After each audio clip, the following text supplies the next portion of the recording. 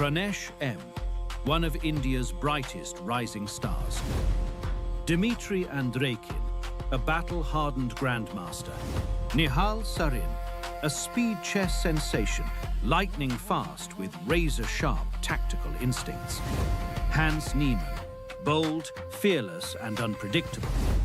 Alireza Firouzja, a fearless super grandmaster, unleashing creativity, aggression and world-class brilliance. Arjun Erigaisi, India's attacking powerhouse, bringing explosive chess and an unbreakable fighting spirit. Nodirbek Abdusatorov, the Uzbek prodigy, combining ice-cold precision with championship-winning composure.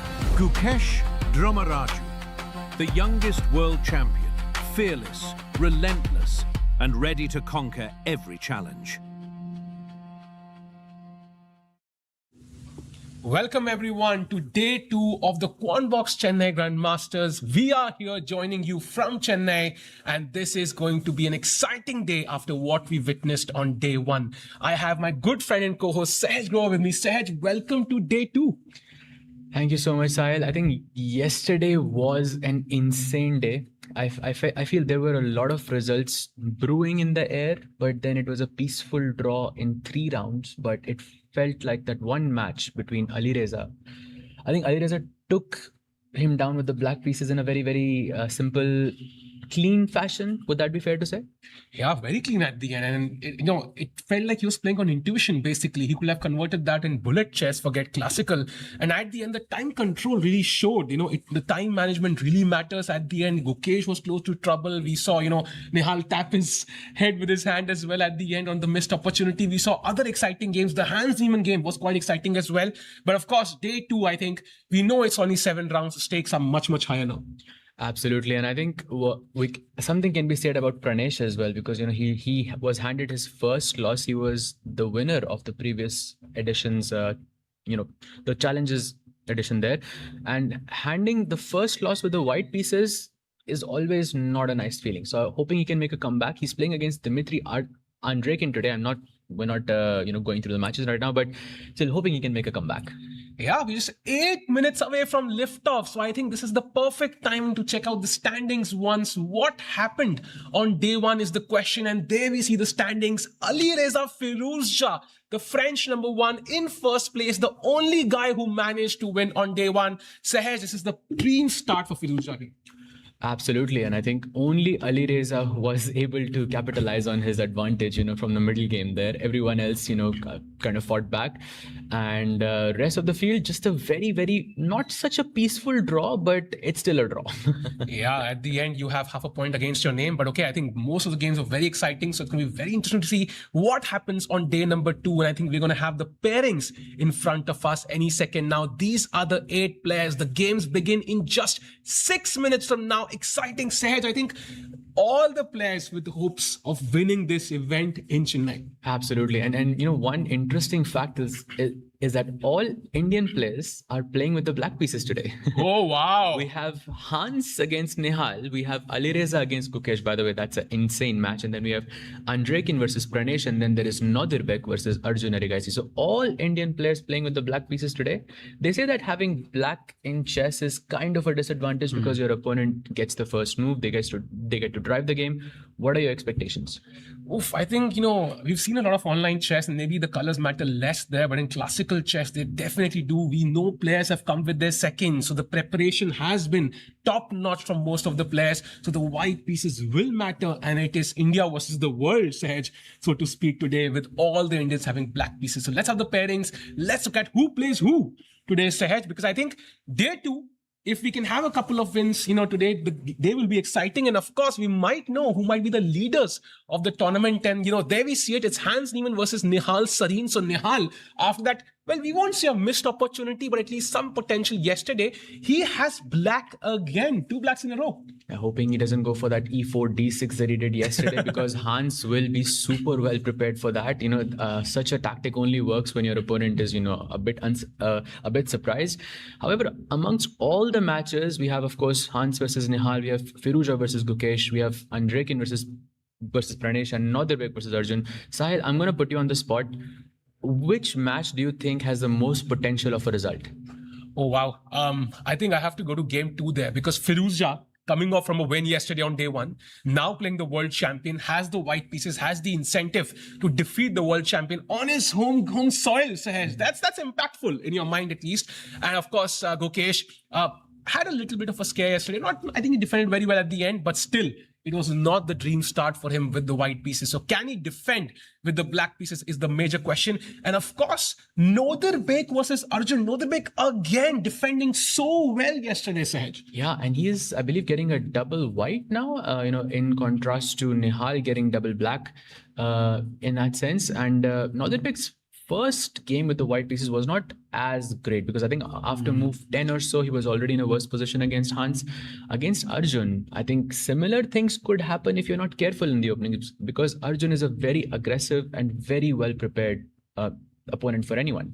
Absolutely. And of course, let's not forget Enriken, who found that brilliant, not a repetition exactly, a 4 sequence of moves that led to a draw against Arjun. He plays Pranesh, who's the only one who has 0 against his name right now on the scoreboard. So let's see if we can get that point.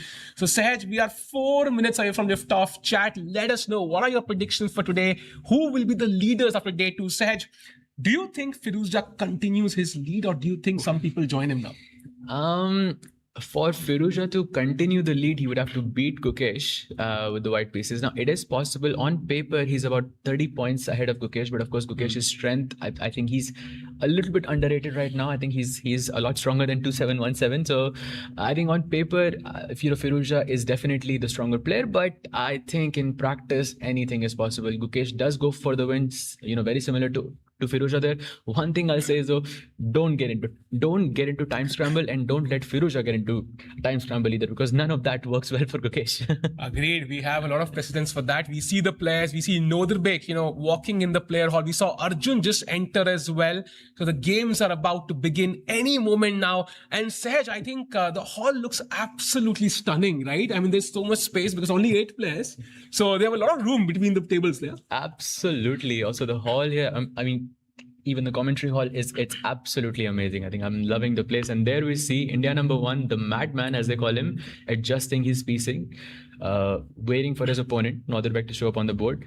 What move are we expecting from Noderbek? Oof, good question. I think we saw yesterday it was D4. Oh, I have no idea. He went for that Ragozin, I think, yeah. Which did not end up, let's say, very well for him because Hans, I think, got the better of him in the opening. But Noderbek fought really, really well. So even if Arjun gets an advantage, I think he would have to, still fight on till the very, very end. But there is a match, Hans versus Nihal. That's a match that I'm very, very excited for because I think both of the players had a winning position yesterday and both of them ended up making a draw. So they are kind of hungry. And both are on the rise, Saj. I think this year has been great for both. In fact, the last couple of years, I would say. So it's going to be exciting to see who comes out on top there. And of course, we see Noderbek there taking his seat against Arjun. This is a very important match. If Noderbek can win this, I think his chances of winning the event go astronomically higher. And there we see maybe the star game for today, Sahaj. Firuzja showing up again in a hoodie versus the world champion who's meditating right now. Absolutely. And love the style, love the hoodie. Firuzja always have this, interesting, I think, style to his, not just his games, but Gucci also, Reza, yeah? Exactly, Gucci Reza, indeed. It's going to be an exciting match. And, we see Gukesh meditating, we've seen Prag meditating before. I think it does have benefits because you want to compose yourself before this long battle that you're about to have. Do you think a result is possible in this game? Absolutely. I think Firuzja's opening choice. Let me rephrase my question. Mm-hmm. Do you think a result is most likely in this game? Oof. I would usually say maybe it's not that likely, but I saw what both players did yesterday. Like both of them had interesting games. Like Gukesh tried to push against Nihal, but couldn't find the best way forward, then struggled, but then defending the best way possible. So I don't know about the result, but I know one thing for sure, it's going to be an intense battle between these two. So it's going to be exciting to watch. And what's your prediction for move 1 here, Saj? I think it's Firuza. Firuza usually goes for e4, but of course, at that level, you can be flexible. You can play anything, and as long as you're well prepared. I mean, we saw Burke defense being played out, and Black was the one who, ended up in a better position there. So anything is possible. But I think I'm going to go with the safe one e4 as my option, and I'm really hoping for some Sicilian and something like that. And by the way, we have the inaugural move being made by Mr. Depraj Mukherjee, the general manager of the Western Chennai, where this event is being held. Yeah, and E3 is a very solid choice though. We've seen Magnus Carlsen play it before, so it's not something which is the best have played it, yeah?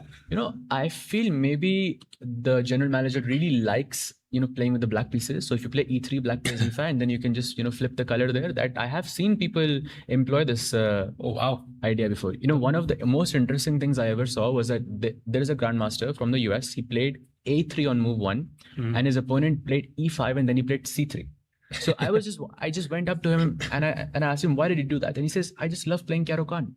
Oh, wow. And there it is. Handshakes, lift off. Firuza pushes the e-pawn. There it is. Move number 1 on day 2 of the Quantbox Chennai Grandmasters.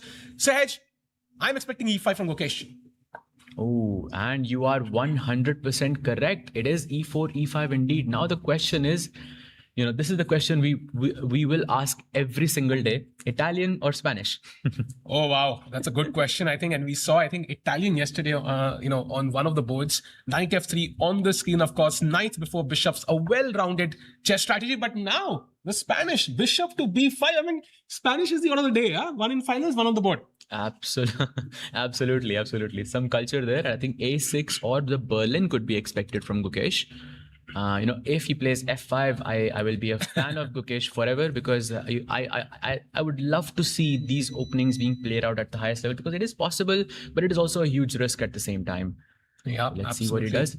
Gukesh is taking his time to think though, which means maybe he was more prepared for Italian for today. Yeah, that's a fair assessment, I think. And of course, he would have kind of prepared for the Spanish as well. One of the most strategic chess openings.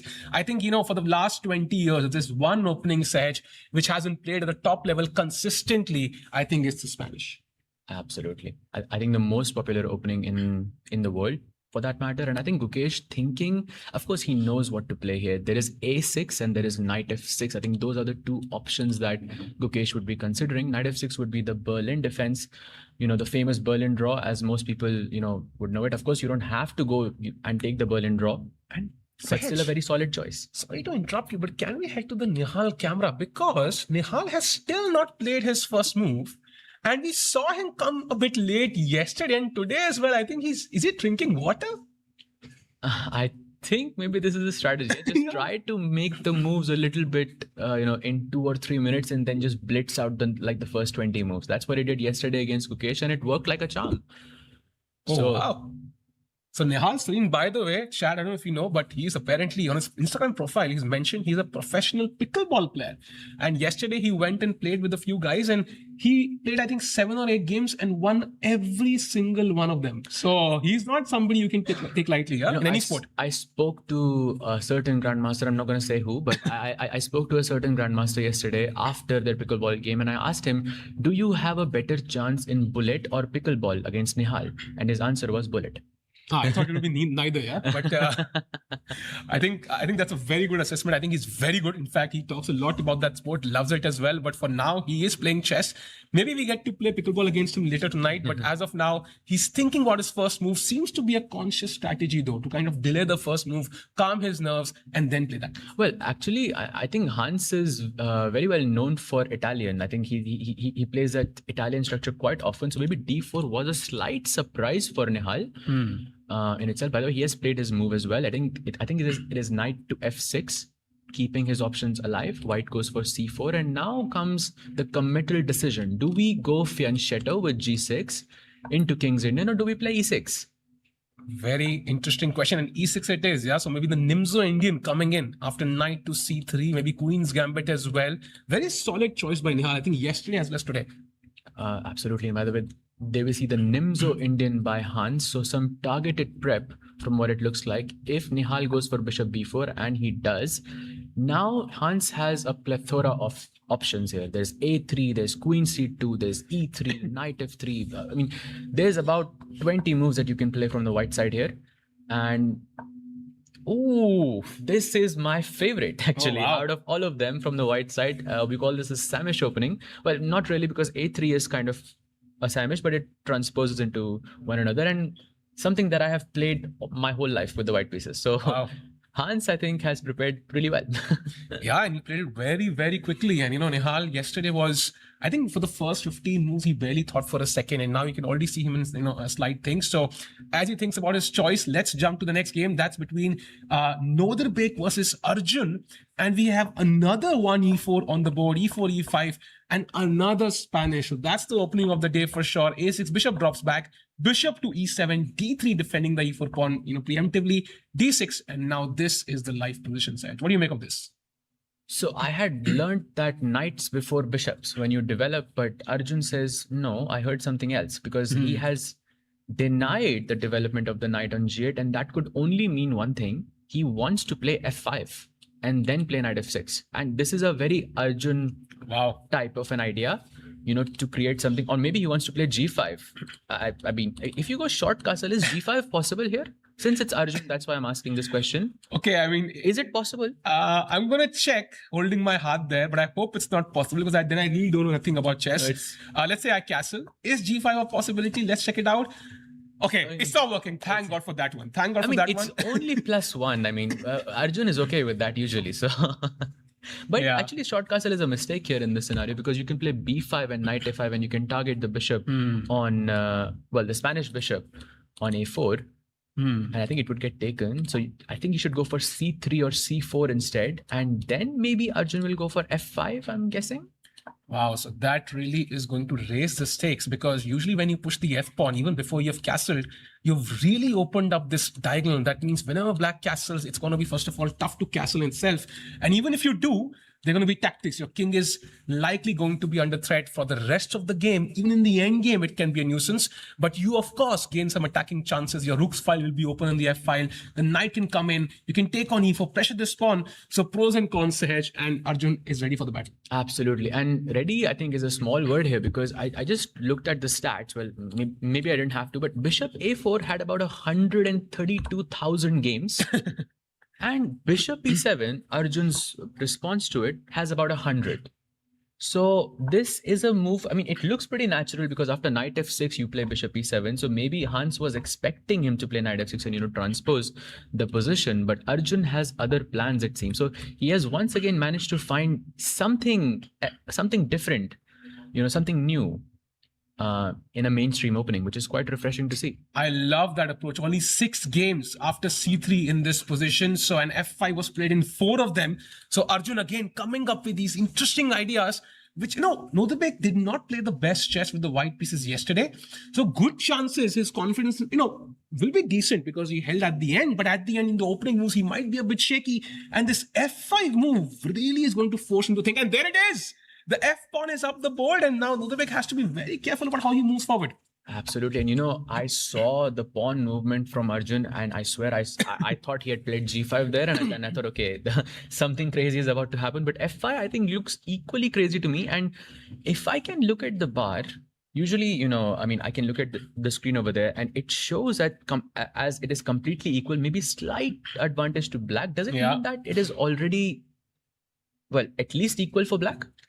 I have to agree with you. And my question is, let's say if I was a noob, right? And I said, okay, I'm going to castle. I don't believe in this stuff. Black can play knight f6. Let's say I defend this with knight to d2, for example. And you can see with natural moves, slowly the bar is headed down, Sahaj. So white needs to come up with a concrete idea, and that idea seems to be taking this pawn at the right moment. That would also bring the bishop in. So it feels like there's going to be a dynamic position where white might try to go for d4 and black might have some kingside initiative. Absolutely. I think that's a great breakdown there. One thing that I would love to compare this position to is this opening in the French Steinitz, when you play knight c3, knight f6. Generally speaking, when you, in that variation, you go long castle, and whenever you go long castle, black has this option to play c4, like c5 to c4.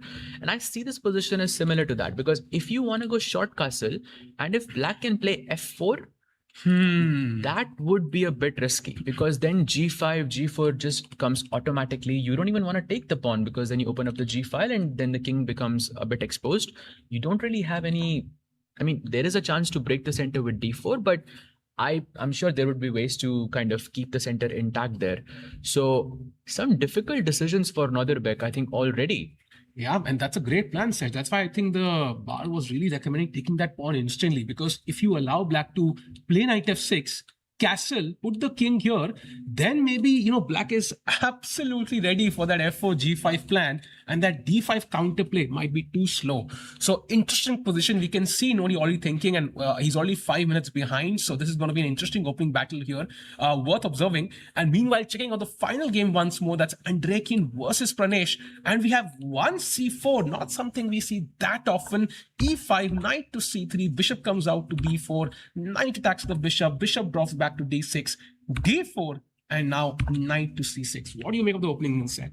So I believe this is kind of like the Rossolimo, but black has not played knight f6. So if we could just go back to the original position, white, let's assume white has played e4 here, like in the original position. Okay. If you go e4 here, black goes c5, knight f3, knight c6, and then you play bishop b5. Now this is what we call the Rossolimo in this position, and I think you got the exact same structure but reversed. So in the game, white played the move c4. Yep. e5, knight c3, and bishop b4. Now assume that black's knight was already on f6, and then if you play bishop b4, that's exactly the Rossolimo. So this is an opening that is quite popular, but however, bishop d6 by Pranesh is a surprise. I think that's a move I have not seen before. Usually you play a5 or bishop e7 is a very interesting move. I think Vishy sir has quite a few games in this position. Even a5 is quite interesting as well. Bishop d6 I'm not very familiar with. How many games are we looking at? Actually, there have been, I think, thousands of games in this position, and only 33 games saw bishop to d6. And the worrying stat is for Pranesh here that white has a spectacular record in this position after the move white played d4. Like, he has a splendid record, only one loss, majority of games ended in a win, and the bar and the stats kind of favoring white here. So the only thing saving him could be that maybe this is his prep, he has prepared deeply, and maybe he can outplay Andrekin here, because we're already on move 5, we are in uncharted territories to hedge. Only one game on chess.com in this position right now. Wow. And there white played knight to f3 after just 4.5 moves. Wow, 4.5 moves being played out and just one game. That's an insane stat. And if we look at Pranesh's time, he has an hour and 31 minutes, and I think he's still very much in prep. He looks pretty confident to me as well. I think knight f3 makes the most sense since your pawn on d4 is hanging. You don't want to take on e5 because black can maybe capture back with the bishop, and that would be quite active. So knight f3 makes a lot of sense. Was after knight f3. Did black play e4 maybe? Now that does look tempting. In the game, knight e7 was played, and that's one of the decent moves as well. The best move, in fact. If you do play e4, there is knight g5, and somehow I think this pawn could rather be weak as well. So I think it's not as easy for black, for example, to maintain that structure, because he doesn't have any pawn in the center, and the d pawn is now blocked. f5, of course, would be risky as well. So I think a tough position ahead. And Andrekin, though thinking, he does seem to be out of prep. So Pranesh maybe can confuse Andrekin in the opening and get equality. I see an interesting stat here that after knight f3 in the game, black played knight ge7, I think. And now already there are a couple of games here. So we are arriving at the position from a different move order. Now I'm not sure what that move order is.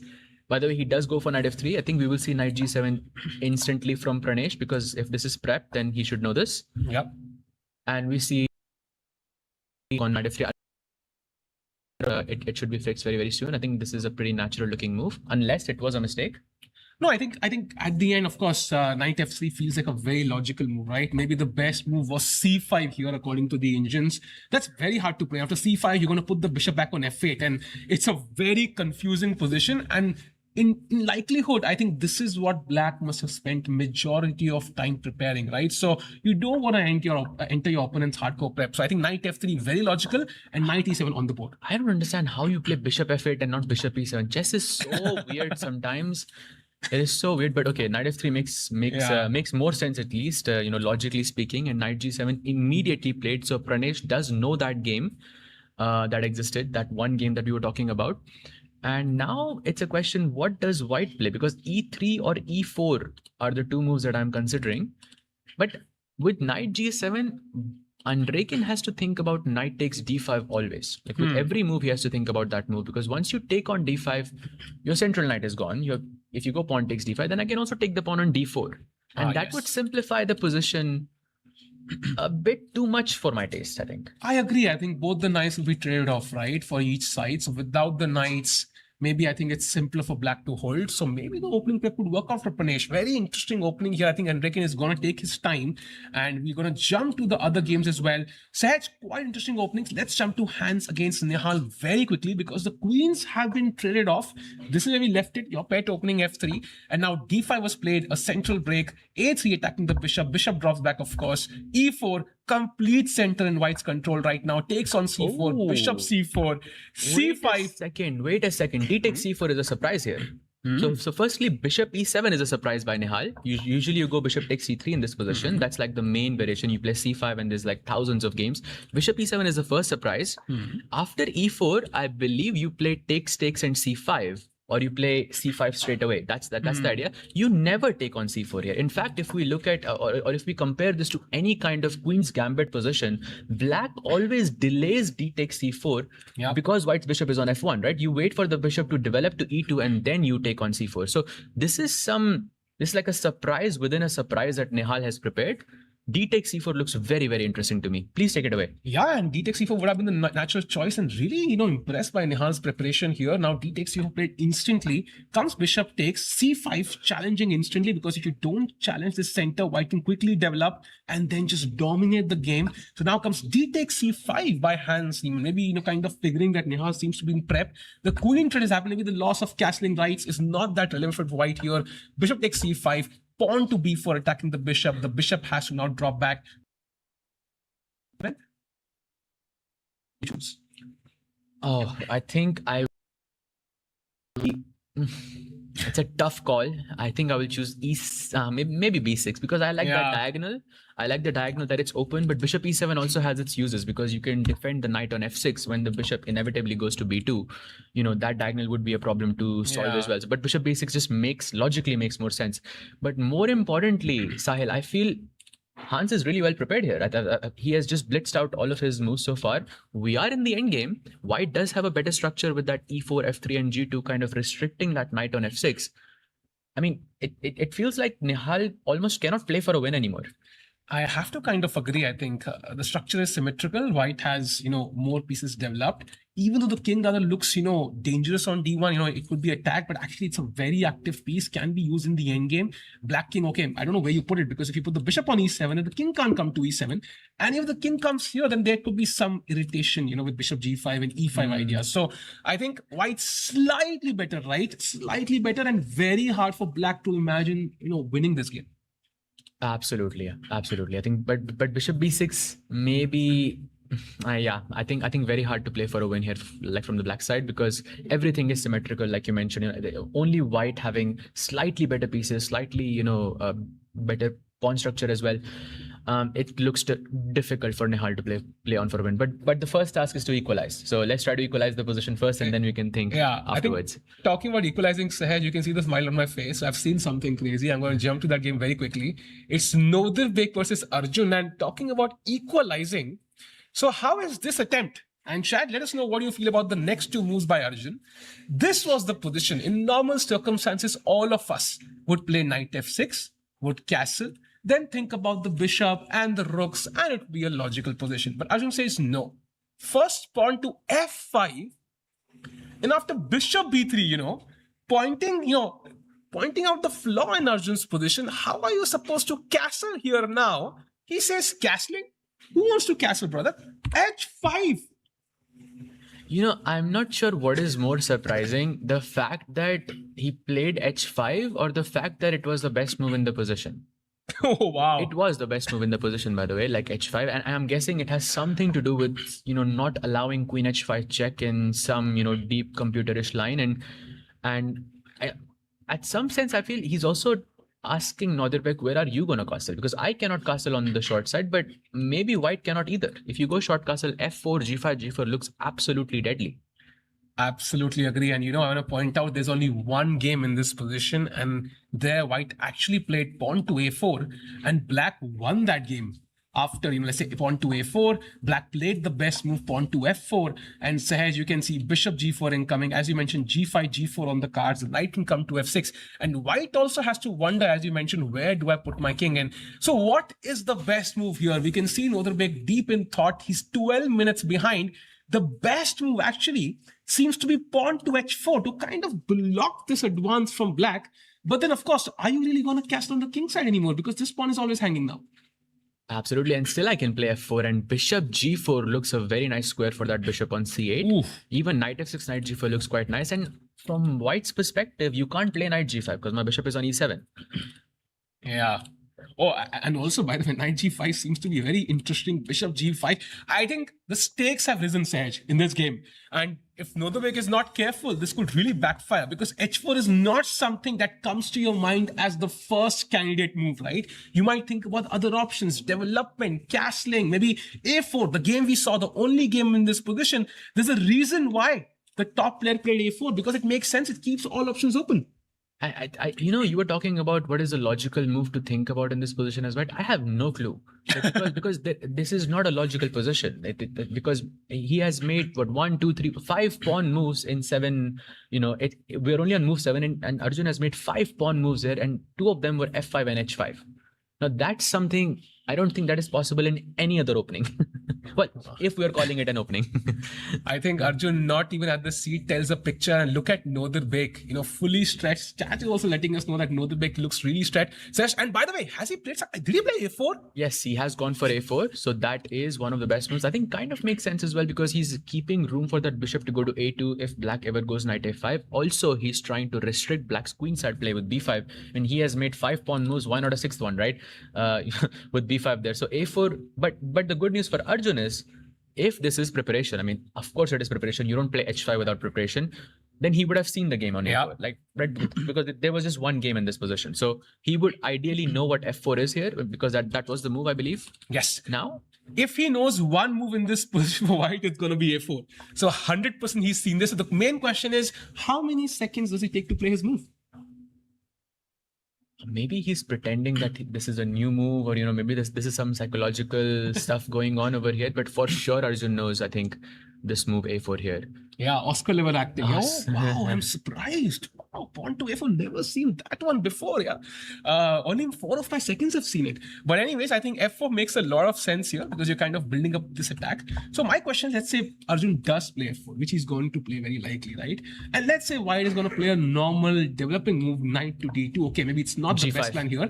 G5 indeed. Wow. So black is going all guns blazing on the king side. Forget about the king. Forget about the development. Forget about the queen side. Look at all of the black pieces. By the way, only 2 pieces developed right now for black.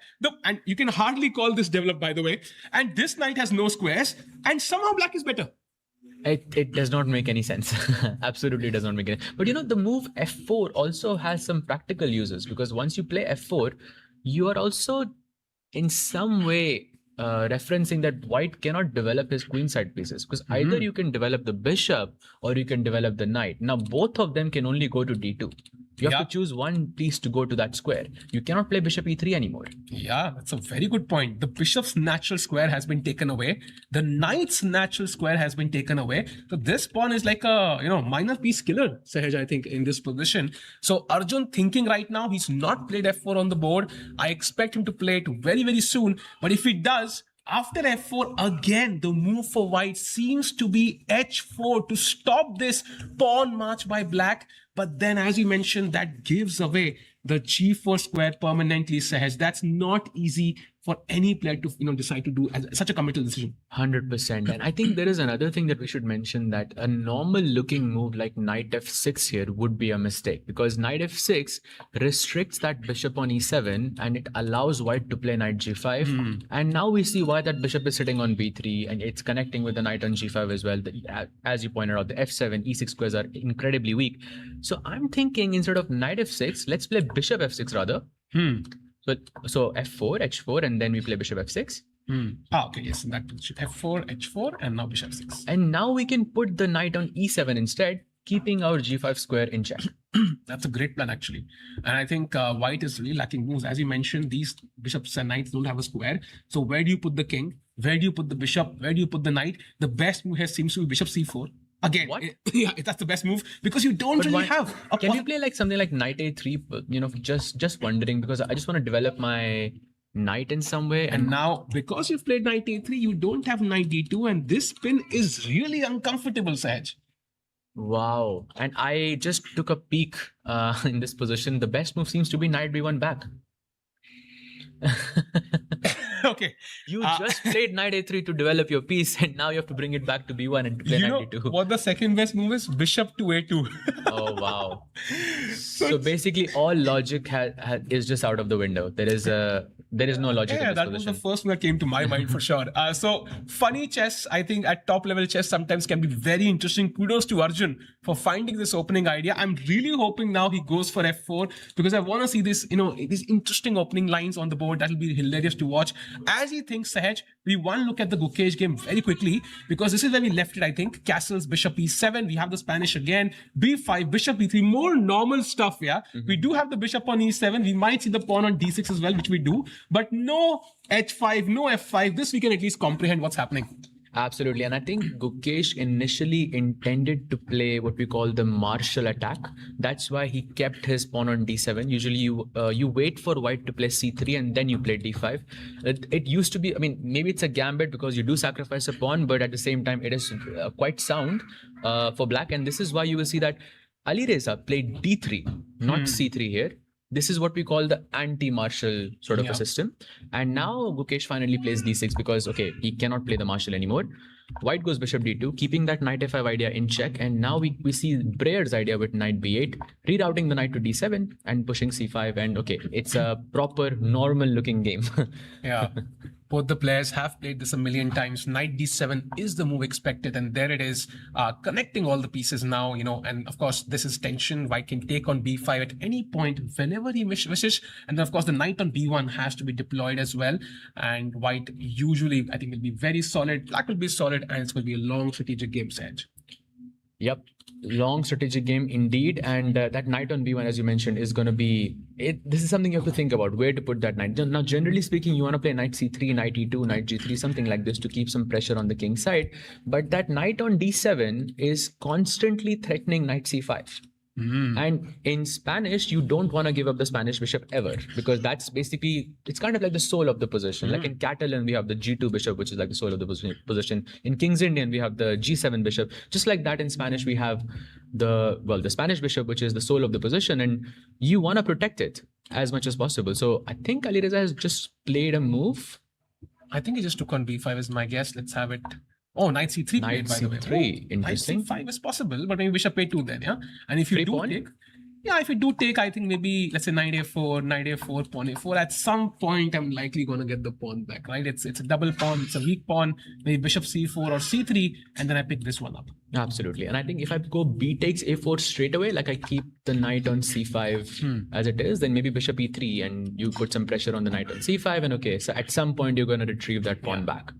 Agreed. So I think very nice to see by Firouzja. And by the way, we have no moves since then in the Hans Niemann game or the Andrekin game. So let's jump back to the Nordirbek Arjun game, where he's still thinking, Sahaj, no moves after a4. Do you think this is actually just Arjun kind of recalling his prep, or is there a genuine possibility that he's out of prep here? Arjun, I think it is possible that he's out of prep, but it's a bit unlikely. Maybe when he was looking at the variations and such, he stopped after h5, but it's very hard to not see the only game in that position. So maybe he knows a4, maybe this is a little bit of Oscar level acting, who knows, but I think he will play f4, because f4, it looks like the most natural move anyways in the position, because you can't play knight f6 because there is knight g5. You can't really develop your bishop to f6, I guess. Maybe bishop f6 is possible, but you don't want to give ef5 there. Maybe bishop f6 is possible, I guess. But at some point, you'll play f4 anyways, right? Agreed. I think it's only going to be a change in move order. I think the plan will be similar, even at bishop f6. And also, I think, let's say if you were to go g5 directly, then I think give white the option of taking this pawn. And also h4 again is a kind of a nuisance here for white, I think. So I think f4 kind of limits those pieces as we discussed on the queen side, or bishop f6 should be the natural choice. Maybe Arjun has seen a couple of moves, Serge, and he's trying to decide which one is the best one, yeah? That is a very good, I think, reason for why he's thinking here. I think that's something I can actually believe. By the way, after g5, if you do go for h4, black plays g4, and then there is knight g5, I believe. So this is the difference. If you had your pawn on f4, this would not be possible anymore. Yes. Because your bishop would be restricted. But now, since the pawn is on f5, this is a very real threat in the position. And now knight f7 is a game-ending threat. So, and if you play knight f6, pawn to f4 from white now is the best plan. And suddenly, it's white who's attacking. So you have to be careful. As we mentioned, this bishop is a very, very strong piece, should be highlighted in bold blue because it could decide the game. Black is really underdeveloped right now. The knight on h6 is passive. Bishop on e7 right now, okay, seems to be doing a defensive job, but cannot really support on these light squares at all. So interesting position. Arjun cannot afford to go wrong, but so can't go the big. Absolutely. And I think we do have an update on the Hans versus Nihal board. Nihal has gone for bishop to d6 and he spent quite a bit of time before he played this move. We can see an hour and 13 minutes on his clock. I think his plan is to play bishop to e5 and to pin that knight on c3. So if white plays bishop b2, black can go bishop e5 and okay, you have some pressure along that diagonal. And Hans, who was definitely in prep until this point, is taking his first time to think.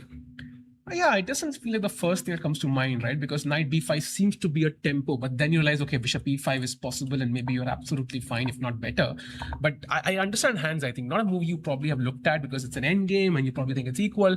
Now, I think Sahaj, though, white is not really doing badly at all. I think knight e2 at the correct moment, then the king can go to c2, even b3 or b2 at the right moment. The bishop comes to b2 or e3, depending on the circumstance. Then the rooks come in. So white is really doing okay here. I see no issues for Hans. It might even be a 2-result position in my head from white. I think for me as well. I don't know, with black, I think getting such a position is a bit, I think, frustrating because you cannot really play for a win anymore and you just have to defend in some sense. But okay, the game is still on. It's still an end game. But it looks like Hans is definitely more comfortable for now. Agreed. So Hans even, of course, missed out on a huge potential win yesterday. So I don't know if that's playing on his mind, but I think he still has the chance. He has the white pieces. He can still, get some points on the scoreboard. So let's see how that turns out. Meanwhile, going to the game of Andrekin versus Pranesh, we have a few moves. Knight e7 is last where we left it. So he took the knight on e7. I think that kind of helps black, right? Because you have less space, you exchange a pair of pieces. While he gives that check first. Nice intermediate move, yeah? The knight is sitting on e7 and you don't even capture it. Actually, you couldn't capture back with the queen because white would play c5 and I think the bishop on d6 was trapped. So it's a nice little intermezzo there and bishop d2 happens and now he takes on e7. It's completely equal, no? Wow. So the opening gamble really worked, I think. Pranesh should be very happy. Look at the time difference. 25 minutes already. Sahaj, I think we've not had any predictions today, surprisingly, because that's a go-to thing. But I'm expecting a draw in this game now. This looks very comfortable for black. Absolutely. I mean, comfortable is, I think this is like the dream Budapest gambit. Yes. I think because you sacrifice a pawn with e5 there and usually you have two knights in this position and white generally gets a lot of development by the time black takes the pawn on e5. But in this case, white's bishop is on f1. I mean, the rook is on h1. It's going to take you a long time to develop your pieces there. But there is a nice tactic in this position. If black does go for knight takes e5, by the way, play, what happens? Question to the chat and question to the audience over here. What happens if white plays the move a3? I'm just attacking your bishop. Anybody want to take a guess? Okay, I'm going to push that pawn and let you enjoy the bar going down. There's so a deep dive. This is a trick I think a lot of us have used in Bullet, in Blitz many times. Yeah, this is, by the way, the favorite trap of the famous comedian. Anyone want to take a guess? Sorry? Exactly. Yes. Knight d3 is not just a check, it's a checkmate. And all the white pieces kind of taking away squares from the white king. So there's literally nowhere to go. And the game is over, Sahaj. That's it. So that would be great for Pranesh, but not going to happen, I think. Yeah, just look anywhere but the center after you take on e5. So now I think Dimitri is kind of forced to take on e5 because he has to avoid this knight d3 checkmate. And then you take on d2 and then you take on e5. And isn't this like a dream Budapest gambit position? Like I feel you are completely fine. Maybe white still has I don't even think we can call it an advantage, but looks too equal. Yeah, I think this is a dead draw Sahaj. I think I know white has a c-pawn, some central control, but at the end with just one bishop, space advantage is not that much of a problem. And I think this one, I think Pranesh should be, comfortable in holding. And his opening preparation was spot on today. Absolutely. You have this d6, bishop f5, short castle. I mean, such natural looking moves. The queen on the center of the board. Generally they say don't bring your queen out in the opening. But here there is nothing to kick the queen. So the queen in the center is, I think, the perfect piece because you cannot really kick it anymore. And whatever you play, whether it's e3 or g3, I think black is just already completely equalized. There is this very cool idea in the Budapest gambit. You play a5, rook a6, and you try to attack on the king side there. That could also be possible. Yeah, I think very interesting opening from Pranesh. I think it's going to be very likely a draw. So jump into the game of now. I'm checking which game shall we go to. No moves in the Gukesh game actually so far. So both the players having their thing. No moves in the Nihal game as well.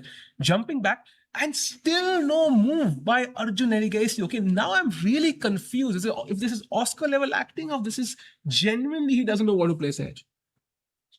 I mean, I think if you don't know what to play, I think you are looking at bishop f6 or you're looking at f4. Because knight f6 you can just kind of eliminate because there's knight g5. You already addressed that. Then bishop f6 becomes the only other option because you do want to develop that knight somewhere, right? You want to play knight g. If you cannot play knight f6, let's play knight g7. That way you keep the g5 square in check and you keep the d4 square in check if there is some breakthrough happening with d4 in the near future. That's what I would expect from him. But it is a bit surprising that Arjun is thinking so much. And I think the best way to sense, which side has the momentum is to look at the expressions of the players. It's Arjun's move, and Nodebe could have gotten up. He could have chilled, had a little walk, looked at other games that what usually players do when it's not their turn to play. But he is more locked in than Arjun. So he's sitting there, with his head in his hands and really focused, calculating about the position right now because he senses there could be real danger incoming. And he also senses how important is it to save that time on the clock. So using Arjun's time to his benefit, and Arjun for the first time in the game has gone below another break on the clock. Yeah, I think it's a tough position for both sides because not a single piece or a pawn has been traded so far. We are in the end game. We exchanged so many minor pieces in some other games. We're in the end game on the Nihal game. But here, not a single piece, not a single pawn has been traded. So a lot of complications, yet to arrive. So I think it's very important to create a proper plan from the black side and from the white side as well, for that matter. Because after bishop f6 or f4, there is no move. I don't see a logical looking move for Norderbeck anymore. Yes, h4 feels logical, but after that, I'll play f4, but there are no logical moves after that. You were mentioning something like bishop a2 or, knight a3. I mean, those moves, I'm not really sure what's the idea. Maybe he wants to go bishop c4 and b4, b5, something like this. You attack me on the king side, I'll attack on the queen side, something along those lines. But surely this is like anyone's game, yeah? I feel like both sides are preemptively attacking, yeah? Because there's no king on the king side to attack and there's no king on the queen side to potentially attack. So it's all preemptive attack there. But also I was wondering, because white has h4 as the move, could black play h4 here as an option or is that too risky? I mean, I would play something like h4 if you had a pawn on g3 or maybe because now I can play h3 and I think that move g5, g4 is not going to have as much venom. You want that h5 pawn in.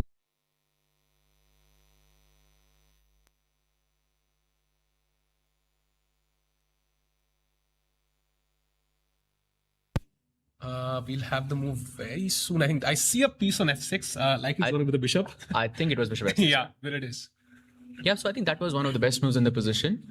Now, knight g7 is his plan, and then where the king is going to go, we don't know. I think most likely the queen side, but I think Arjun is facing the same dilemma as Norderbeck here because if you want to castle on the queen side, where is that bishop going? And if that bishop is going to d7, then where is the queen going? Because the queen also has to get out of the way. That's a very good question, actually, because I'm going to take this square for the bishop, this for the knight, and the queen is basically just stuck on d8 for the rest of the game. Maybe if I play f3 Sahaj, can we do that typical maneuver somehow? I've seen many top players do this, but here maybe it's not as relevant. Yeah. I think this is an idea inside Italian where black plays a5 and you go for some queen b8, queen a7. But usually you do that when your bishop is on c5. Yes. So you can kind of put, can we call it an Alekhein's gun, or is it like kind of somewhat? Somewhat. So, but the bishop is on f6 in this scenario. So if the queen does go to a7, you'll always have bishop e3 to kick the queen away, and that would not be the best situation for Arjun there. So maybe I think instead he could go for knight g7 and then he can try to play d5. Now I know it looks dangerous to open up the center since your king is undeveloped, but white's king is also in the center. So, and also you're stopping, maybe you're allowing short castle, maybe you can play bishop e6 afterwards. Looks tough. Yeah, and I think Chad is telling us, that bishop f6 and h4 both have f4, both have the same eval. That's true, because I think most likely he's still gonna play f4 and it will just be a move order change. Because again, if you do, the only way to prevent f4 I see is taking on f5. But I think that allows black to develop quickly. Look at the bishops kind of looking very nice here. And of course, knight e7 next also makes it very easy for black to develop all his pieces now, right? The queen has a very comfortable square on d7 potentially. I think black would be very comfortable. And also there's d5. Like I think if you take on f5, I mean, if I play d5, then I can also castle on the short side, potentially speaking. And black will have full control of the center. This would be, I think, an amazing capture for Arjun there. But I really doubt if Nordirbek is going to go for it. He would not have gone for a4 instead. Maybe his plan is to just play a5 and move the bishop away, play b4, and then he's going to think about, okay, where should I put my knight and all of that. But very easy to go wrong, I think, from both sides. Agreed. Would you consider a move like a5 here, Sam? Just to kind of push this pawn, gain some space, have bishop a4 as an option. Again, not committing to anything, but again, because now black's plan is simple, right? We know what black's going to do. So white does need something at some point to counter it. What is the something? Is it d4 at the right moment? I don't really see the need to play f4 as black anymore. Maybe it was before because I wanted to play g5 and g4, but after bishop f6, I have a plan in my head, right? I want to develop my knight to e7. So I would first consider that, but I'm thinking now maybe there's bishop g5 or knight g5 type of ideas because my queen's view is restricted on the g5 square. Yes. Is there any concession there? Yes, actually knight g5 seems to be kind of, again, I think somewhat working for white. So knight not easy to develop until you play f4 and take this square under control, Sahed. So it feels like f4 is kind of coming whether we like it or not. But so hold on a second. So after knight e7, you play knight to g5, and let's say I play d5. So I'm restricting your idea of knight f7. I'm assuming you're going to take the pawn on d5. I would love to take the pawn on d5. Now, knight takes d5 now. Takes d5. And let's say I castle now and I want to play rook e1, pressure this pawn. So I cannot take on g5, of course, because at the end you're going to take the bishop on, take the knight on d5, and you're going to be. Then I think this bishop is really strong, threatening stuff on both the parts of the board. So I'll just keep the position like this. And now if you castle, then h5 is hanging. And if you don't castle, you can't. The bishop d7 loses the knight. Bishop e6 is not possible either. If you move the knight f7 is incoming. So it's not about the position, but the practical play here, I think, favors white a little bit for me. Hold on, we do have a move by Nordirbek. Wow. I think he has gone for a5. I saw something, being pushed forward. Wow. Oh, he plays knight a3. What? Ooh, that's the move we thought about, Sahaj, right? Because f4, bishop g4, knight b1 was the best move back. So that is an inaccuracy on move number 9 by Nordirbek. Wait, so that's the second game Nordirbek is playing with the white pieces, and he has a worse position after move 9 or so. Yeah, so this is second time that this is happening. Maybe it's something that he's doing on purpose, more or less. I mean, maybe yesterday because it was mainline theory, right? Today, I think maybe it's just Arjun's opening prep that threw him off. But now knight is like, that's the move you'd play, right? You want to develop your pieces. We know already the basic principle. You don't push pawns on the side where you're weaker. And white is clearly weaker because black has complete control on the king side right now. So you don't want to create hooks by playing h3. As you mentioned, g3 would invite h4 automatically. So knight a3, a developing move, makes a lot of sense, but it kind of forgets the fact that after f4, I cannot play h4 anymore because I would give the g4 square permanently, and then this spin is really uncomfortable. I cannot play d4 anymore. So where's my pawn break coming from, Sahaj? I think white will really lack resources here. So I think Nordirbek will have to really counter some very, very tough decisions in the next 5 moves. I'm wondering after f4 because surely he must have calculated something, right? And I want to go back to that idea you mentioned a bit earlier to play d4. So let's say you play f4, and what if I go for d4, just shooting in the air? Like what's your idea now? So I'm thinking, I'm tempted by bishop g4, I'm tempted by g5. I don't want to take necessarily, is my understanding, because then suddenly you have e5 ideas. So f4 also is hanging. Yeah, That's another so thing. that Plus doesn't you make give up your sense. central control. So one is, I think for me, maybe bishop g4 comes to mind, like as an option, but I saw the bar shoot up a bit. Because S3, and again, I think I might.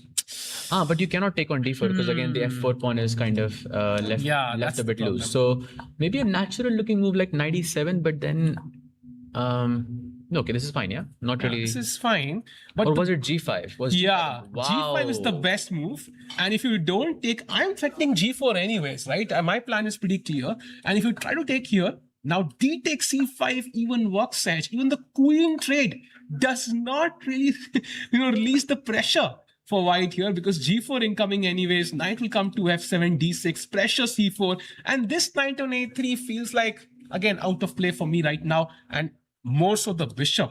Where is the good square for the bishop's edge? Absolutely. I feel the queen trade is only going to help Arjun because it is black's king which is more exposed right now. It looks like Arjun is attacking for sure. By the way, he has made a move. Is it f4?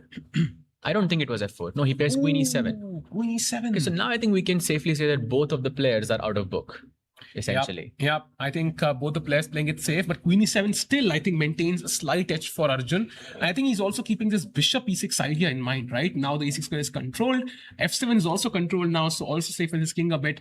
But that does mean there's not going to be knight e7 on the board, Sahaj, the move you're considering. So maybe the knight is going to stay on g8 for a while, or even might come out via h6, especially if white were to play h4 at any moment, because then I get to g4 anyways. And the part doesn't matter really, whether it comes via this path or this path.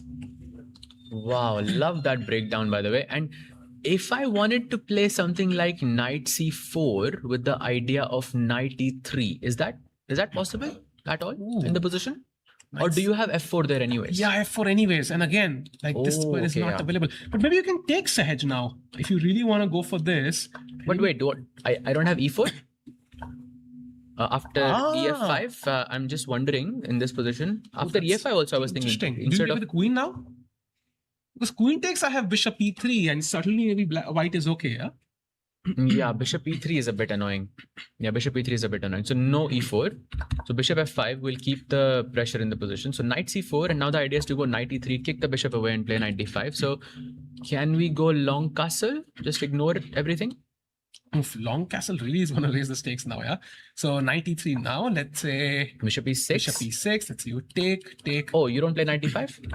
Oh, I would love to play knight d5, but queen this queen f7. Oh, yes, the bishop on b3 is hanging because if you move the knight now, then bishop takes b3. And you attack the queen, yeah? Intermediate move. So, and by the way, once the bishops are traded off, even let's say bishop e6, queen e6, now white's pawns are also free, right? Black's pawns are also free. So it's going to be a race to checkmate, Sahaj, in this game.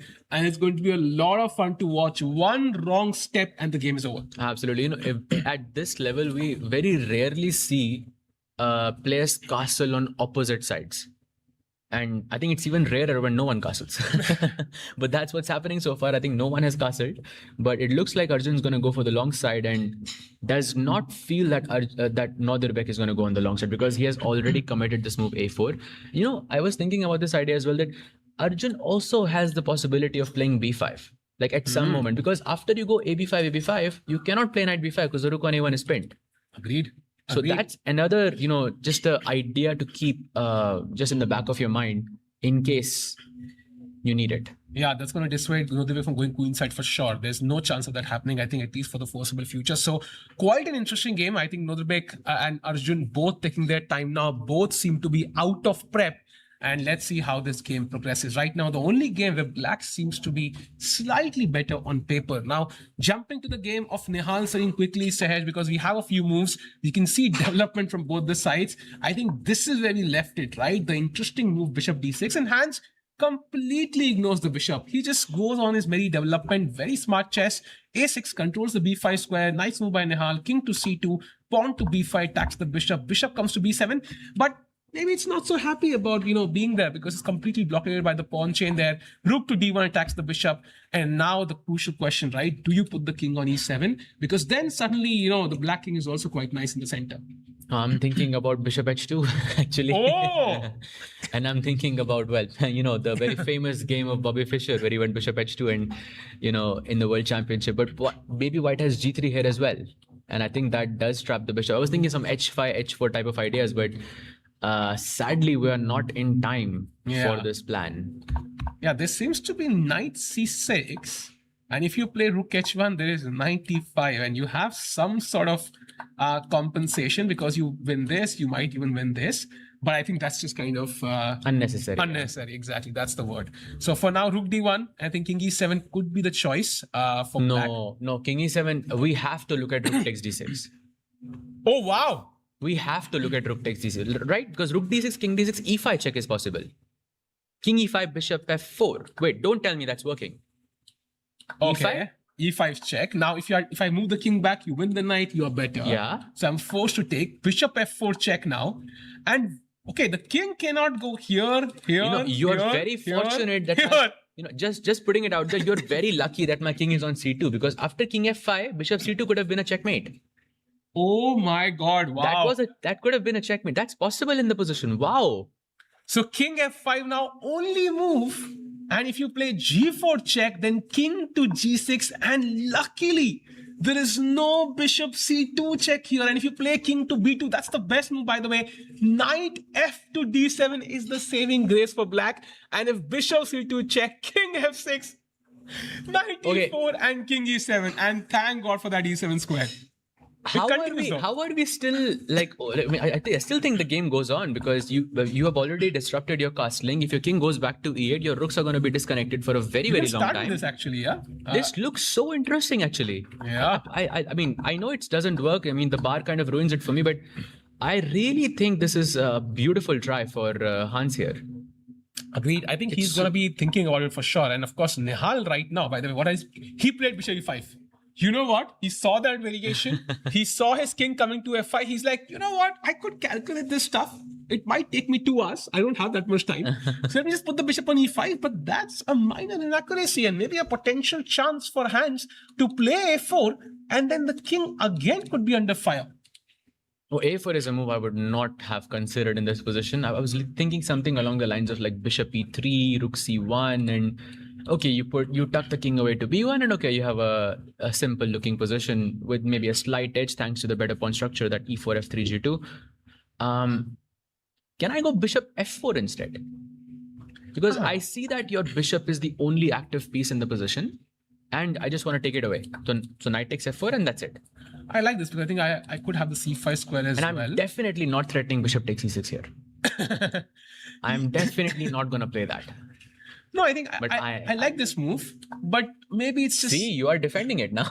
Yeah, but I feel like it's maybe simplifying the game a bit too much for Hans' taste. Like the knight on c5, the c5 square is still, I think, a bit weak in the position. Okay, which knight am I putting to d7 now? Is it knight f d7 or knight b d7?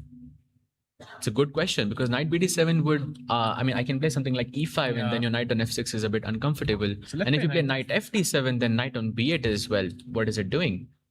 Yeah. Now I can play something like a4, bf4, knight a4, and I think that could be something to play for. I think Nihal would have to defend here for quite some time. The bishop on b7, the knight on b8, the rook on 8. I mean, the entire queen side, force there is just looking very, very passive.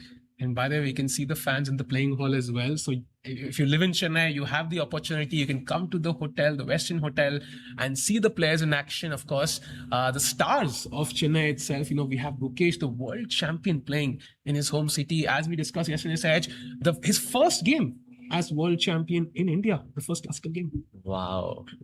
The first tournament, and well, yeah, it was a great game, but By the way, a huge update. Arjun Agassi after queen to e7. We discussed this. You mentioned this move, Sahaj. Knight c4, nice idea. But we figured out because black has the move f4, we should first take this and then play knight c4. But Noder Bey goes for the move directly And now guess what? F4 on the board. I'm sorry, but this looks really bad for Northern. I think G5, G4, Bishop D7, long castle. Black has such easy moves, whereas from the white side, I still don't know where am I castling. I mean, maybe I want to play H4. H4, okay, is a kind of a logical move that I would throw in this position just to not give you G5. But as we mentioned, Bishop G4 and long castle, and I don't know how white is even going to continue here. This looks quite bad actually for Northern. And okay, the H4 is the best move, Sahaj. My question is, let's say if Northern were not able to find H4, let's say he doesn't find H4, what's the second alternative move that comes to mind white potentially could play? I'm thinking D4 maybe, because D4 is hanging now. I would gladly give you my pawn as long as you don't have the attack. So D4, pawn takes D4, I'll go short castle. I'm very happy with that. Understood. In fact, you know what? After E4, I'll go CD4. Come, give me a check, I'll go King F1 and... Actually, no, maybe not. That's maybe not a good idea. Yeah, Bishop G4, I think. It's not that I'm too optimistic in the pawn sacrifice. It's just I feel that the entire structure for black is very risky, and giving a pawn as a sacrifice is maybe the right play here. Yeah, maybe that might be the way for Northern to complicate matters, as he did yesterday, by the way, successfully. So D4, one of the options at the correct moment, but that tells you, yeah, the H4 move is very crucial. If you want to play a random move, let's say Queen E2, something which just looks practically like a normal idea, but now G5. And suddenly G4 is extremely strong and extremely fast. And you have no counterplay whatsoever. So this H4 idea might be a must-play strategic concept. Otherwise, black's attack is incoming. You know, it's really interesting that you mentioned this, because after Queen E2, I think the plan was white wanted to go Bishop D2 and long castle. Right? Because this is what we are taught. That let's get our king to safety and then we can think about other things. But G5 prevents just that, because if you play Bishop D2, I'll play G4, and where's that knight going? It was supposed to go to D2. Wow. Knight, of course, you're not going to consider knight G1. We saw Firouzja do this yesterday, but it feels like we're playing the video of this game in reverse. Pieces are moving backwards. Maybe then after B5, the knight also has to come back. So it feels like, I think, the king has no safe home, and Arjun would be close to winning. Just imagine, Queen E2, G5, Bishop D2, G4, and you're basically lost. That's it. 2 bad moves and the game is over. Wow. Wow, this looks extremely dangerous. By the way, we do have some updates on the Firouzja versus Gukesh game. I see the rooks have been traded off, which I think is an interesting development. I think he took AB5 in this position. I think the games have gone on a little bit longer. Takes happened. And now he has played the move knight to H4. Interesting. Pretty logical move. The first question is knight takes E4. Right, this is what you always think about. There are 2 ways to kind of refute this. First is there is rook takes E4 that defends the knight on H4. And the second one is even more interesting here, which is knight F5. This is an idea we can apply anywhere in the position. Like in most type of structures here, you can play knight F5 here, knight takes D2, and knight E7 is a check. So this is what we call an intermezzo. And white would just be winning. So you can't play knight takes C4. That means knight F5 is a real threat. Your queen is far away. So maybe G6 is the move. But then that weakens the dark squares. Bishop H6, queen F3, maybe rook E3, rook E3 on a good day. This bishop also, by the way, an excellent piece. Yeah. So some potential attack brewing up if Firouzja does this nicely. Bishop, yeah, exactly. Bishop H6, rook E8, and I'm seeing ideas of Bishop F7. I'm seeing ideas of Knight G6. So many pieces around the Black King, but I think Gukesh is safe as long as there is Bishop F8, because that removes the, let's say the pressure that White has on the dark squares on the king side there. So I think he should feel more or less safe. But G6 is still a tough move to play, because my reasoning is that why should I play something like G6? So let's say you go knight H4 here, I'll go rook E8. I don't have to make a pawn move. If you play knight F5, then I can go bishop F8. But now I see the difference. If you do play G6 now, then White can go knight H6 check. And then if you take it, I can take back, and now there is nothing to challenge my dark squared bishop. Exactly. So if you want to really put the bishop here, then might as well play g6 first, delay this advancing move, because now queen f3 comes in. There are knight h6 ideas, hanging in the air. Bishop f7 is a tactic. Queen g3 is a tactic. Bishop g5, bishop h6 side. So a lot of stuff happening in this position right now. Even the second knight can join in, Sahaj. You never know, might as well the entire army join the fray. So I think an attack brewing up. So right now, very interesting debate happening in this game as well. A strategic debate, and the stronger player should come out on top. But Firouz are definitely putting a lot of pressure on the world champion. Absolutely. And by the way, G6, what we discussed, is the only move for Gukesh.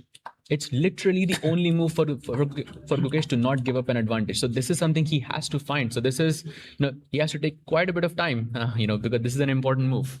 I think he'll find it. He'll find it, I think. A very normal idea, I think, in this structure. So meanwhile, I think no updates in the hands game so far after bishop to e5. I think he's still thinking. We have a few updates in the Endrakin game, and guess what? We exactly reached the position we predicted said. So after d takes e5, knight takes, the moment when we thought, okay, a3, knight d3 could be a quick finish, maybe a 0.00 minus negative 0 point chance. So knight takes e5, bishop d2, takes, and now g3. Okay, the bishop will come to g2 here. Some pressure on the b7 pawn, but realistically, I think a very good result for Pranesh here from the opening. But look at Pranesh's next move.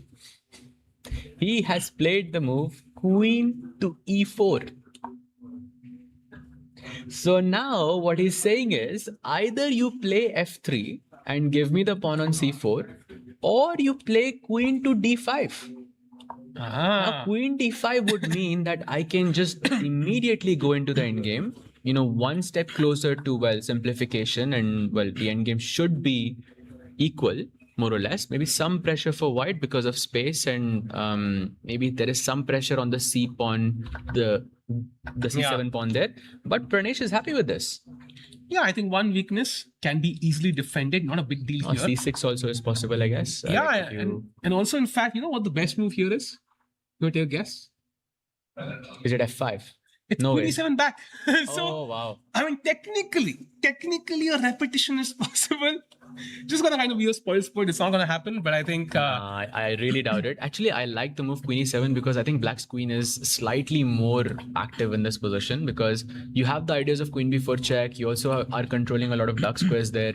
Some d6, bishop a6, maybe c6 could be like a kick you need, and a crucial tempo in the position that could help develop complete your development.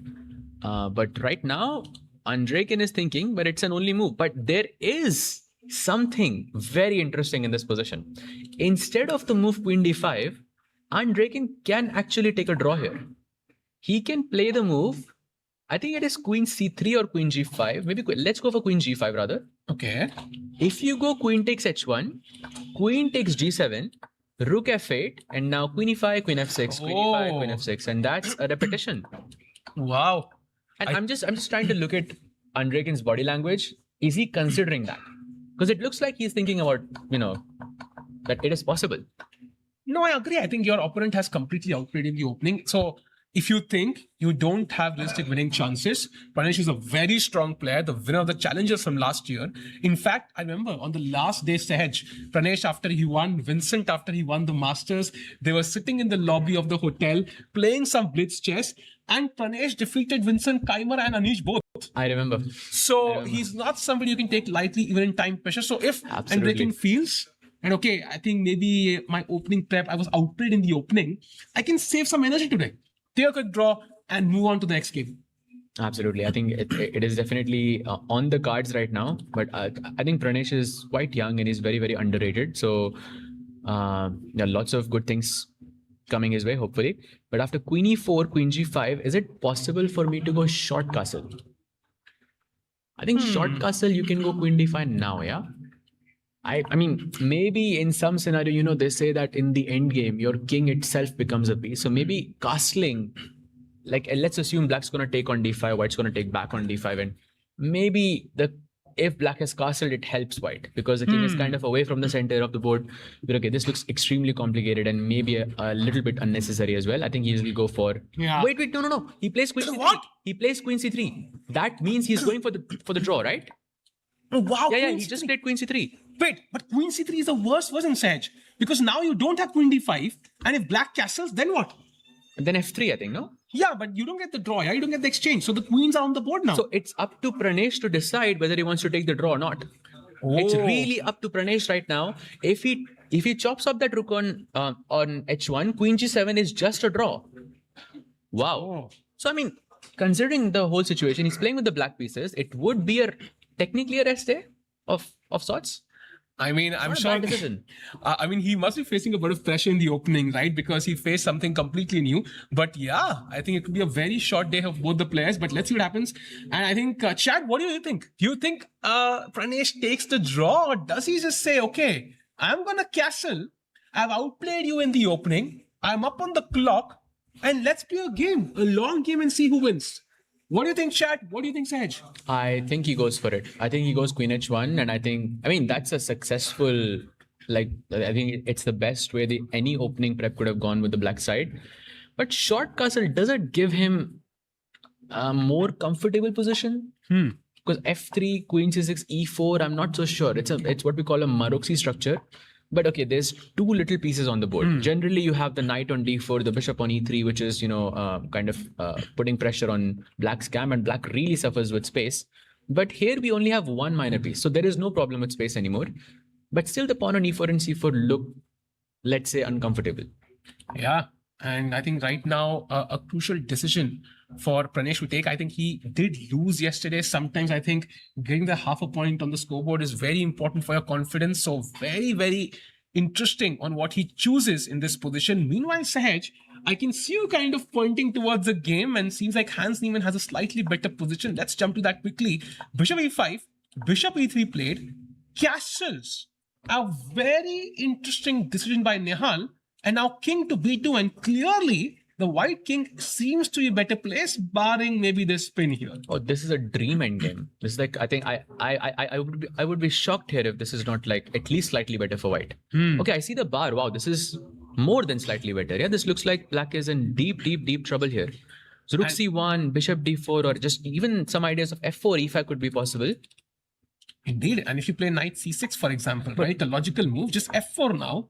And suddenly you're stuck. And whatever you do, knight d7 is even worse, right? Because now f4, again, e5, this could be hanging. You have to give the bishop now after f4. So it feels like a lot of pressure now on Nihal's in the endgame, which we thought was just a draw. So basically what you're saying is, right now, f4 is not a threat.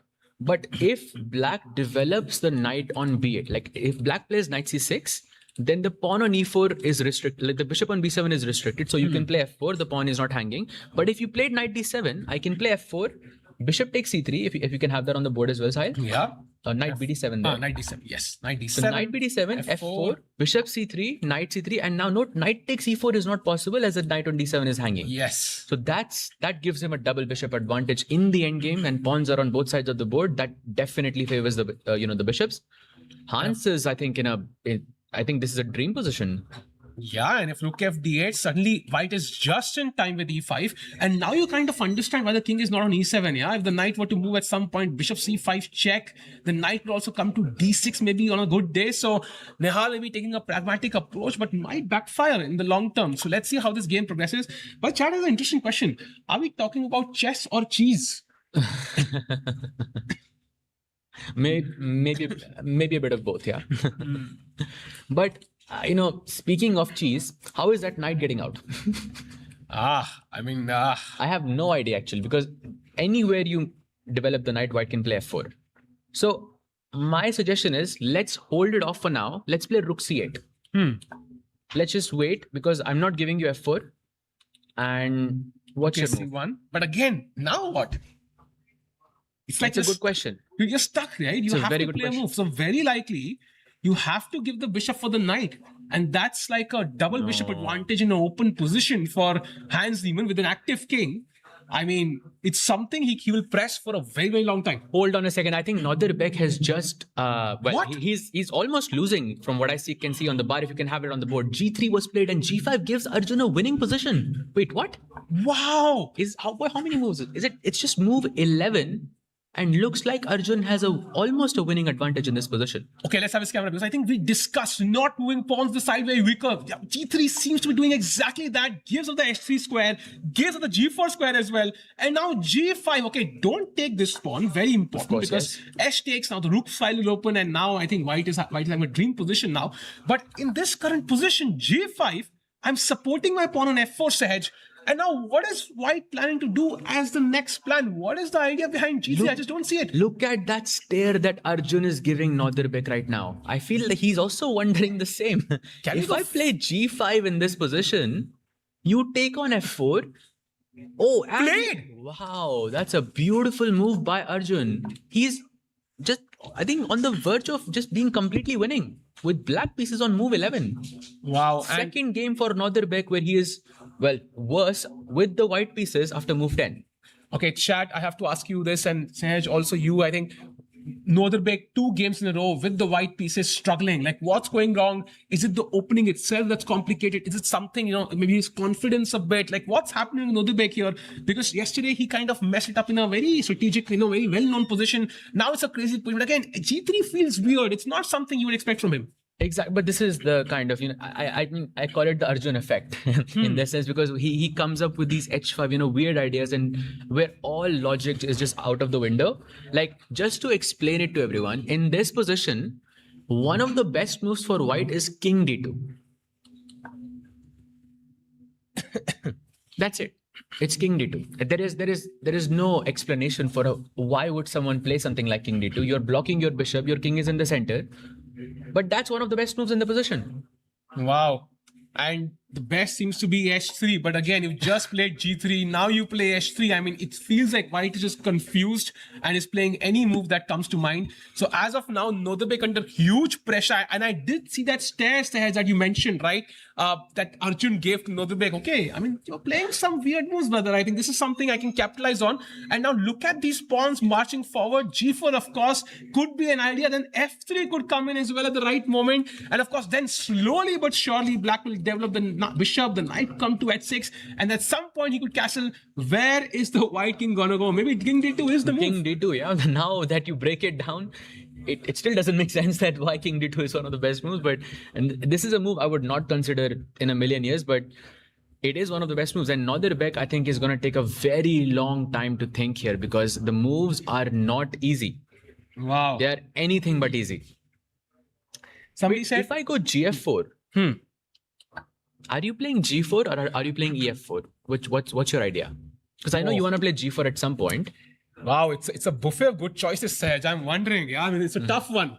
Should I eat, like jalebi tonight, or what should I eat? Like, there's 10 options there, just like the buffet here at the hotel. But everything looks nice. I mean, G4 looks nice, EF4 looks nice, GF4 also looks nice. I mean, I'm happy with either. What do you think? I think EF4 just to create an extra imbalance in the game, and I really want to play G4. And also on top of all of this, I have D5 now. Sahaj, King D2 is again the best move here. Oh my god, what is this position? I can't comprehend this. And I think the king on D2 blocking the knight square, blocking the bishop, blocking the queen. I mean, it's taking away squares from every other white piece.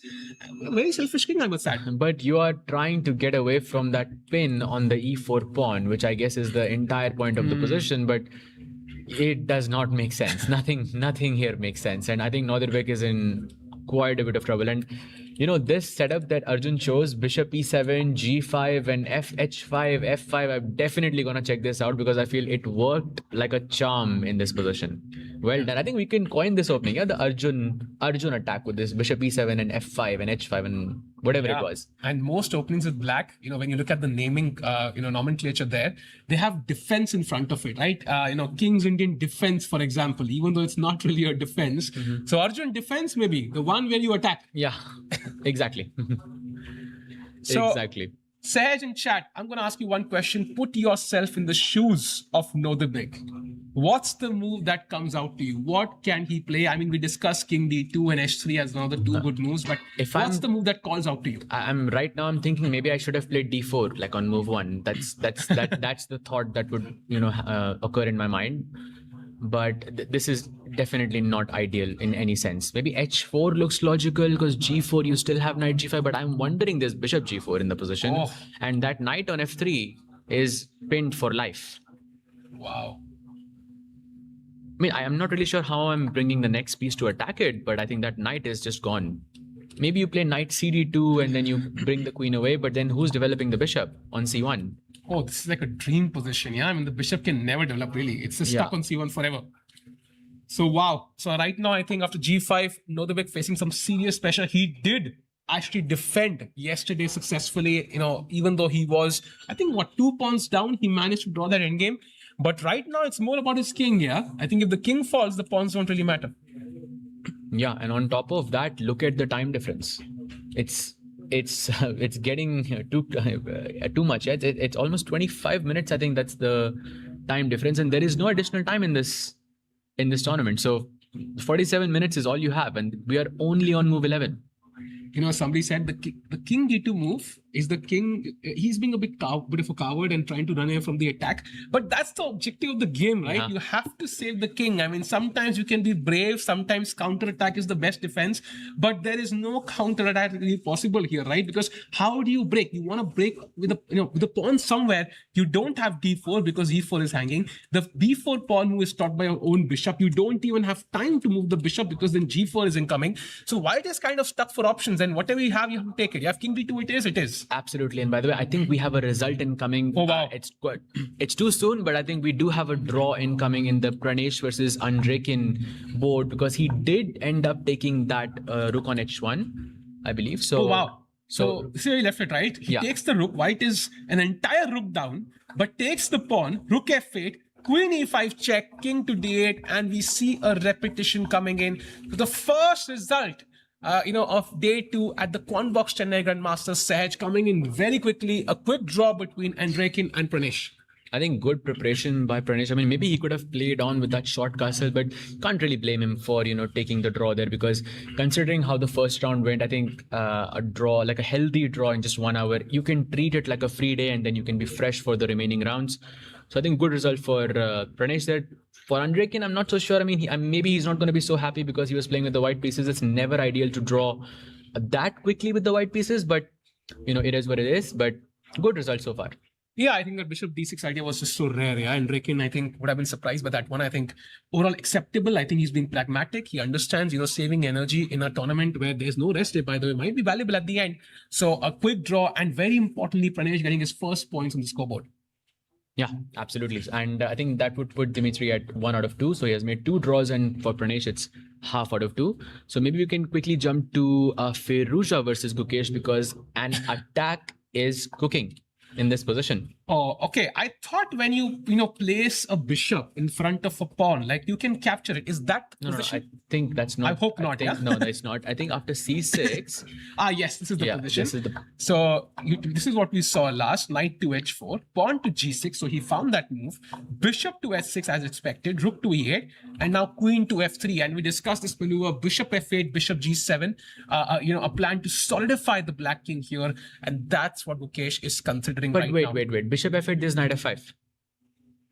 Bishop f8, knight f5, bishop h6, knight h6 check, and the f7, the golden pawn is gone. But I can take the knight here, Sahaj, maybe. Oh, I was thinking some queen g3 and bishop f7, but I think that leads to basically nothing, yeah? Yeah, because it is control. Luckily, yeah, that makes sense. Oof, this is a tough position. Very close. Very tough position. Very close, actually. Very close. Because if this knight was not there, this would be game over already. Wait, I have another idea.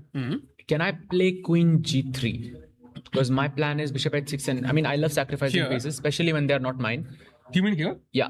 Bishop h6 and knight g6, I was thinking something I had, but I don't know if it's working. Takes bishop g7. Bishop takes, or f7. I don't know with what you Let's take back. King f8. Yeah, I'm going to go towards the center, towards my queen. I need one more piece as white here, I think. Yeah. I'm lacking that piece. Yeah. If the rook was here already, I'm going to waste a move for black just to test this. Yeah, rook g3 now, and the attack is bishop h8. Something is there, in the position, but maybe not enough. So what is he planning after bishop f8? Because this doesn't feel, because if he doesn't play bishop f8, I do have knight f5 then. So bishop f8 is basically automatic here. Is he planning queen e3 maybe? You're right, by the way. If queen a7, just to show you, chat, just say that random move queen a7 here, maybe playing rook a8. Now knight f5 seems to work because the g7 square is not controlled. You cannot grab this knight because queen g3, queen g7 is indeed checkmate. Your idea on the board. So black has to be precise. Wow. So bishop f8. White goes queen e3 now, right? Because I think I'm gonna keep my, let's say, power over the dark squares. You take on h6, I will take back, and then I have knight g6 as a very, very real threat. Oh, that's a good one. So maybe I don't take on that 6 then. Maybe I just play bishop g7, or maybe just bring the queen back, let's say to d8. Oh, careful now. If you play bishop g7, then I might have knight f5 and queen g5. Oh, I don't know if this is. Oh, it is working. It is working. It is finally working. a move I say that's working. Yeah, finally. It is working spectacularly, actually. So let's not play that move. I'm going to put that back very quickly. Where it is? Yeah, there it is. So queen d8 maybe then. Sahaj, just kind of bring the queen So there. queen e3 first, Queen and then now queen d8. queen d8. That's a very tough move to play here. Wait, I don't even know the plan of this move. Why am I playing queen d8? Just bring the queen closer to the king, Sahaj. Control some dark squares there. If I said pass, like what's your queen e7? Maybe is your move. Yeah, queen e7 next is the plan. Okay, so you Control F7. basically you're defending the golden pawn on f7 Yes. there. But still looks tough for Gukesh, no? It does look tough. Future, by the way, stretching out there, but we have to jump to the Arjun game. We have a move from Noderbek after a 10-minute think almost, and he plays pawn to h4, and look at that tempting g4 square for the black bishop there.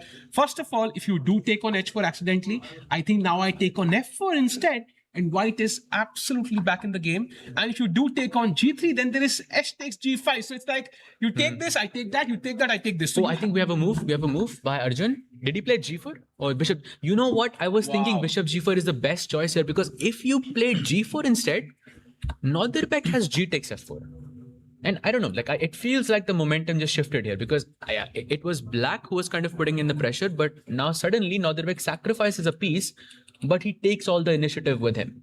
Agreed. That would be a plan. You don't ever want to give up initiative. And also, a typical sacrifice knight g5, just kind of giving up that knight, because anyways, I don't want to move it back, right? If you do take, you might win this pawn, but now this pawn is forever pinned, and I can pressure this with queen d2 as well, and at least the game goes on, and the game goes on. I can castle queenside safely, and at least I will have a long game where I have some compensation with this bishop on b3. So going back, I still feel gf4 is like a more, I don't know, like interesting try, because at least you sack something, and okay, maybe it works, maybe it doesn't, but at least you have play in the position. But I like knight g5 as well. Yeah, and f5 also possible actually. Wow, f5, I didn't even look at it, but Arjun plays the best move, bishop g4, keeping the initiative, keeping that pin on that, the f3 knight over there. And now the question is, how do you move your queen? How do you move your knight? Well, how do you move, basically? How do you move? That's a good question. Yeah. And I'm going to ask chat one question. Chat, so far, if you had to describe Arjun's play in one word, what would that be? Sahaj, one word. Madman. I think I've heard that before, but is living up to his I think reputation there. I'm gonna add a dash to and say nothing held back. It's like he's not holding back at all. He doesn't care. Okay, weaknesses. What weaknesses? It's only a weakness we can attack it, and he's just pushing all these pawns on the king side. At some point, the queen side break might come in if white were to be adventurous. And center, of course, there's always d5 long term there to handle. And I think bishop g4. Now you're wondering, the knight is on c4. At some point, I have to come back. Then why did I play knight a3, knight c4 in the first place? I could actually play knight to d2. Yeah, this feels like an Italian gone horribly wrong for white. And I think Noderbek is in big trouble. Big trouble. I think this could be, this kind of reminds me of that Tata Steel, I think 2025 it was, in the second last round where Arjun, I think, played against Noderbek, but he won like very quickly in some 2.5 hours. He also had some crazy preparation there as well against Noderbek. It kind of reminds me of that moment. If you manage to surprise Noderbek with such an idea, like you have, Arjun has done this before, so maybe he has good chances to win. Absolutely. I think there's no question about that one. And of course, so very interesting, says, so far, if we sum up the 4 games, right, we have one result. That's ended in a draw, Dmitry Andreikin versus Pranesh. We have Firouzja Gukesh fighting it out in a very complicated position, but roughly balanced right now. Then Hans Niemann pressuring Nihal in an endgame. And then this position, which I don't know if it's a middle game, I have no words for this one, but it's a crazy attack on the board. So how many results can we expect today? That's a tough one, but I think Nihal is in a bit of a pickle, and I think he's also in maybe a slightly worse position. It's possible that we could have a result there as well, and I think Firouzja versus Gukesh looks like a result as well to me. So I'm actually gonna say there's 3 games remaining, 3 results possible. Oh, wow. 3 results. Okay, I think yesterday we were a bit optimistic about the results. I'm going to be a bit, pragmatic this time. I'm going to say 2 results maybe. Oh, wait, he plays Queen E2. He plays Queen E2. So clearly he might be getting up. Is he getting up for Queenside castles? I hope not. I think maybe he wants to play Bishop D1 and then play Queen C2. He has found a way to, free his queen, and maybe it's not, let's say, the most pleasant way, but it is a way. We're going to have Pranesh's interview soon, and of course, all the players, we'll try to get them to use their words after the game. But I would love to interview that bishop on B3. How it feels about jumping from that amazing diagonal to the D1 square, Sahaj. If you were the bishop, what would you say, Sahaj? You're the bishop on B3 coming to D1. If that's the only way for me to save my knight, I'm taking it with open arms. I think this is not something you want to play; it's something you have to play. So, just looking at the body language of both of these players, it's very clear that Nordirbeck is not happy right now. But at least he has found a way to keep the game going. And let's not forget, Nordirbeck was worse in the previous game as well, but he fought back. And also some could argue that in the end game he could have also played on for a win there as well. So even though Arjun is on the verge of having a winning position, it is very far from over, because Nordirbeck is the ultimate fighter when it comes to worse positions. He will defend with his life there. Agreed, and indeed, chat pointing out Queen E2 is indeed the best move according to the engines. I think that's a good sign he's played it, but also a sad sign that a move like Queen E2 is the best move for you in this position, because that's not a plan. Whether it is Bishop D1 or even just like Queen on E2 is not really doing anything, right? So it's kind of a passive waiting for Black to show his hand, basically. What is your plan? And then you're basically reacting to it. You don't have an active plan of your own. So Black, what do you think are the next 2 to 3 moves for Arjun in this position, Saj? I will go long castle, and then I will wait for your next few moves. Yeah, because then I think my idea is going to be reactive in this sense. Because if you play Bishop D1, for example, then I have D5. Oh. And then the rook also enters the game. Because your bishop is no longer eyeing that d5 square. But if you don't play like bishop d1, then of course I'm going to wonder which move you're going to play, because it's not very clear. But I mean, there's other ideas, like there's, I think, fg3, knight h6. You can focus on development. And I see this other idea. I'm not sure if it's working, but I want to somehow put the queen on the g file somehow, like fg3, gh4, and I just want to enter the queen on the g file. So queen g7 looks interesting to me. Looks very interesting. Also, plan here also controls that d4 break again. And also, by the way, maybe you can reach a freestyle position like queen to f1, knight to b1, knight to g1, and then maybe white resigns, because very awkward position here. That's just a classical position with the bishop and the queen swapped. Yeah, that's like exactly the same position there. By the way, Arjun has made a move, and I believe it was long castle. Yes. And look at this. Bishop d2 instead, Sahaj. Does not go for bishop d1 yet. So do we have d5 now? Or d5, ed5, rook d5, knight b6 check is there. So that's not possible at this moment. But after d5... Right now? ed5... Yeah, maybe not. Maybe not. Maybe it's a bit early. Because but I have... Yeah, exactly. I have to time this correctly. I'm thinking maybe king b8. Okay, what's the problem with king b8? Because if I go king b8, now I'm throwing the ball to you. I'm also preparing for that knight b6 check idea. So, the move is prophylactic. It's a very nice move, actually. It's a simple looking move. I love that move. And especially because white really doesn't have an attack here, right? I mean, black is just already... black is at white's door. You've not really even planned an attack here. But surprisingly, and this is I would love to get your thoughts here, the best move is gh4. Not a move I would even consider here. So gh4, gf4 I didn't like. ef4. ef4. Bishop f4. No. I don't want to play this. Now king b8, which is very uncomfortable, right? I don't think this is a good idea, because I think such exchanges, such simplifications forces Arjun to play forcing moves. Essentially, he has to make the best moves to have any kind of an advantage. Whereas if he doesn't take on h4, he has flexibility. He can play king b8. He can play literally anything, and he would still be at least slightly better. And I would like to keep that flexibility in the position. Agreed. And by the way, Arjun is around 24 minutes ahead on the clock. As we know, no extra time at the Quantbox Chennai Grandmasters after 40 moves. So Sahaj, Maybe the perfect opportunity to take a very short first break on day 2. The action is spicy. We can see a crazy attack building up. This is the live position, and we'll be back on the other side with some exciting chess. See you soon.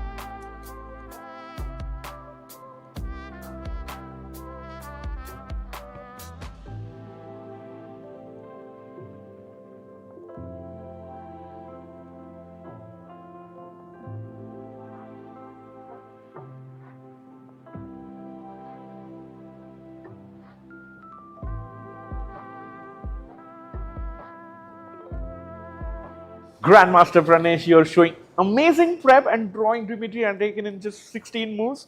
Tell us more. I had this for a long time, but I managed to use this here. Maybe I could have slightly pushed, but I was like, okay, draw this black. I was like, let's see tomorrow. Yeah. Yeah, and nice draw with the black pieces. Short of a rest day. And tell us about that Bishop D6 idea on the third move. It was not played by many top players, I think. Also, it was not.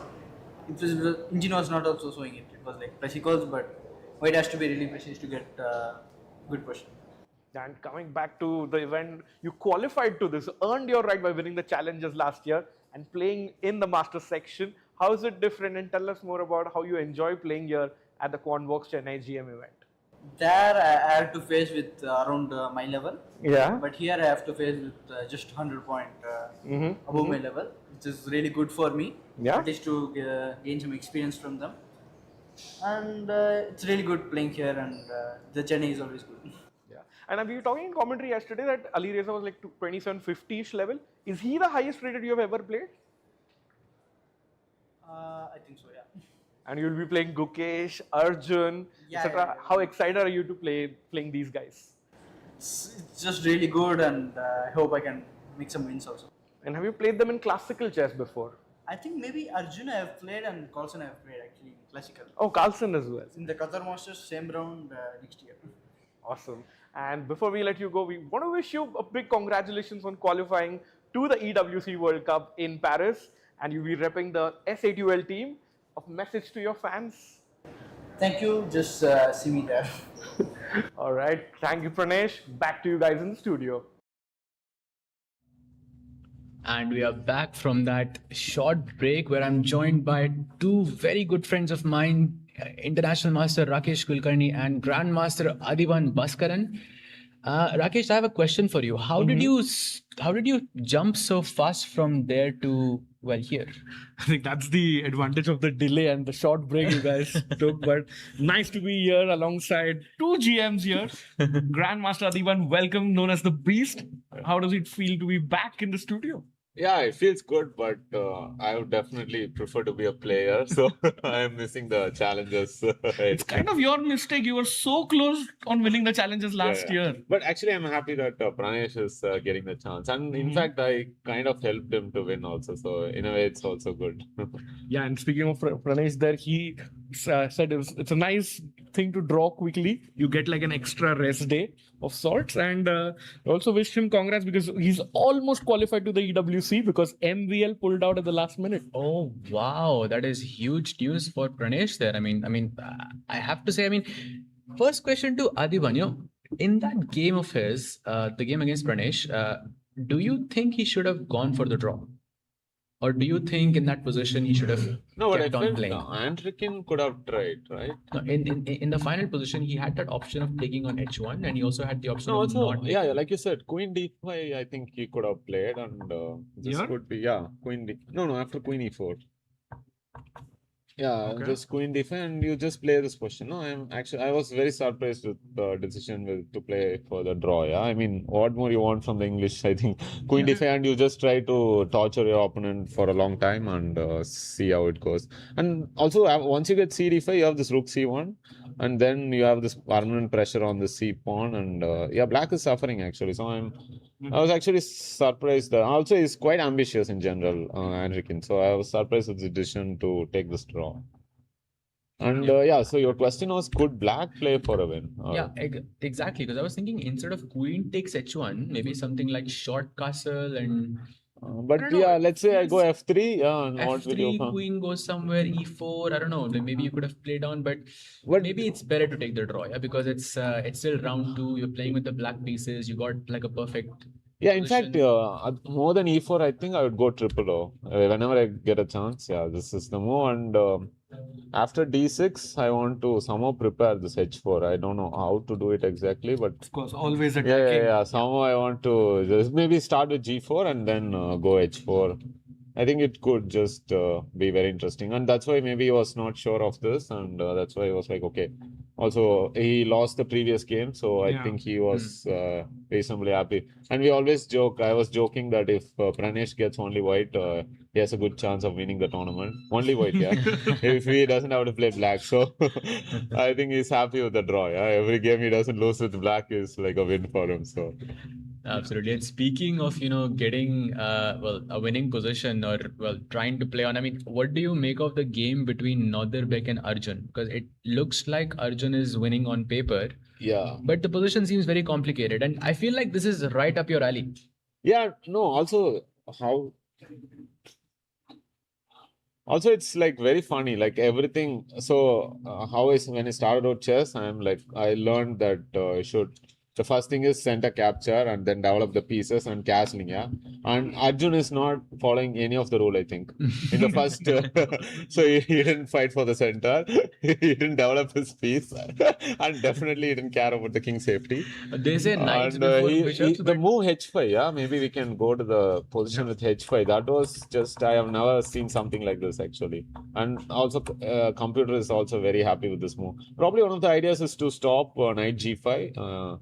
Like I think bishop g5, queen h5 check. Maybe he wanted to stop this. Maybe that was the idea of h5. But still, it feels like he's breaking all sorts of rules. So yeah, but always, yeah, he's probably the closest to my style here. Yeah, Arjun. So I mean, Arjun's opening prep is crazy and his ideas are crazy. But if the beast Adiban is saying it's crazy, yeah, yeah. then it's then it is something for sure. And speaking of crazy, let's jump to Hans versus Nihal because someone has sacrificed a piece.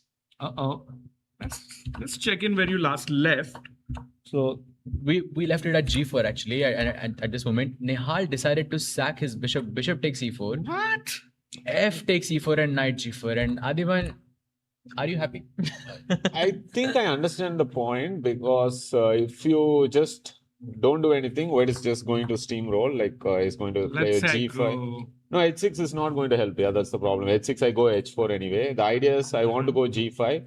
Then I want to go f4 and kick this bishop, and you have to either give up the bishop or go back. And I think it's a sign that Nihal was just not happy with the position, and he just wanted to change the dynamics. And now it's like white has to be accurate. I think that's the whole point of this changeover. Like you Just to try. point out, sorry, Yeah. you like h6, h4. You really want to get this knight out, Yeah. but you can't Because of g5, yeah. And also knight c6, same story. Anyway, you go g5 and you take, and doesn't matter where you go. I go f4, and now either you have to give up the bishop pair or you have to go back. And either way, it's not very unpleasant. And this is a position where white wow, has look at that. plus 3. plus 3. Maybe g6, yeah. G6, Just it's over, yeah. And so I think that's why Nihal is like, okay, if I'm going down fighting, yeah. So I'll at least change the. I think it's a pretty valid option. In fact, I remember I once faced the world champion Dingler in one of similar situation where I was just suffering, and then I changed the position with some piece sacrifice. I gave a piece for 2 pawns exactly like this, and then suddenly things are not easy. Yeah, now he knows he's winning, but he has to convert it, and it's not easy. And at least it will be like fighting. Yeah, so I think that's I can understand the reasoning behind this. But still, Hans' technique is top notch usually. So Not yesterday though. He was completely winning against Norderbeck. yeah, true. But usually I think his technique is very good. So I don't know. I don't know if this is a. But Nihal is like, I don't care who you are. I just want to play how I'm playing. Yeah. And also it was more of a desperation. Yeah, I think.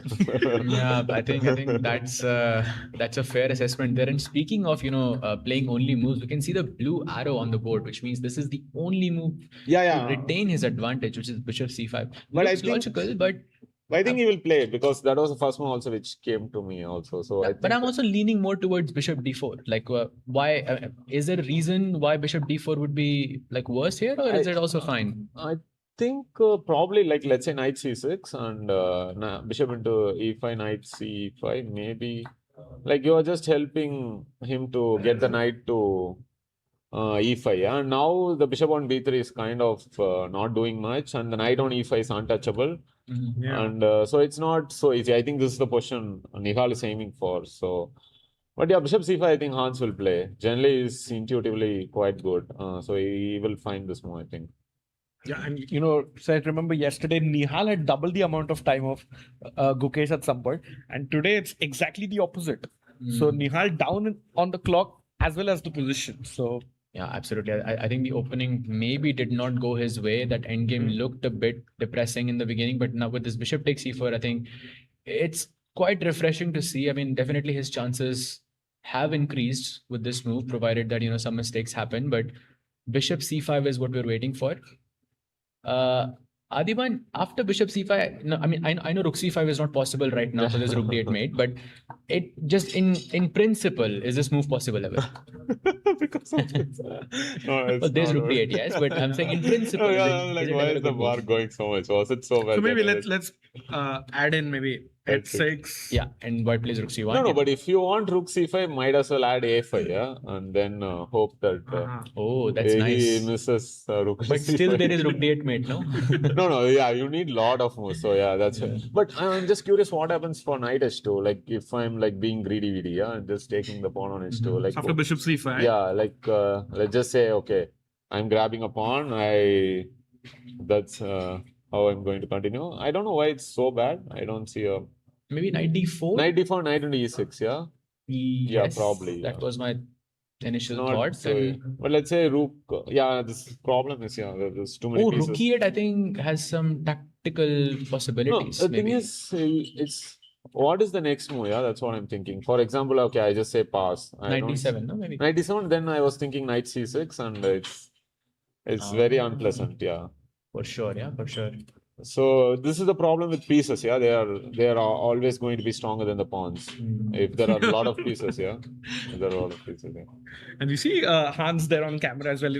He knows he's better or he's close to winning. A little bit flustered. They're just adjusting his chair, and he's probably going to go into a long think before he comes up with bishop c5. So maybe we can check in with Arjun, I see, because he's much better. But yeah, somehow I don't know. Close His to speed being has winning, dropped. Yeah, he would have actually. played bishop c5. Yeah. So while he thinks, maybe we can check in with Yeah. Arjun. And he left it around here, Sahaj. Yeah. Pawn takes g5, he takes, and now bishop takes g5, and he has gone long castle. Yeah, I still don't know what's happening with that knight on f3. I mean, I'm thinking of something like rook f8, fg3. AD, what do you make of this? Do you think it's winning, or do you think it's still some merit in Yeah, it's white's a nasty position? pin. Yeah, how are you supposed to walk out of it? It's not Queen easy. f8 is even stronger because I feel you don't even have bishop g5 there. But it's like in principle it feels wrong. But Maybe how about something like rook here, bishop drops back, and then you can move the queen. Yeah, maybe. Yeah, you have to do something long term like this because I'm trying to see a way to come on. So it's now black to play. Yeah, so you can actually play rook f8. Mm-hmm. And now wait, okay. The point of rook f1 I understand. So fg3 you can just take Exactly. fg3. Yeah, so it's like So, okay. Yeah, it's If you chop, then the knight then is it's fine. protected. Yeah, then it's fine. so I just took a little peek at the engine there. And apparently there is one move which is completely winning for Arjun. The rest give Nordirbek some chances of a defense. So and that move is Okay. knight So- to f7. Oh. I was like Rakesh going to find it, guess? yeah. No, I was Oh. like Rakesh find it, yeah. And I was Rakesh like, is let's too have strong. fun. Rakesh is too strong for us, yeah. But I don't understand. Oh, he's overprotecting g5. Yeah, okay. I think the idea is both of us are not finding this. I think. bishop yeah. h6 and knight g5. Yeah, no, this Insane. yeah, this is too Insane. So let's say I just say pass, bishop h6, and still say pass, and now knight g5, pin and win. GG's, game over. Yeah. But a tough, I think, move to find overall. Yeah, but okay, Rakesh, I will do something. Yeah, I'm not going to sit. All right, let's check that out. Knight f7. Yeah, but This idea. okay, maybe we can do your idea. Oh, yeah. he brings the rook though. He plays rook df8. That was the The more Yeah, human. human move. Yeah, and I was thinking if knight f7 he finds, sorry. yeah, it will be No, very. that gave Nordirbek some breathing space because now it's not losing Yeah, rook anymore, at f1. least on paper. I'm not sure why, but it is not losing on paper anymore. Still like super annoying to play this as white. Yes, for sure. It's, I mean, at the moment you see h5, you're annoyed, yeah. And he does this with everyone. Yeah, like, I remember last year it was Amin Tabataba. Yeah, Mm-hmm. and Arjun was not last year, maybe 2 years back. Was just going G5 and just keeping the king on He F5. also did something similar to Northern as well in Tata Steel last year. It was second last round or the last round. Oh, okay, He okay. won 2 games back to back, Yeah, one yeah, against yeah, with Northern the- and then against Gukesh. Yeah, It yeah. was, and I think it was something similar there. Very quick game there as well. But looks like now maybe Northern can put up a fight because now there is no clear way of how you are putting pressure on that knight on F3. Look at his last move, Rook Df1. So if you take on G3, pawn takes G3, and now the Rook defends. Yeah, the knight on Arjun F3. was threatening this move so that the knight is attacked twice. So he defends it because now chop chop and the rook comes in to help. Oh, actually, you were talking about the Nodibak game 2 years back, right? In Tata Steel or 25, I think it was. Yeah, yeah. 25, 26. Actually, I vaguely remember this because Arjun was having a horrible tournament. Yes, yes. And I was like, no, I have to help, yeah, if possible. So I was like, I sent a message to Arjun. I was like, okay, come on, Arjun. Wow. And with Arjun, it's always easy, yeah. So I just take a GIF from and put like some Arjuna, yeah. Like some with the with like Gandhi one, yeah. So Oh, yes. and I just sent him and he was like, come on, Arjun, you can do it. And yeah. Did you text him yesterday as well? Because it looks like he No, I'm received a here. text. So it's like when he is okay. far away, it works. Yeah. So I see. So you when, can just feel the aura, like yeah. in the hotel room. So yeah, then itself. he had a good tournament. He finished well. Yeah, so I was happy actually. It's a nice big brother moment. Like Absolutely. just helping Arjun out. And of course, his chess.com username is also Gandhi. Gandhi, yeah. I was So- thinking of that. Yes, yeah. So, all right, Rook DF1. How does Arjun continue? Now you are too slow for knight f7. Can we still Can I try knight double? f7 and Let's bishop try h6? that out. And bishop h6 and knight g5. Oh, okay. How? This is the idea. Apparently, there is some way to save the position. So I'm guessing. bishop b1, Can I go bishop, yeah. king b1, No, bishop anyway. c1, knight d2 or something? Because Hey, no, now Rakesh plan might actually work. No, you are in time. Bishop b1, yeah, and bishop h6 just queen e1. I think you are in time. Yeah, you're on pin and just in time. Yeah, Rakesh is too strong. Yeah, like you Yeah, said. Too strong. How did you find that Yeah, Rakesh, yeah. so quickly? You know, it's like you are the you like what happens to you. It's closer to the 5 friends around you, and I'm okay. flanked by 2 grandmasters, so maybe that helped out. So, Rakesh, So any two plans to become a grandmaster? No plans. No. Do you think it's possible? Maybe like if I win the world above 50 championships in a few years, but no plans for now. Because it's so amazing to bring this live action to our amazing viewers there. And what about you? Are you playing nowadays? Any plans to get back to 2700 AD? Okay, I'm playing. I don't know about that plan, but yeah, I will be playing from next month actually. Only this month I was a bit free. From next month again, I start my tournaments. And the entire August, I don't think I'll be in Chennai, so yeah, I'll be playing a lot. All right. Interesting. Well, let's take a quick look between Firuza and Gukesh because I don't think we have taken a look at the at that game since we've been back from the break. Oh, queen on He has h6. just gone bishop a2. There's this ever-longing threat of knight takes g6. Yeah. Looks a bit uncomfortable for Yeah. Gukesh. Yeah, I have a bad feeling about this game. I also up So for on time. Firuza or for Gukesh? Yeah, For for Gukesh. Gukesh, yeah. I'm thinking something like king h8 and knight g8. Is that possible, Eddie? Oh, yeah, king h8 actually is possible. So, knight g8, big threat, right? You can't protect this knight anymore. Oh, yes. I didn't even think of that, but Yeah, let's say- good to know it's working. Random move and boom! Wow. Knight is gone. Beautiful. Have to drop back with the queen and queen takes h4. Tricky. I love king h8 now. Maybe, no, wait, I think it's maybe needed, yeah? Maybe there's no other option or it's a necessary move, yeah, maybe. I think it's more or less forced getting away from the pin and threatening knight g8 there. But Yeah, I don't see and also maybe white has rook e3 also, trying to bring the rook also into the... And then knight takes g6 would be Yeah, so yeah, much yeah. more dangerous. And Rakesh, if you could show that to us, like let's say if black plays something like queen e7 in this position, like Rook E- just like kind of like a waiting move, rook e3, And then suddenly you have rook g3 and some knight takes g6 because that pawn on f7 is pinned, and that attack on the g file looks very, very dangerous. Yeah, and I think it's you can already chop. No. I think the Rook win G3 was first. Knight f5. knight no? f5. Knight f5. Ah, No, wait, it was See? not even knight No, rook f5. g3. Yeah. Rook it g3, yeah. is. It has to be winning, I think. And No, even- this is winning, but the rook g3 was just okay. Anyway, this is Yeah. like Yeah, okay, rook no. g3 is just cleaner, I guess. Yeah, with no, the it idea of was knight like okay, g6. black doesn't do anything. And his last move, look at that, bishop a2, because you don't want to give up the bishop. And yeah, I think king h8 should be played. But one thing, Saj, look at the time.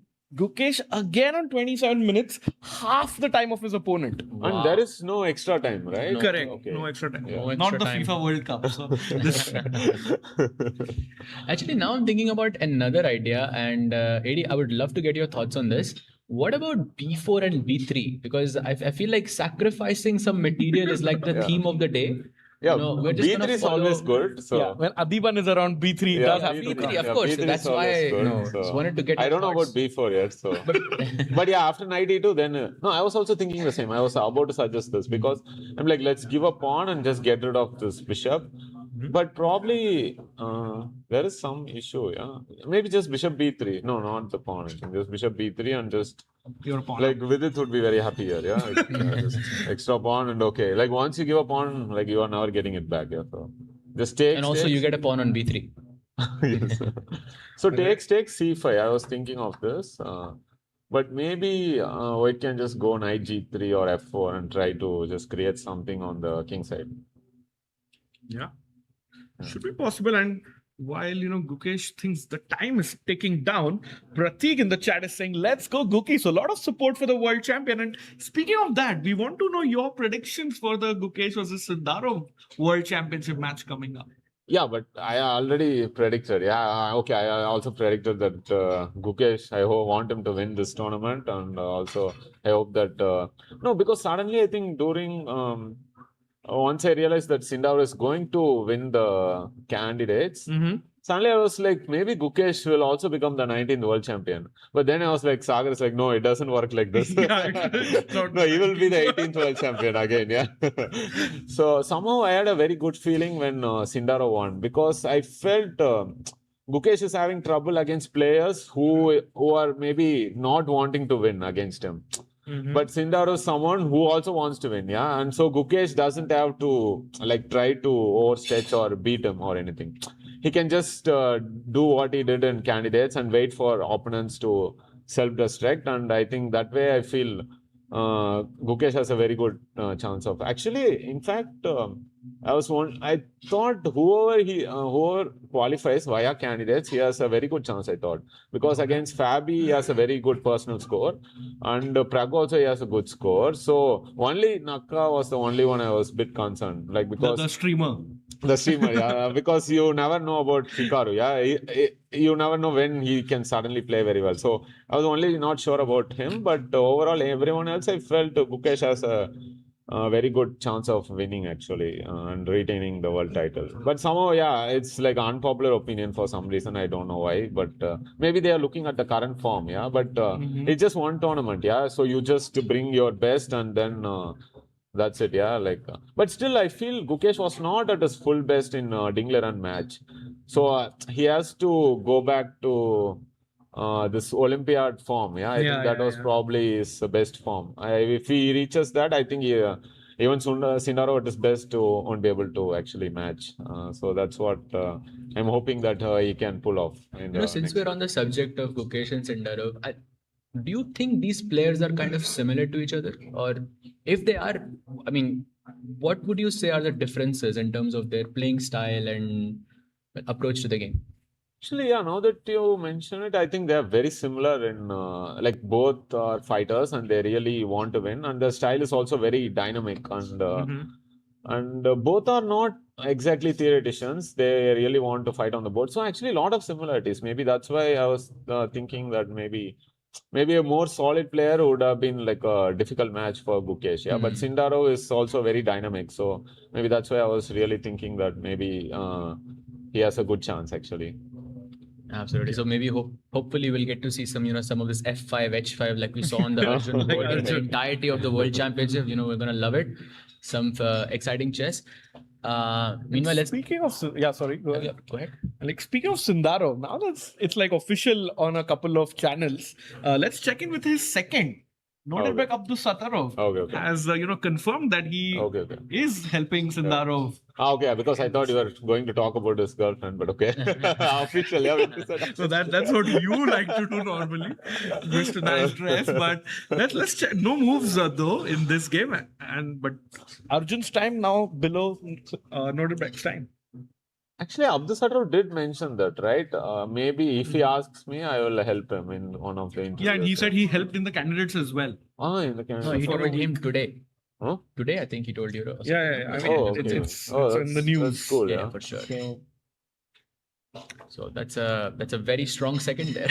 Yeah. But do you also think Indians should help Gukesh? Like how they are helping? 100%, yes.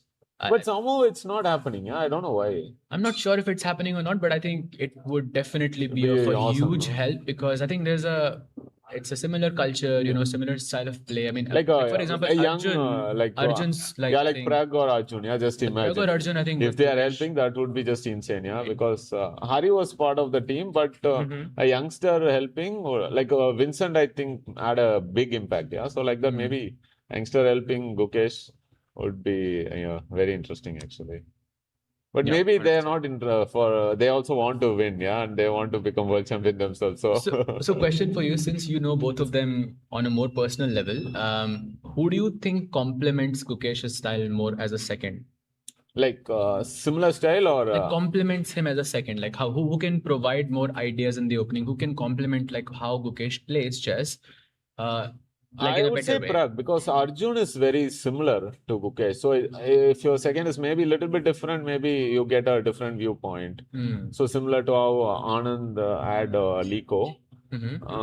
Because Anand sir was very dynamic and Liko was very positional. So maybe something like I think Prag would fit that bill very well, yeah, because he's just super strong and also more maybe positionally inclined than Gukesh. yeah, Fair. enough. I think I would agree with you there. I think Prag and Gukesh, teaming up for the world championship would be insane. I think a lot of people can agree there. But yeah, by the way, speaking of, let's quickly go to Hans versus Nihal because the position that AD wanted, well, that Nihal wanted supposedly So he is didn't play actually bishop on the board. c5. He didn't play bishop c5. No, yeah? he did not. He played But bishop f4. no, this is the thing. No, this is the problem of thinking. Actually, if he just had to make the move, I think he would have played bishop c5 without thinking. Like in Blitz. Yeah, in blitz. Yeah, but the moment you start thinking, you start to see some ghosts and you start to doubt yourself, and then you don't. And bishop f4 was not even the. Okay, yeah. Yeah, and something that has happened is knight c6, chop, and now, like you mentioned, nobody can kick the knight away. I think Nihal is probably going to save this one. Yeah, Okay, looks more that's comfortable for sure. still a bit early, but yeah, he has good chance. Definitely, just 5 moves back, how the position was now, he has more hope, I think. Yeah, and also once they get into the time scramble, anything can happen. Yeah, because they don't have the extra time, so then it will be a full on. I think that's what Nihal is trying to get to the bullet portion, yeah, and then show who is the boss. Bullet Chess Champion 2026 as he is still not at the board. Says from yesterday we are noticing Nihal literally never sits at the board nowadays. And speaking of Nihal Sarin, did you know his Instagram bio reads professional pickleball player? Yeah, I was just talking with my friend about that. Yeah, it was just shocking. I know that he practices tennis, but pickleball was a bit of. There is this craze, yeah, for some reason now. A lot of paddle and pickleball now. Yeah. And like the status reads, like his bio reads, professional pickleball player, amateur chess player. So a funny both there for Nihal Sarin. Man of many talents. For sure. So H for H5, any ideas you see for Hans Edge? How does Hans progress? I like AD's idea now, just to play something like A4 or, he suggested this move a bit earlier. Just to create some play on the queen side, but I'm not sure how. Can you actually go knight f4? Just try to win the pawn. All right. Because aren't you just losing the pawn? G6 maybe? Knight and e6, yeah. Knight D6? No, wait, what? All right, take it a little slowly for me and Jack. Oh, you're a full exchange down, no? Oh, but it was a piece before. I thought it. No, would be piece better. for 2 pawns to full exchange. I still think Oh full wait, exchange. 96. Maybe there's 93 and knight c4 check. Yeah, no, I that's think, the move, maybe. yeah, I think he will go knight f4. I think knight f4, this is good Knight actually. f4, g6. If you don't do that, you lose the h5 pawn. Yeah. Mhm. And then suddenly it's just one pawn for the piece. I don't like that. I definitely think g6 or knight f6, something along those lines. I would want to save that pawn on h5 somehow. Maybe For knight sure, e3 also looks interesting to me, but somehow something tells me that I shouldn't trade that bishop on b3 because it looks good for me somehow. Like I want to eliminate the knight, but maybe I'm completely wrong about this position. What do you think about knight e3? Knight e3. Let's go. Can I go rook g1 and you want to just go knight c4? Yeah. No, maybe g6 now Yeah, as well. no, rook g1 is passive, so let's try something else. Yeah, it's actually, yeah, knight e3. I was not thinking of. Yeah, maybe it's not as easy as I had thought. Can he take that or it's too much? Oh, by the way, he's going for the knight. He's reaching for the knight. I think he's about to play knight Yeah, f4. knight Your f4. move, AD. Go Hans, knight f4.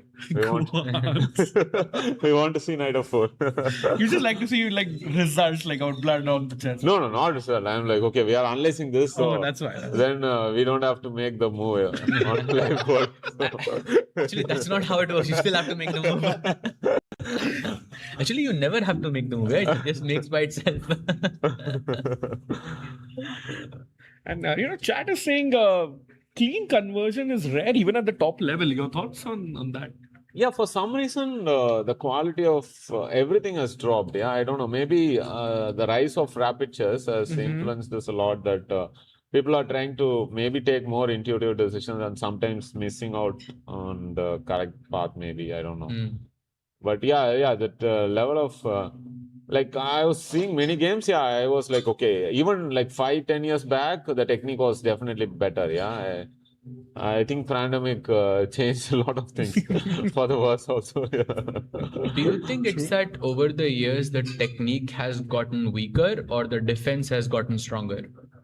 No, I think both actually. Both. Yeah, like players are defending well. That is also true. But also somehow like also the technique has gotten weaker for some reason. Yeah, like the chat was telling. Yeah, it's actually I have not seen a clean conversion. It's very rare nowadays. It's like you make a mistake, then opponent makes a mistake, and you get the chance again. It goes on and off like this. So I don't know actually why that is happening. Yeah. It's maybe because of speeches or. Hey, don't look at me when you say that, AD. But coming back to the world champion that Gukesh is playing here in Chennai, let's check in on his game. As Santosh in the chat is saying, Gukesh low on time, but he keeps finding engine moves and has a 99.3 accuracy edge. Wow. Bishop c8, I think was the last move. Yeah. Keeping an eye on the f5 square. And knight takes g6 again. Not possible, I'm guessing. Oh, there's knight h7 at the end, so that's not going to be possible. And what is he planning? Bishop e6? Yeah, trade the strongest piece for white. So it's just going to be a safe draw, yeah? Oh, maybe some play for white still. But look at that 30 minutes advantage. I think Ali is playing on. He would love to push your Adiban. Yeah, I am just trying to see how to maybe f4. Yeah, you have to try to get something going. I'm not sure how much commentary of Sahaj you follow, but he rarely likes to touch the F pawn. He calls it the golden pawn. Okay. But here it's allowed because it's in an attacking it's sense. an attacking move, so it's a good move, yeah? I mean, it's usually moves like f3 No, of course, is what I probably avoid. Sahaj was talking about moves like f3. Yeah. Yeah. That you should not make. But F3 is like in general, whenever you push the golden pawn for like a strategic purpose, it's a bad move. But when it's for active reasons, it's usually a good move. It's something that Grandmaster Evgeny Vladimirov taught me like during a chess camp like many years back. Oh, okay, Yeah. okay. Oh, nice. Yeah. Yeah, PD, he never taught me anything about these principles. For me, you it were was too always rook end games. But you were always too good. Like, that's the thing. Admiral. Yeah, he was always torturing us with the end games. For 1 month fully, it was all end games. Actually. Well, a question here. After f4, do I not have knight h5? Because I'm seeing that idea. I mean, I think you were discussing this a bit earlier. Okay, I'm now attack- maybe chat can find the winning line. There is no winning line. There is no winning line. There is Okay, a winning but line. very good line. I think. Oh, I see what Yeah, you yeah. mean. The chat. AD has spoken. White to play. Find the best way to continue as white, and maybe you could get into a winning position. And any giveaways we are no or nothing. No That's giveaways. the No. No giveaways for finding. for Wait a second. I don't know myself. How do I give a giveaway?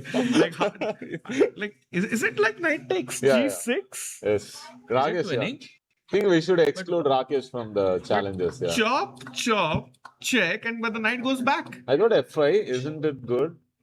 But king h, no? It looked very pretty to me, but okay, maybe it's not working. Yeah, idea is if I don't do I think anything, there's queen h4. you're going to just checkmate me. I think there's queen h4. No, Queen H4, then. Can I still go F6? Yeah, F6, though? no? It's beautiful. Blunder. No ways. Give F6. No give up the ways. rook with a Beautiful. check. Wow. King That's- moves up. And the beautiful part is knight e6, bishop Bishop e6. E6, yeah, Everything is hanging, but Wow. nothing can be taken. And look at that. So near yet Yeah. so far. But the sniper bishop from AA2 is the hero of the game. Yeah, but I think the problem is Bishop E6, yeah? Yeah. Like, before this. It's still a check. Yeah. But instead of Queen H4, Queen H4, yeah, I think the problem is Bishop E6. I think that's why this is not so working. F5 bishop E6. Yeah. you mean. Ooh, what a move. But wait, no, I'll just take F6, yeah? Yeah, oh, F6. Wow. Yeah. F6. You think it's a free queen. But no, the sniper bishop says hello once again with check. And king has to move probably. And then you. Then you chop.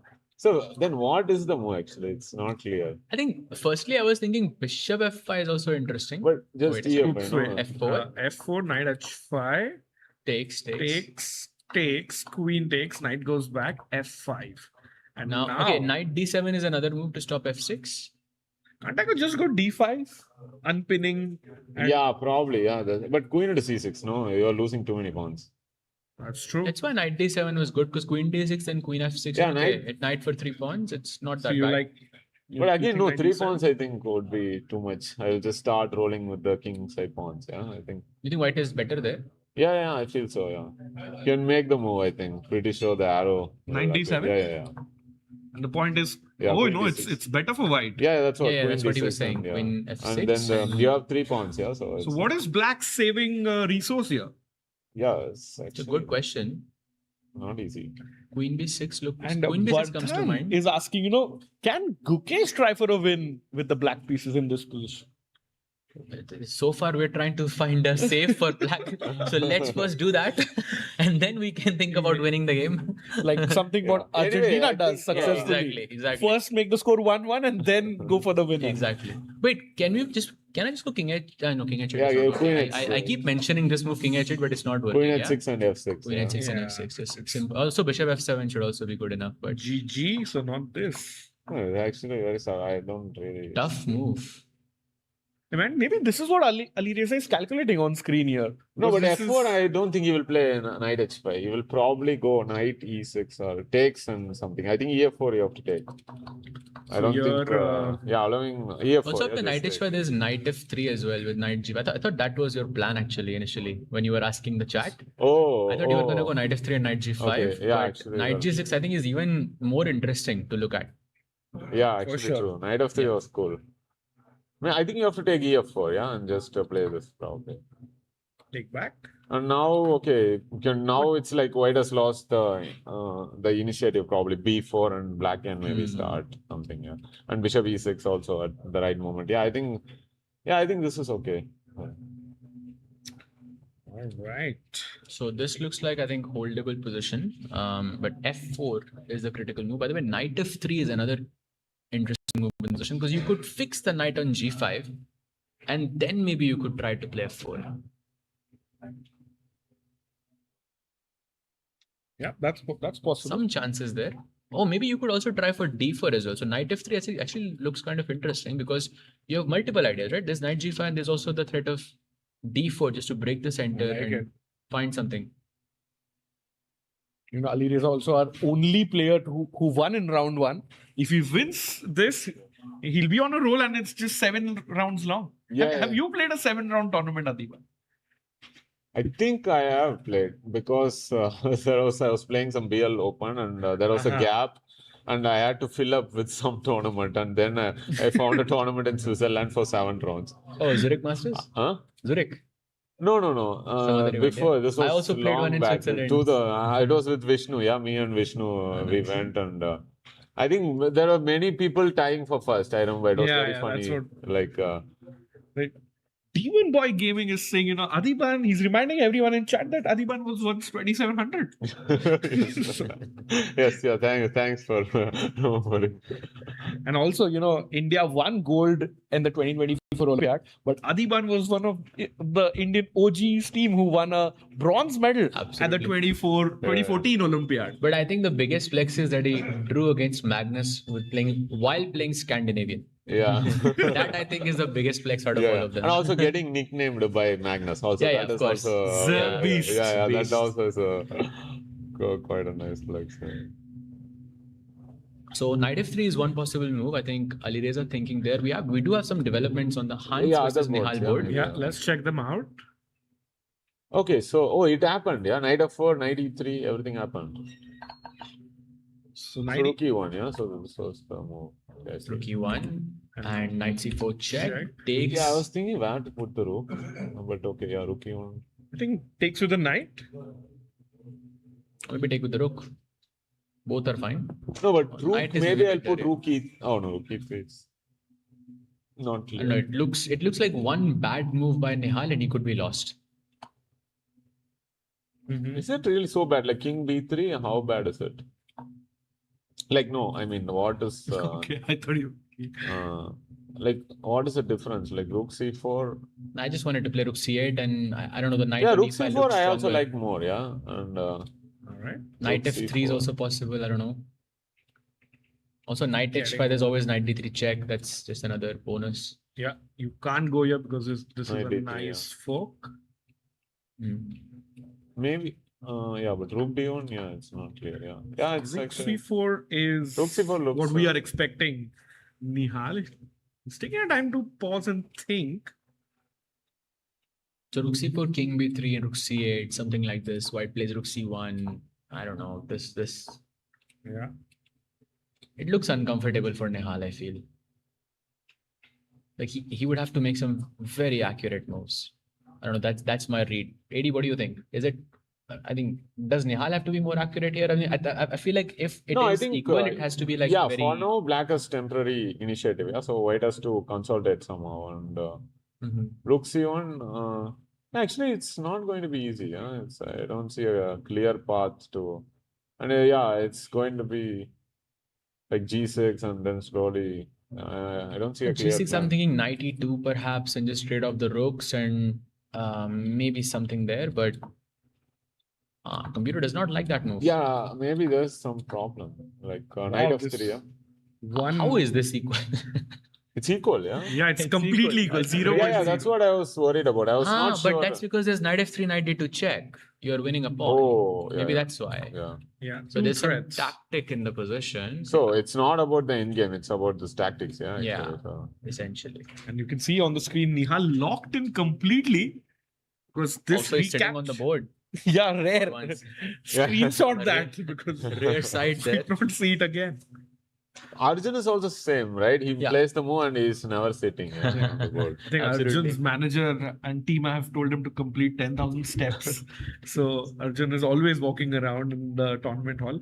Before we also wrap up this segment and let you go, AD, let's have a roundup of all the games. Yeah. And check in with all three now, because Andrekin drew with Pranesh in like 15 odd moves. So let's start with Nodorek versus Arjun. And looks like Arjun is teeny tiny better again. Yeah, but this is a position that is savable, yeah. Like Yeah. just bishop d1 and queen g2, I think, yeah. Very likely. And just imagine, yeah, you put bishop e1 also, bishop d1, bishop e1, and then you stop all the pawns. Want to play like freestyle chess, all pieces on the back rank. Queen g2, yeah, I was thinking that. And this with the bishop pair, I don't think it's going to be easy. So I think very likely that this will be a draw. That's what I feel. Arjun is better, but I think this is a position which is defendable. So So, Eddie, a question for you. How big of a factor is tilting here? Because I feel like Arjun was completely winning. He would be yeah. aware of it, and now it's not so winning anymore. Yeah. So maybe he tries to still, press and But give some chances to Northern I don't Back think and- this is a position you can actually tilt too much. Yeah, like how? Okay, let's say I want to tilt. Yeah, how am I going to tilt? Want to tilt. Yeah, how am I going to tilt that's a here? good question. Yeah, because it's like the position is so like structurally based. Yeah, it's very difficult to force something like unless Arjun decides to go like knight a5 and bishop e6 and suddenly he wants to create something on the queen side. I don't really see a tilting option. So I see. So you think it's very close to being a 2-result position, or mostly no, I Just don't one think result. one result. Yeah, I You think think very, it's gonna very be a close draw? to. Yeah. Somehow I feel like it's just going to be a draw. Yeah. if you had to choose a side, which side would you choose and why? If I have to choose, I'll choose black because of the H pawn. Mhm. But realistically, probably it's very close to a draw. Yeah. And Rakesh, you? Black for sure, but I feel Arjun also has a chance. So let's say 75% draw, but 25% Arjun can put some pressure. I see. I think that makes a lot of sense. So we were looking at bishop d1, bishop e1 as a defensive resource for white. Yeah. Maybe bishop Queen E- G2. Oh, wait, this Oh, is not bishop yeah, d1. not Wait, even- that's a mistake for some Queen reason. G2. Yeah, I was thinking first. Yeah, Get out Just of to the get pin out of first. the pin first. Yeah. And if rook f8, then we Yeah, tuck the now knight we can somewhere. do Oh, maybe. he goes queen. Yeah, he goes queen G2 on I the board. players this. Yeah. Okay, and now after rook f8, we just go bishop d1. Yeah. Or maybe he doesn't like bishop d1. Oh, that's a for some- blunder. Yeah, for some reason. Wait. Let's find what is that. This is a blunder. Bishop Maybe d1. does black have something like this? Oh yes, probably. Yeah, I But think. it doesn't look forcing enough. No. I think with the pawn on a4, it's enough. Yeah, I think. Wow, this is like completely oversized. Yeah. So you have to We- move, and also maybe the bishop is already doing a good job on b3. So maybe you just have to move the knight. Maybe you go knight h4, yeah, because it takes. No, knight for again also blunder. Yeah. No, queen f8 check I have at the Queen end. f8 check. But aren't you getting mated in the end? Queen. Oh, yes, you queen are. h1. Queen We can D1 show mate. that maybe it's very nice. That's beautiful, you know. Is it? Yeah. Yeah. Oh, it is actually. Yeah, you're right. Check, takes, check again, takes, and black won a piece. Yeah. And white was trying to be clever with queen check and picking up this knight. But I think Knight d8. knight d8 takes, and now, chat, can you find No, the checkmate? we have to give simple them tougher problems. Yeah, for sure. I think chat is very high rated nowadays. Everyone is. But yeah, the white back rank is weak, and queen h1 check. You may delay it by a move, but it doesn't really matter. Yeah. Takes here, and queen d1 is a checkmate. So, whatever may go wrong. He Knight has to h4 is a very easy mistake, I feel. No, Well, so then maybe. after rook f8, okay, we have to maybe Knight knight h2. h2, yeah? Knight h2. Just simple chess. protecting this Yeah. and also hitting the Oh. bishop. Like Nimzowitsch principle of over protecting everything, yeah. Even f1, we are over protecting as well. Yeah, that's true. Says, what are your predictions like? Here, Yeah, I still on this think, board. I think tilting is still a possibility here somehow. So you are thinking Arjun will tilt and lose. I think it's possible to What? tilt, yes. But I think it's how? How possible. is it possible? Like how will I tilt? I ask you.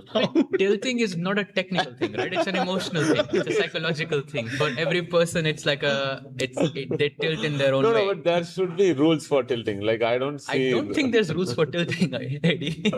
Yeah, and also the shout out, person should allow it. shout out to Pratik and Samar on finding Queen H1 pretty fast. And yeah, chat, do let your thoughts and answers coming in. And so this game, you feel white may have a chance of I winning. just based on how the game has gone so far, I feel it's possible because in your head you're still thinking like that you're winning or you were winning and it could play games with you. No, maybe he doesn't know, no? I mean, with the He pawn doesn't on know he was G5, pawn on F4, I would be shocked if he didn't know that he's winning. Winning, yeah, but no, I thought he must be better. So I don't think he must be thinking I would be winning, yeah. Come on, we were discussing bishop D1, bishop like queen E2, bishop. Yeah, D1 but the and- thing is, you are better, but not winning, yeah. So that's maybe, yeah, maybe. that's what I was. So I think also I'm reducing the reasons Possible. for him to tilt, yeah. So that's the thing. possible. So yeah, we can go to Ali Reza or Hans maybe, yeah. First, can. Yeah, you decide Ali or Hans. No, because I thought let's end with Gukesh. So I wanted to see Hans first. Sure. Rook D1 played, by the way, in the Oh, so he Hans played rook versus- c4. Okay, he played rook c4. Yeah, Nihal plays rook c4, rook d1. And yeah, your predictions. Result. Result, yeah. I'm thinking, yeah, probably draw. I trust in Nihal's defensive skills. So it will be a draw, I hope. If you No, don't. Hans, if he had played bishop c5, I would have predicted that he will win. But somehow I feel he's not feeling it. Yeah, maybe you, like you said, yeah, his technique was top notch. It used to be top notch, but somehow here he's not yet got the rhythm, maybe. So that's why. Maybe the defense is too strong. If you could get Hans and Nihal's camera as well, as Adiman predicts, Nihal might hold and he makes a mistake. No way. No, but g6 is so natural. I don't know why. Wait, a it's like mistake. plus 1.5 suddenly. Oh, Okay, Rakesh, your turn to shine. Yeah, I've been doing Yeah, the heavy lifting here. Help Okay, me out, Savage, brother. Savage will find the winning. I'm thinking knight d3 perhaps is. Oh, looking the natural. untouchable knight is finally getting exchanged, yeah? Yeah.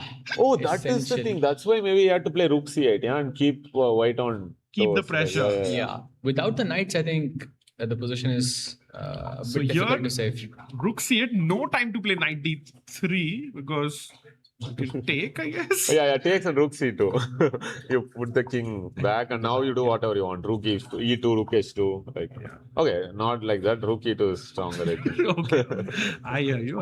Oops, rook e2. Yeah, rook e2. So because he makes like a passing Yeah, move, it's but suddenly this is knight the d3. worry.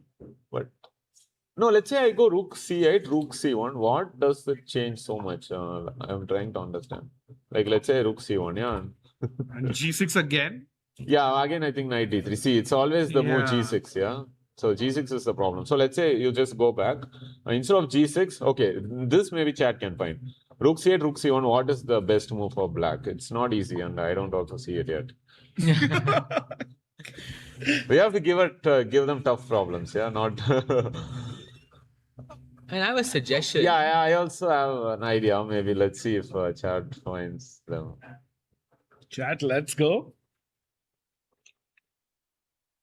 It's That's a tough choice. He plays knight Not d3. It's already on the board. I played, yeah. What was your idea, AD? I was thinking like I didn't know actually. I just thought I want to know what is the best move for black. I was thinking a5, but I don't think it's Yeah, working. actually same. But just knight into b5, yeah, it's not working. So and a4 probably just Knight ab4, b5, ab4, ab4, and a4, yeah, and okay. a4, yeah. Yeah. Yeah. So yeah, it's actually not an easy question then. Yeah, it's. Mhm. I wonder. I don't know what black should do. Maybe just a5 and get rid of the pawns. Maybe yes. After trading. No, not g6. Yes, a5. Maybe this is the way. Yeah, maybe a5 and try to reduce the material. Yeah, just have pawns on one side of Yeah, the board. yeah. Like so I was not sure of ba5 because ba5 I thought b4, but takes and king c2. This I was not sure. But I think maybe just go rook into a5 and not now. Like maybe not instead of b4, you just take rook a5 and now you're threatening b4, trying to liquidate, and maybe this is closer to a much better chance. Yeah, maybe then. But still knight d3. Yeah, maybe again I don't know. But knight d3, yeah, you take and play b4. So it's yeah, the engine likes it. The engine approves. That's a blunder because check and you lose the rook. So yeah, maybe Completely planned. Yeah, so I Okay. think So your now we have to draw, yeah. prediction has changed now. No. I'm still thinking somehow it will be a draw. Yeah, somehow. Wow. Yeah. Okay, says Really? No, I don't think this is. Yeah, I think I'm on your team. It's more. It's leaning more towards a Hans It's a win. piece. It's a piece, yeah. At the end of the day, so I think. But still, by the way, look at Arjun's Yeah. last move. You were saying he was going to play knight a5 or bishop e6. Look at his last move. Yeah, see, I told you, he's very close to my style, so I understand how But he's it's thinking. possible to tilt then in this in this. Do sense, you no? tilt? So we will know if Arjun might tilt, but Bishop d5 played by Noted Beck. So now c6 and then bishop e6, yeah, and you go for the king, yeah. But I don't know, allowing rook and yeah, I don't know. It's not easy to understand. Also C6 maybe there. C4 this knight b3 check. Sorry, never mind. Yeah, c6 and but rook h5 is always going to hang, yeah. Then queen a2 and it's like my captain would say anything can happen. Your captain. No, D Prasad sir. Yeah, like in our Indian old team, would say this is a position where anything can happen. Anything can happen. Anything can also happen in the last remaining game of our wrap up. That is Ali Reza versus Gukesh. Gukesh, yeah. Knight F3 played. We were discussing either F4 or Knight F3, but Knight F3 played, and Gukesh has only 17 minutes ahead. Oof, this looks very difficult, I think, because now King H8, which was the most logical move with the idea of Knight G8, is not possible. Yeah, there's Knight G5 now. Attacking F7, and okay, you're holding the knight on F6 hostage. Can't go there. Smothered mate. And Knight G8, the problem is Queen H4, yeah? Like King, yeah? No, sorry, it's just not possible. Yeah, it's checkmate Okay. on F7. So Knight F3 and Gukesh has to be worried about two threats that you mentioned earlier, Sahaj. Pawn to D4 as well as Knight G5. Yeah, this is a very unpleasant position to play, yeah? But okay, let's say I go Bishop E6. Okay. Trying to exchange. Oh, that's a mistake. Because of B4, yeah, I think. Yes, B4 probably. And the structure. Oh, that's clever. Yeah, B4 is a very clever move. And the structure collapses maybe. And B4 is very clever. Nice intermezzo. Bishop takes A2, then there's B takes into C5. C5, Of course, Bishop E6. And the structure is ruined, yeah. Yeah, the structure is really bad. This is GG's. Can just kind of show that. Maybe not takes. I think just queen. G. Maybe you can take actually. I can take and try to play also. A knight G5 But okay. or something. I don't know. Maybe your Queen It's G5 not is stronger, me. yeah? Like you said, maybe Queen G5. Yeah, just hitting No, not now, before, yeah? Just not taking. directly here. Like Bishop E6 and Queen G5, yeah, maybe. Just. All right, but Okay. Gukesh. Yeah, it's Interesting kind of- development in the Arjun game, by the way. He has gone for Queen E8, attacking the A4 pawn, and I'm not sure because I see a blue arrow now for Nordirbeck, and the game is completely open. Wow. So, but before Queen, I think Arjun wants Queen to A4, yeah? Arjun doesn't care about the blue arrows, yeah? He wants to. 80, at this point, I feel you want Queen takes A4. Huh? At this point, I feel after B4, it's you who wants Queen takes A4. But that opens up your prediction that Nordirbeck might win if Arjun Yeah. goes full crazy. Is it bad to play Queen takes A4 here, or I haven't? Let's check. Yeah, Queen F, because you don't have Queen A2 check. Like if I take on A5, you give me a check on A1, King C2. Yeah, There's no Queen it's- A2 check. Yeah, it's. That doesn't work. Yeah. Yeah. So, wait, B4 then. Sorry, it looks like Nordirbeck is starting to take over here. I don't know. Yeah, but Knight C6, let's say, yeah, let's say I don't know how to sacrifice piece and I go Knight C6. But in some sense, like No, going I think to, Arjun is provoking Nordirbeck actually. He wants him to push the pawns and weaken his king permanently, and then the draw is then like there's no draw, yeah. That's the plan. I'm sorry. I feel that it is also Arjun's king which is getting a bit weak here because you have the threat of B5. I don't know. You have the threat of A5, and I don't know. It feels. So you are difficult to telling play on. B4, Knight C6, and I don't know. maybe just Bishop B3, yeah, and just keep. Or just control. King C2 or something. I don't know. No, King King's- B2. It's just King B3. Yeah, Yeah.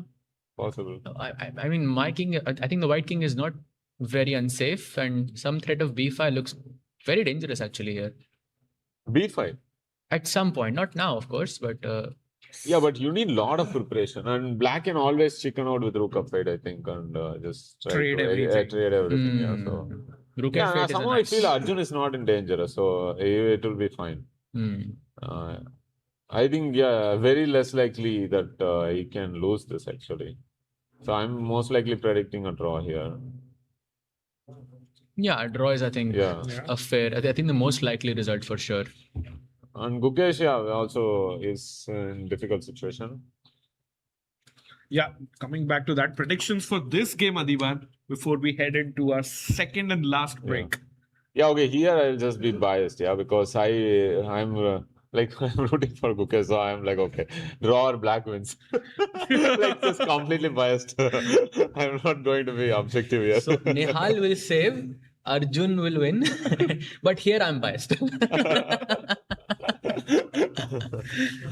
So knight f3, pawn to b4. No, but I didn't say Arjun will win. No, I said draw there. Yeah. Yeah, that is so true. That is true. Fair see, play, this fair is why play, you fair play, should fair play. be not biased. Yeah. So And B3 is not possible, yeah, in this position. Or for both sides, yeah, it's not a good idea. I think. Just imagine white plays b3. Yeah, I just want someone to play b3 while AD is still here. Yeah. I feel like it will Come on, would be Dookie. so poetic. Let's see. No, now I should probably No, start it's not to- the best move though. No, yeah, it's fine. Like I think I already over promoted B3, so now I should start promoting my next course. Yeah, and actually, funnily, you both are the co-authors, right? I mean, no, Yeah. you're the author. I'm not a co-author Okay. there. I was. all- he helped Adiba. me. Yeah, he helped me. I was with a the- publishing manager back then, but yeah, that was actually my first course that I did ever for Chessable. So I've had just an interesting question here. So pawn to b3, let's say, takes, and you just chill a bit.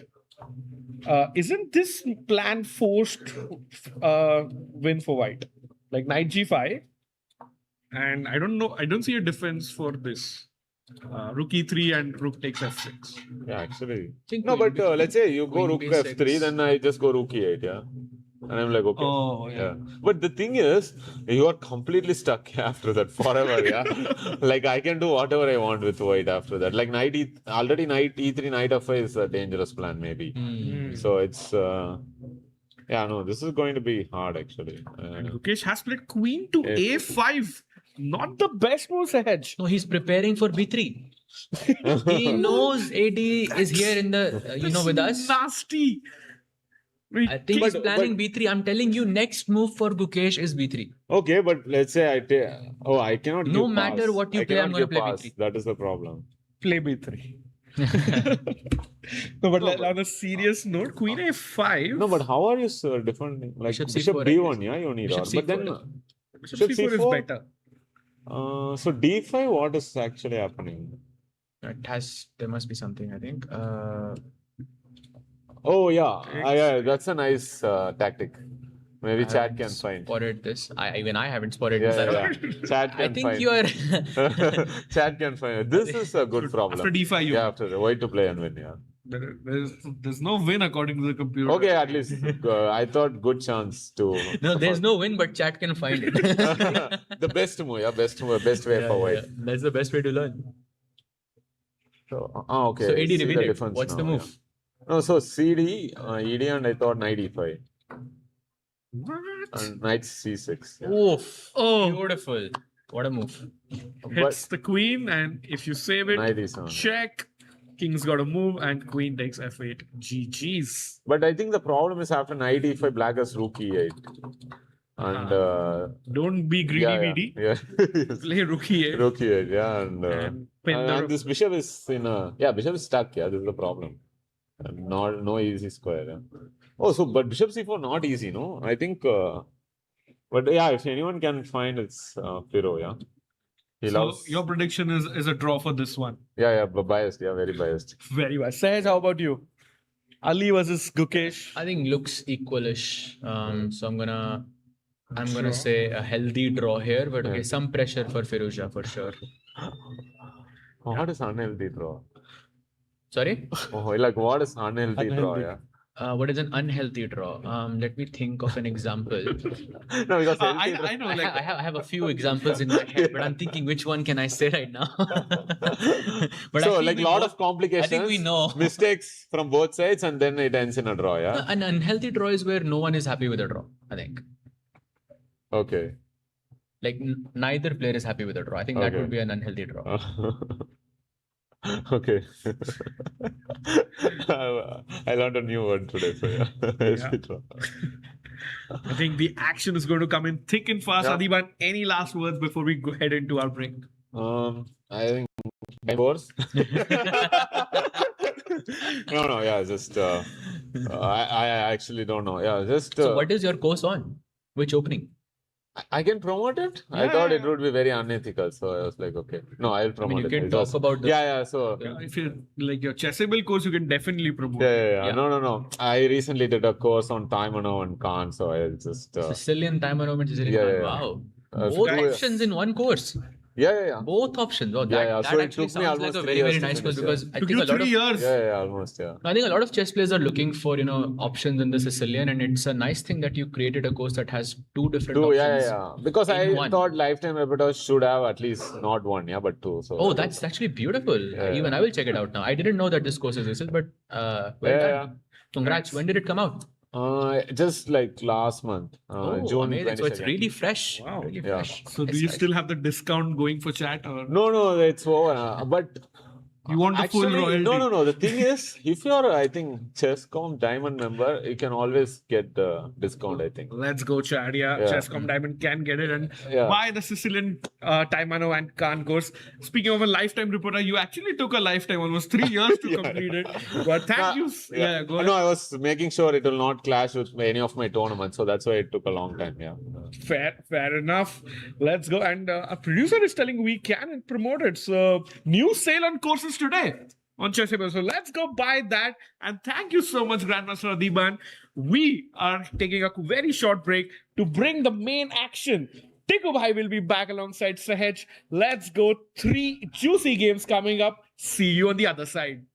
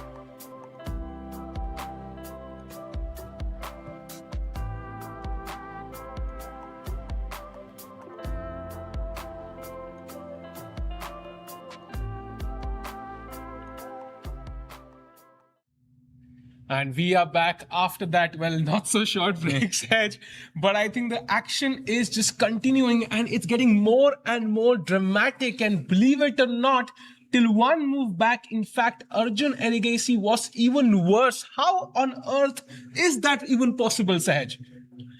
I think tilt is a factor for me at least. I think Arjun still believed that the position was a bit better. He tried to play this knight a5, queen e8, and provoke all of these, queenside pawns, hoping that White's king would get a bit weak. But it kind of works against Arjun as well, and that was a mistake over there. Bishop d7. We can see rook f6 was the best move for White. Not really sure what's happening afterwards. Knight h7, yeah? Yeah, knight h7, very weird, right? And now just trapping your knight on h7 and playing queen h2. So almost impossible, I think, for anybody to find. But I think Nodebek, to his right, plays knight h7 directly. And now after takes, this is the current position. Sahaj, I see the h-pawn. My vision tells me that black should have at least some chances here, but somehow it's just dead equal. And in fact, the fact that one little tactic favored White, one mistake in White was better, it makes me feel like it's a 3-0 position again.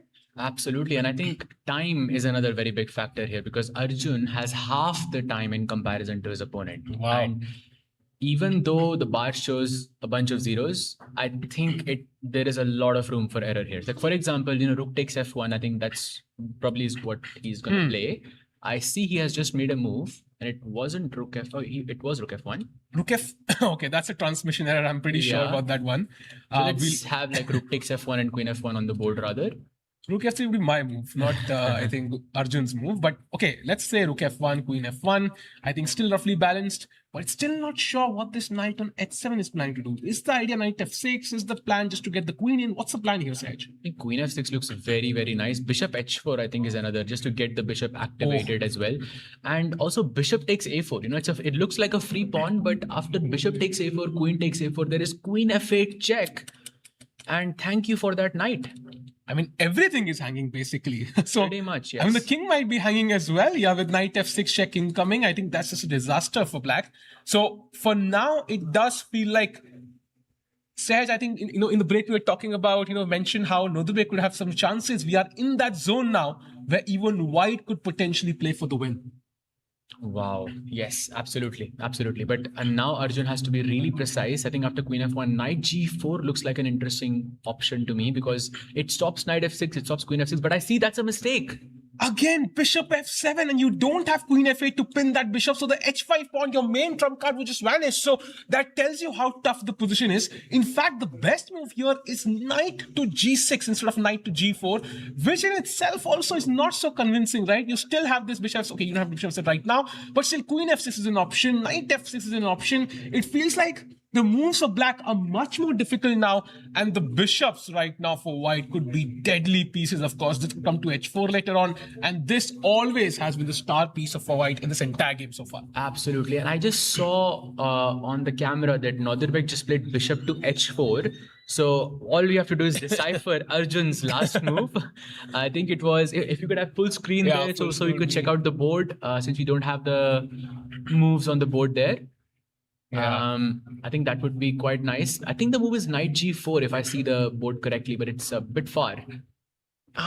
Very interesting. Yeah, I do see the knight on it's g4. It's a knight on g4, yeah. And now, wow, that was the move that we were talking about. And now bishop f7 was winning not winning, but very good advantage for Nodebek. But he goes for bishop h4 instead. Yeah, and very interesting because queen h8, you might think the knight is hanging, but you can actually pick up the pawn. And if queen h7, there is queen f8, and that is checkmate. I don't know if somebody missed that, but okay, Nodebek plays bishop h4, which itself also looks like a very decent move now. You're pressuring this knight, and if you want to take this pawn on e3 now, queen gets in, and suddenly, Saj, how on earth is Arjun going to get out of this mess? Because there are checking ideas, the knight could come to f8, bishop coming to e6, this pawn is anyway stopped forever. This looks tough. Sahil, if black plays knight c6, bishop f7 is queen trap. I think kind of, yeah. Queen d8, almost. Queen d8, saving grace. Almost. Oh, but you can play queen g7 first, and then bishop f7 is queen trap.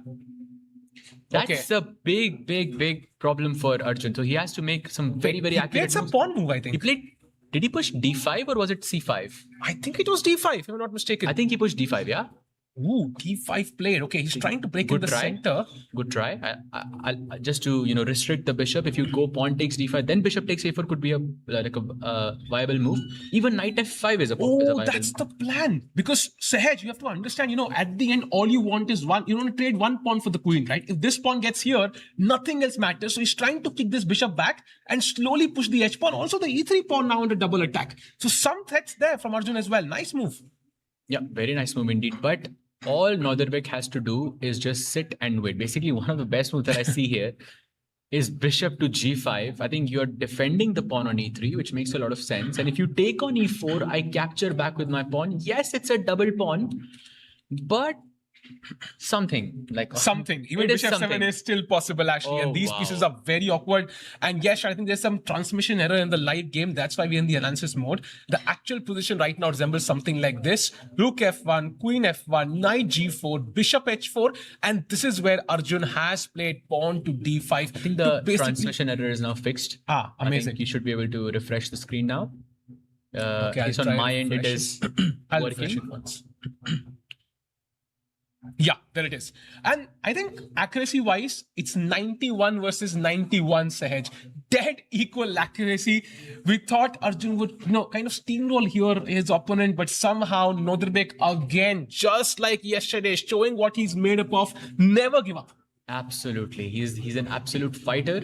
And he shows that each game. I feel like this is like a trend for him. Like he gets into a worse position, fights his way out, and then, finds a way to win the game somehow. But let's see if he's able to convert this time around, because it's not winning, but it's still, I think, a very, very difficult position for Arjun there. Bishop g5 is the move that we are looking for.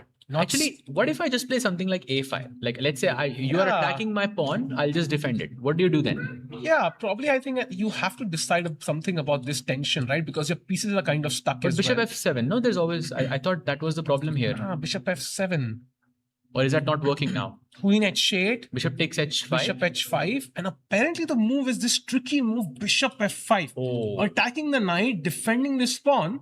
And suddenly Arjun is Even back. the knight on e7 is hanging. I mean, there's so much hanging in the position. And No, this is tough. Very, very tough. Absolutely insane. Because if you went queen takes h7 instead, that's the most natural looking move there after bishop e7. Yeah. There's bishop g4, I think. Not queen f8 check, and you might have some checks, at least some something you can do. The black king will be going for an adventure walk today, a power walk. Yeah. Very, very quickly to the center of the board. So looks like an exciting position. By the way, both the players in time pressure. I know Arjun has less time, but Northern doesn't have too much either. 15 minutes for white, 9 for black. We have a fan from India saying, come on, black pieces, because all the black players, are Indian right now. So he's kind of encouraging them. But of course, one draw. And let's kind of do a roundup of the other two games as well. Hans Niemann versus Nihal Sarin. Seems like he's consolidating his advantage, Hans Niemann, but Nihal still trying to be tricky here.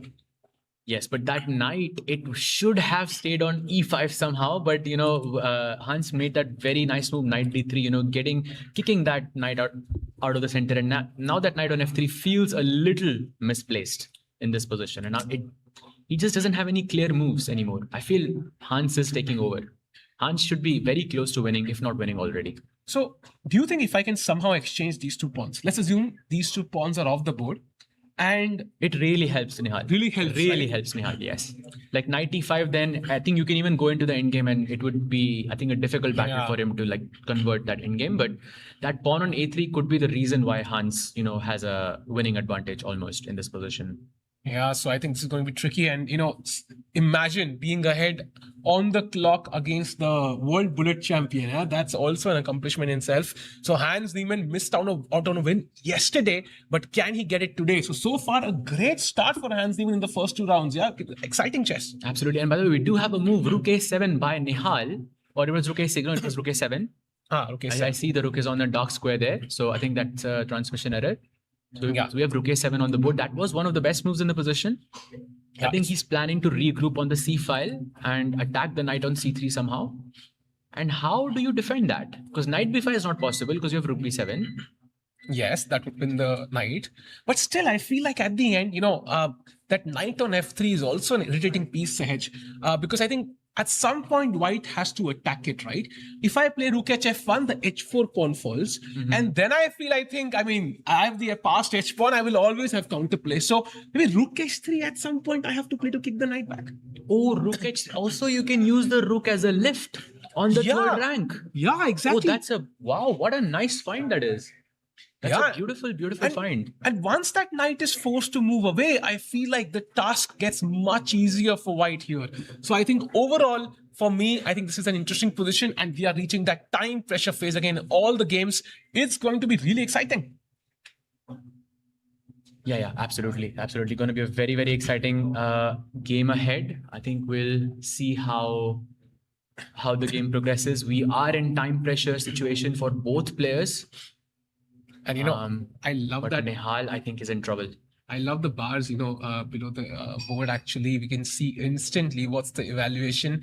And you have to admit, I think the white players really putting pressure today, are really kind of showing the advantage of the white pieces.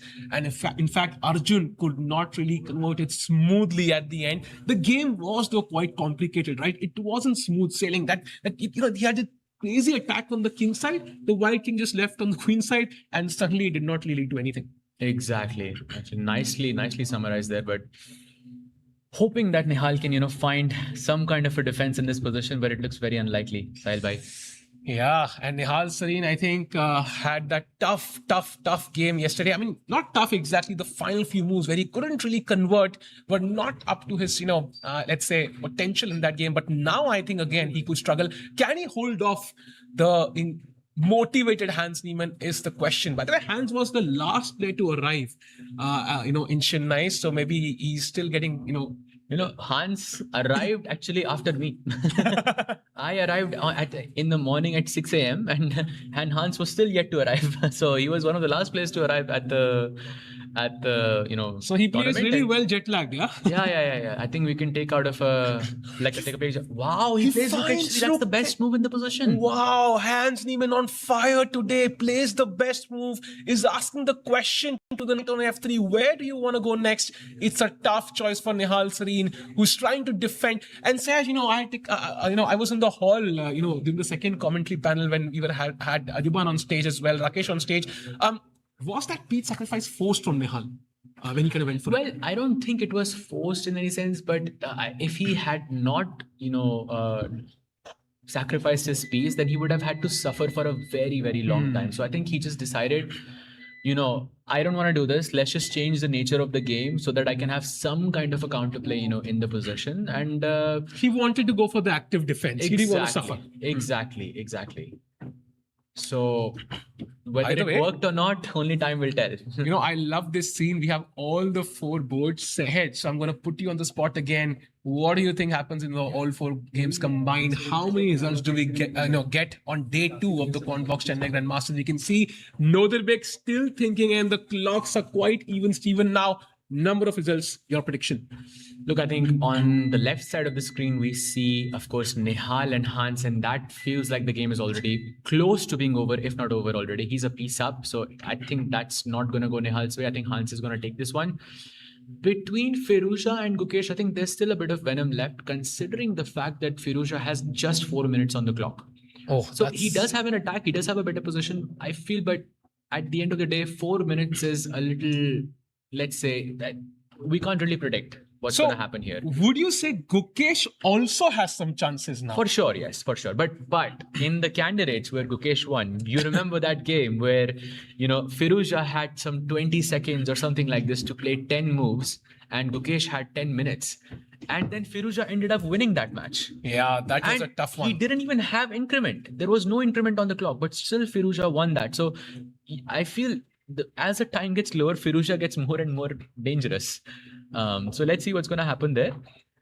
Actually, I would love to check out the game of Gukesh versus Firouzja. Let's see what's happening there, because at the end 4 minutes is not a time at all, and in fact we know already there's no extra time incoming, Sahaj. So for me, I think the attack is still building up. I see the queen on h4, I see the knights coming in ready to hop to f5 and g5 squares, but Gukesh is still trying to mop up those pawns on the queen side. Imagine just picking up the pawn on d3. Suddenly the pawn on e4 could be weak, and once these pawns fall, there could could be real counterplay Firuzja has to deal with. Absolutely, absolutely. But I think his last move, queen to h4, was like a slight inaccuracy for some reason. I think the queen was a really important piece to conduct the attack on the king's side. With queen h4, he's inviting almost, Gukesh to play king g7 and defend that knight on f6. I don't really know what is his plan after that. Like, why would you invite king g7 here? Is he because you can't play knight f5 check, right? Because his bishop takes f5.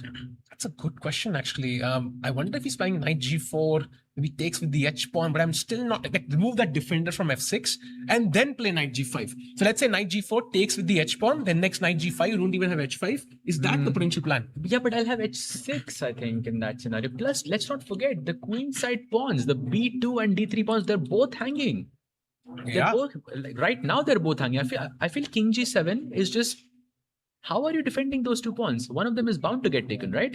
That's a good Gukesh question. have a genuine chance to win now? That's a good question, and his accuracy is also higher right now. So let's figure out the details there. Let's say king g7, which is the logical move, right? And if I'm really curious about knight g4, unfortunately, it's bishop takes g4, right? And you will not give the knight for that. So that's the issue, and hence that plan doesn't work. So the plan is not so easy for Firuzja. And in fact, can you guess the best move here for white Sahaj? Any guesses? Chat, any guesses? It's tough. It's very, very tough. I'm really not sure what will I play. I like the move knight c4, but I see queen takes d3 defends the pawn on d6 as well. So tough position. It's actually the pawn move to d4.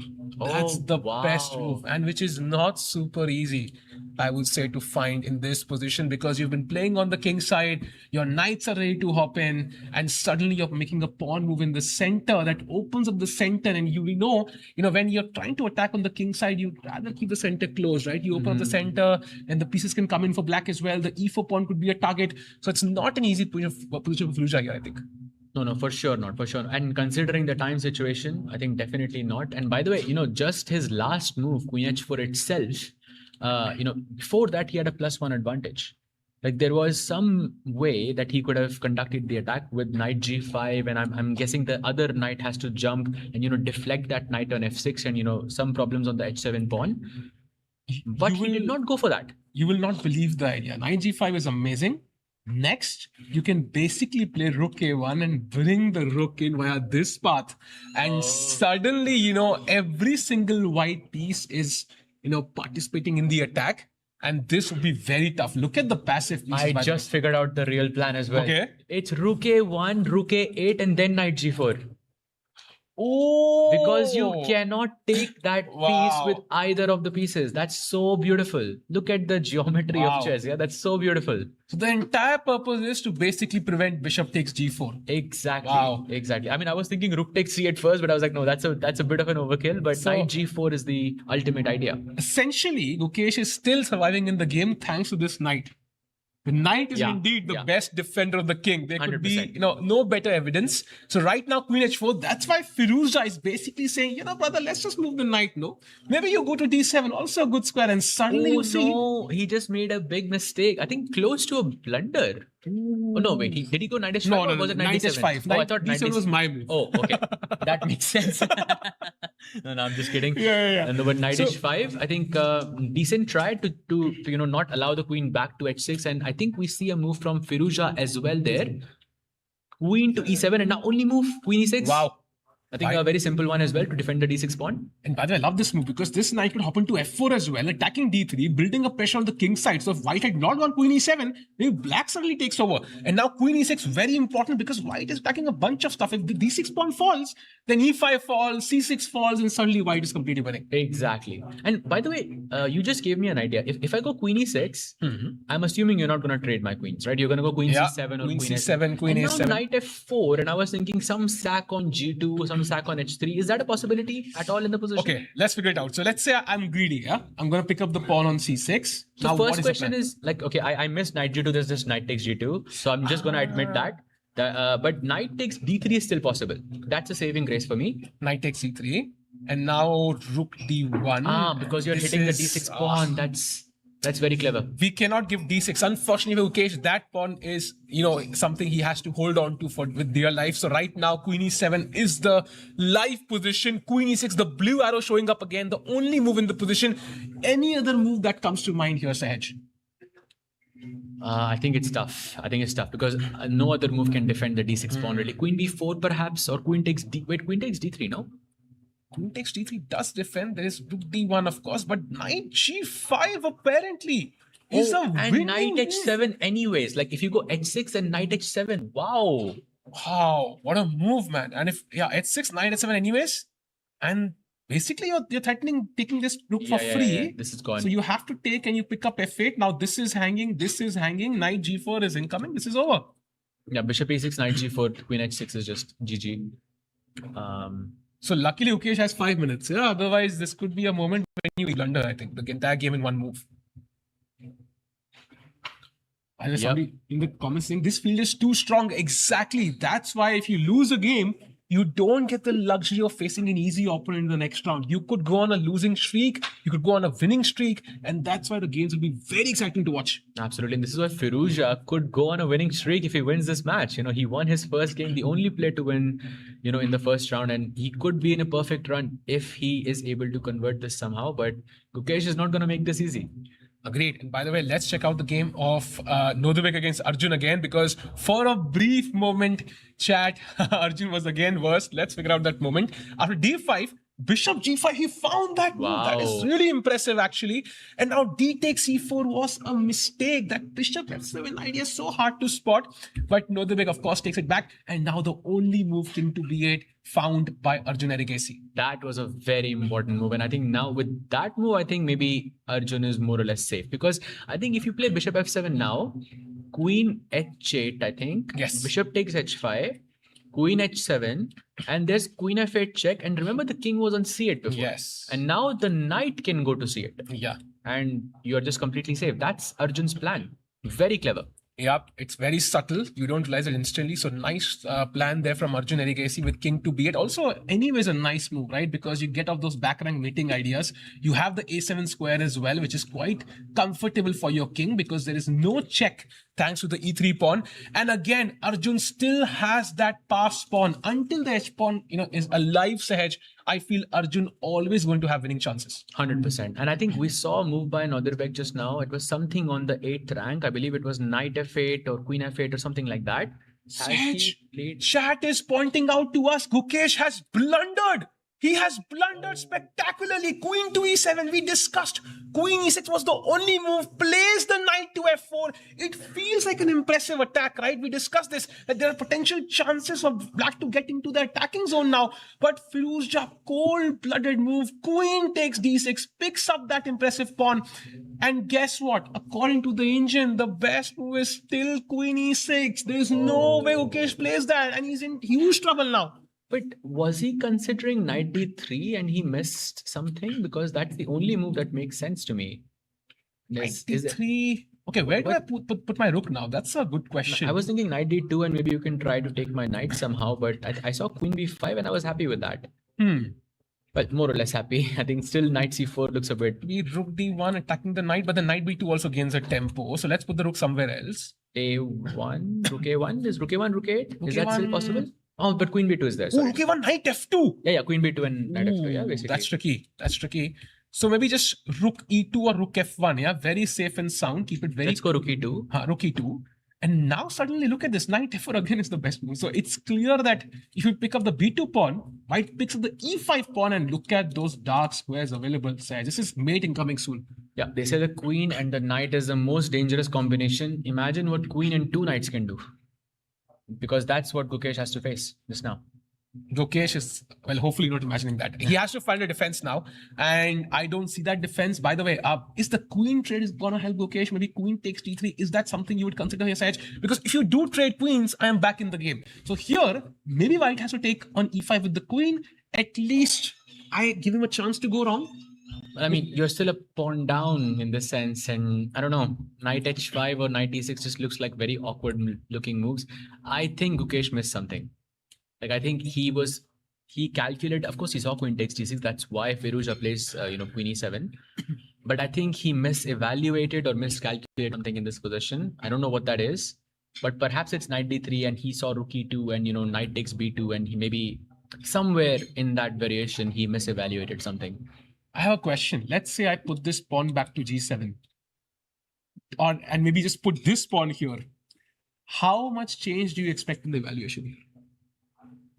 I think quite a lot. Quite a lot, yeah. It would still, I think, be slightly preferred for white because I think the knights are more favorable pieces in such a structure. Because black's queen is really far away from the king. So the king is already in some danger, the black king there. And also he has 1 minute to digest all of this. This is tough. This is tough, I think, for Gukesh. So chat, if you're a Gukesh fan, things could not be worse actually, because day one, he was slightly worse in the middle game, but of course defended like a beast. But here, he was under pressure literally from the start of the middle game. And now it's looking tough for Gukesh. Queen d6, knight takes d3, but rook b1 played by Firuzja, not the best choice.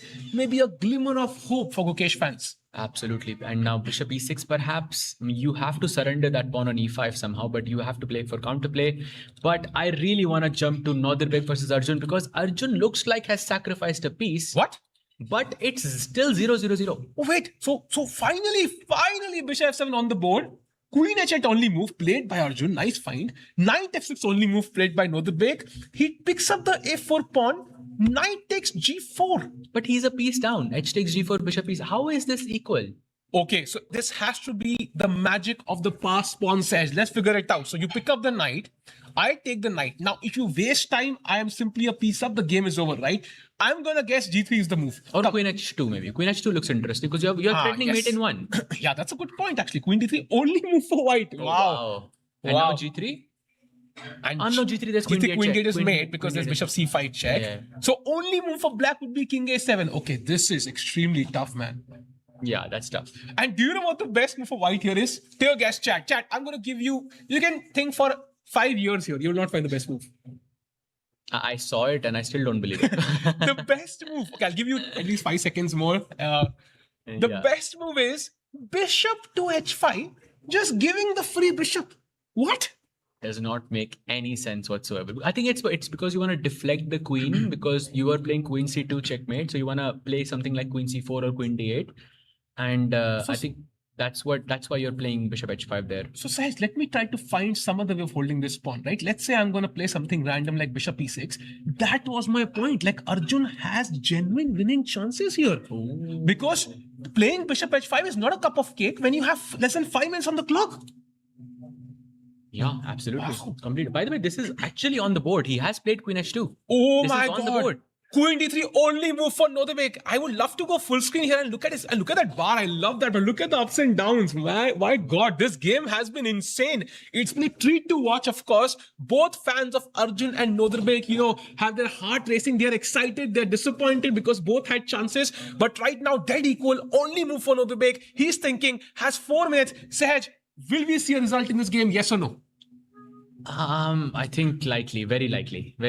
But I'm not really sure how the result is going to go now because initially I thought, Nordirbek had some chances of taking over and he did have a couple of chances, but now it feels like Arjun has the momentum. He is threatening mate in one and he has that pass pawn as well. Queen d3 was the only move played by Nordirbek. I think that's not a surprise. Of course, he will figure out. He goes queen g1 check. I think he's going for the f7 bishop. Wait, queen g1, king b2, queen f2, king a3, queen f7. Queen f7. Queen d8 check, king a7 and c4 is there. c4 is saving the day. Okay. That's a very important move. Let's see how the players play this. By the way, check. King b2 is forced. It's forced. It's forced, but in fact, Arjun had the better way. We saw that, right? He had a better move there, but okay, queen f2 check. By the way, king d2, then queen d1 is mate instead of king b2. So that's because Nordirbek is thinking here. Wow. I'm just going to mention this. Wow. So king b2 is the only move here. Okay, king a3 attacks the bishop. Let's see how Arjun and Nordirbek handle the next few moves. Sahaj, result could be possible, especially the time pressure. But I think what a crazy game this has been so far. Wow, full of surprises. I can't really believe that this is happening. And I still don't know who is going to win this match because anything is possible. And yes, Mr. Panda, I think bishop h5 was the only move in that position. So we didn't reach that position though. Now king a3, any other move you consider? I think king a3 is the only move, right? Why is he thinking?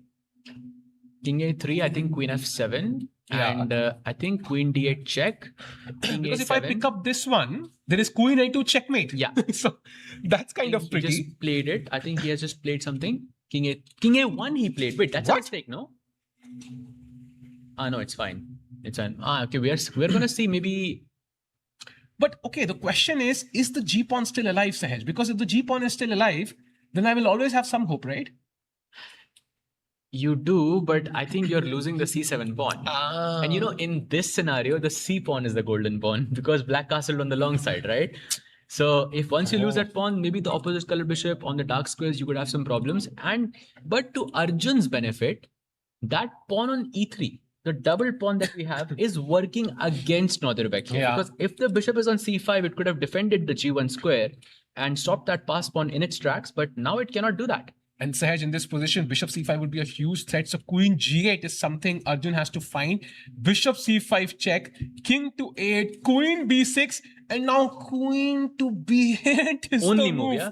Oh my God. What about this king is- b8? King b8, I think there would be some queen loss, right? I mean, queen a7, king c7 you're going to play. Oh, still tricky. But that's tricky. That's very. Oh, you Queen can just b8. pick up the e5 pawn actually. I just do not see Arjun playing queen b8. I think it's such a non-Arjun-like move. Queen b8, it looks so passive. I don't really see him playing, something like this. Oh, chat is telling us Gukesh has blundered again. What an insane update, chat. Let's have a look. So we saw this move, right? I think knight takes d3 something. We saw rook b1. And this is where bishop e6 was the last try. That bishop is still undeveloped on move number 31 in this game. f6. I mean, it's understandable why he played f6, right? You just want to defend the e5 golden pawn, Sahil Yeah, bhai. I know, but it's human on why he wants to play it. But the problem is that blue arrow knight to d2. Did he find it, Sahaj? He Yes, found it. He finds it, and now queen b5 played, and now comes the really important move from Firouzja. He has to find rook a1 with the idea of rook a7. And you were asking this question: what if we switch the pawn structure there? Here's your answer. The 7th rank is completely weak here. Okay, my pawn was there, but I get Yeah. but this is really bad. Fair. And now, chat, objectively, this is loss for Gukesh. So the only saving grace could be the clock. Firouzja playing on seconds right now. Would he make a mistake? Would he make a crucial mistake in this, critical position? It is possible, technically speaking. Oh, but... mistake! Ooh. Okay, there is some hope for Gukesh here. What's the move? Okay, your knight is under attack, so let's move it to f4 perhaps. That's the only Yes. protected square. So knight f4. And suddenly rook a1 is still the move. And let's say I want to pass a move, Sahaj. What's the passing move you could play for white here? A move which, makes sense, but it's not rook a1. I was thinking g3 maybe, but there's knight e2, knight e4 there. Yeah. Actually, h3 is also hanging. h3 is but hanging. I don't want to take that pawn though. That looks too risky for me. So let's say king to h2, like a random move. Bishop e6, I develop my last piece and suddenly I'm feeling okay about my position. So maybe Gukesh staging a comeback You here. just predicted Firouzja's move. He just played king h2. What? Yeah, he just played king h2 on the board. Okay, my random move is Let's go. Firouzja's best move. Okay, that's nice to know. Sahil. But king h2, okay, I mean, now it makes sense. And bishop e6, at least the pieces for black are now much more active. Just compare it to what Gukesh had 5 moves back. No, The rook Gukesh was is massive. back. Gukesh Yeah. is back with this last move. If he finds bishop a6, I think with correct play, he should be able to hold this. But Firouzja is playing under seconds and Gukesh has 2 minutes on the clock. So expect blunders, expect mistakes because players just don't have time to think. You will not believe the next update. Hands against Nihal is even. It's equal. I don't know how on earth that happened, but it's equal. This was the position. He was pushing knight to d1, b4. He finally managed that move. a4, nice find by hands. But rook a7, rook b3, king b3 played, rook c1, and this is where rook e2 was the only move. He misses it. And now if rook b1 check, Nihal's screen might equalize. Oh, because he can take the a4 pawn. Yes. Once you take the a pawn and the b pawn away from the board, then you have real chances in the position. And rook b1 check is such a natural looking move, but he doesn't play it. I think he played rook a1. Yeah, he played rook a1, but that also works. King b4, now he picks this up. And Sahaj, But this is tough, no? But at least some hope for this Nihal, is- yeah? It's tough, but I think it's possible to save this. For sure, it's possible. I think you should exchange one of the rooks here. But I'm not really sure how you're going to exchange both of the pawns. Rook knight versus rook is a draw. Yes. But white has 2 pawns that you have to exchange here, which is not an easy task. The best move here is absolutely insane. It's e5. If you pick up this pawn, there is rook takes a4 and basically, king c5, rook check, and the knight is kind of hanging. So we do have an update on one of the boards. Northern and Arjun have drawn their match. I think they repeated after queen e1 and queen f2, I believe. Yes. So that's a nice draw actually. Because if you played queen b1, then there was queen takes c3 hanging. You mean here, right? Yes. Yeah, Queen I think b1, queen takes c3 check. was hanging. Yeah. This also looks it looks a bit uncomfortable for Northern. So why not king a3 again? That's a good question. I think maybe. But there was queen f7 and queen f7 and so, you can't. that doesn't make sense. That doesn't make sense. But I think maybe a slight missed opportunity for Arjun here. I think this is where I think king a7 was a tricky move where white would have to find bishop h5, but very hard to find king a7 as a resource for black. For sure. So overall, I think both players had their chances. I think draw is a fair result.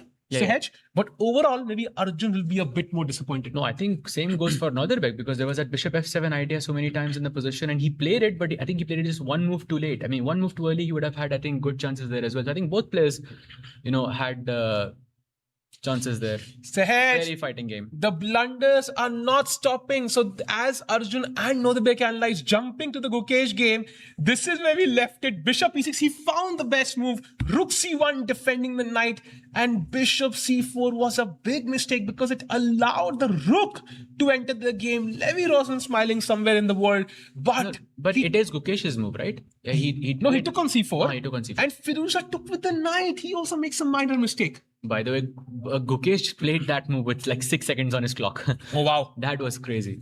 92. I think he played rook f7. Rook f7 is the move. 92 was the best move. Rook f7, a decent one though. But white can now play b4. Sorry, 3 seconds. It was 3 seconds. He played his last move in 3 seconds. That's crazy. Yeah, this is now b4 is the best move. Very difficult to play this, I think, under time pressure. Chat, predictions from you. What do you think? Who wins this one? Is it going to be a result? A win for Firouzja? A win for Gukesh? Or draw? Say it by your prediction. I think looks like a draw to me as well. Maybe some chances for Firouzja still, but I see this idea of queen d8 and knight d6, but I'm guessing queen e2, queen f2, and you will have, some kind of check, some kind of ideas there. Even queen takes b2 is hanging. I think this knight is a very important resource now, right? Because if I pick up this pawn, then this goes and suddenly, I am the one attacking. So white has to be a bit careful. And that f6 move coming in very handy. If this pawn had fallen, Sehaj, I think that was practically much more difficult to come back from. Yeah, for sure.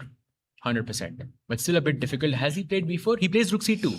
Ooh, it's the kind of move 12 seconds. When you have no time on the clock. You defend everything on the second rank. But if I go queen f4, how are you going to defend that rook?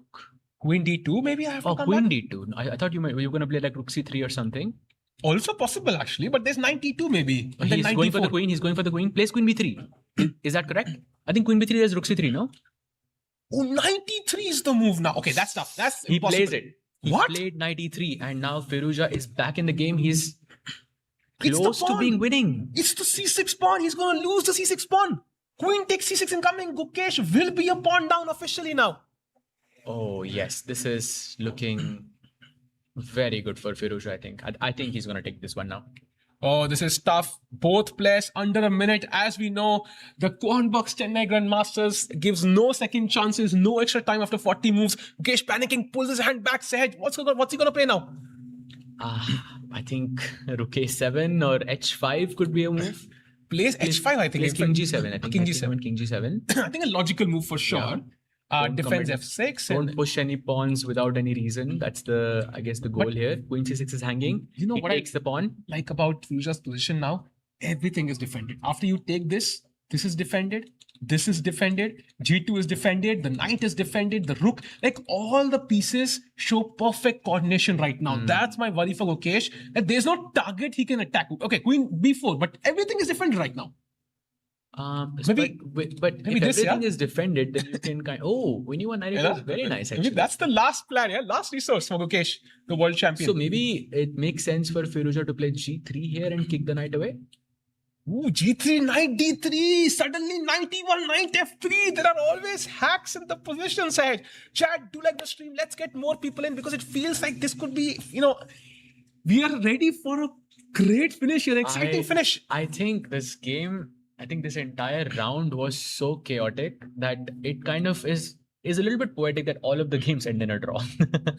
I would love to see one result though. I mean, of course. By the way, we do have a move, Queen C4, I think he played. Oh, he's offering the queen of trade of queens. That's an awesome move from Firouzja because you head off into an endgame, a pawn up with time pressure. It's much easier to handle. But that's a mistake. It's actually a mistake. Queen takes C4 is actually, and Gukesh is back. It could be equal again. But I like it for him, I think. But he's not going to take Queen C4. He won't take it. Knowing Gukesh, that's the last thing he would consider. But also now controlling E2. So knight E2 is not an option, for Gukesh anymore. Yeah, exactly. So queen takes C4, rook takes C4, there's knight D3. I think you're attacking B2 and F2 there. And if queen C4, if knight C4, then rook C7, yeah? Yeah, but this also means that Gukesh has to accept the fact that, okay, I'm playing for a draw here. Oh, he has no time. He's thinking, he's panicking. 10 seconds on the clock. What will he do? Look at him. Wait, what did he play? No, he plays rook B7. He is okay with the exchange, but he says, you must be the one who does the trade, not me. Sahaj, queen A6 is a killer move for white here because it keeps the rook under check. Knight G4 incoming, attacking F6, and the rook will simply have to go back. This is looking tough for the world champion. He finds queen C8 instead though.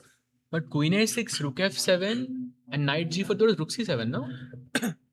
We can show that as well. You're going to see it, Sahaj. I think it's a similar version now. Queen C8, rook C7 check potentially incoming as well. Knight D5. Can I go queen E4? Oh, that's a good question. But rook C4. Rook C4, yes. And the queen has to lose protection of the rook. Tough. Yeah, knight on E3 just holding the entire position together very well. This feels like one piece ready for an attack, calling, all his friends, come on, brothers, the party is ready. I'm ready to attack, but nobody has time to join. See, the rook goes back to F7. And now G3, you can kick back the final active piece. It has to go to H5, Sahaj, or D3. You can't go back to any of these squares. You would have loved to put that knight on D4. It's a protected, outpost, but that's sadly not possible anymore. So G3 makes a lot of sense in this position. Gukesh under huge pressure. By the way, that's again another move he played under 3 seconds. Wow. Both players are playing just bullet right now. So this is anything but... The crazy part could be, chat, let's imagine if this ends in a win for Firouzja. Everybody else will draw their games, assuming Nihal holds that, which is possible. Then Firouzja would have won all his games so far, 2 rounds, and everybody else is struggling to win a game. So he would have a 1-point lead after 2 rounds. That is insane. Wow. By the way, queen E8 played by him. That's a very dangerous move, threatening some rook C8 and mating ideas on the back rank. Queen E1! Only move! With the same plan, Sahaj, 92, Queen G1, checkmate, last piece of Gukesh. He has to find it. Surely he sees it. Let's go. He has to. He has to see this. Come on. No, he's looking at the kings. He's looking on his side of the board. I think he's going to play H5 or something. Oh, Queen E1, come on. Oh, you're giving me... If Queen E1, Rook C8, there is 92, Gukesh is better. He's winning the game. He's winning the game. He doesn't play it. He wasn't even looking at that side of the board. He had to go for it. Rook E7, a more... Okay, he can still do it. Another move in just under 3 seconds, by the way. I think he can still do it though. He will have one more chance, yeah? Unless white plays Queen D8, he could still play Queen E1. Some chances there, some counterplay building up. And queen goes to D8 or queen goes... I think queen 8 is a bit stronger because you will defend the E4 pawn there as well. He goes queen D8, your move? Yeah, he wanted to keep the rook under check, yeah?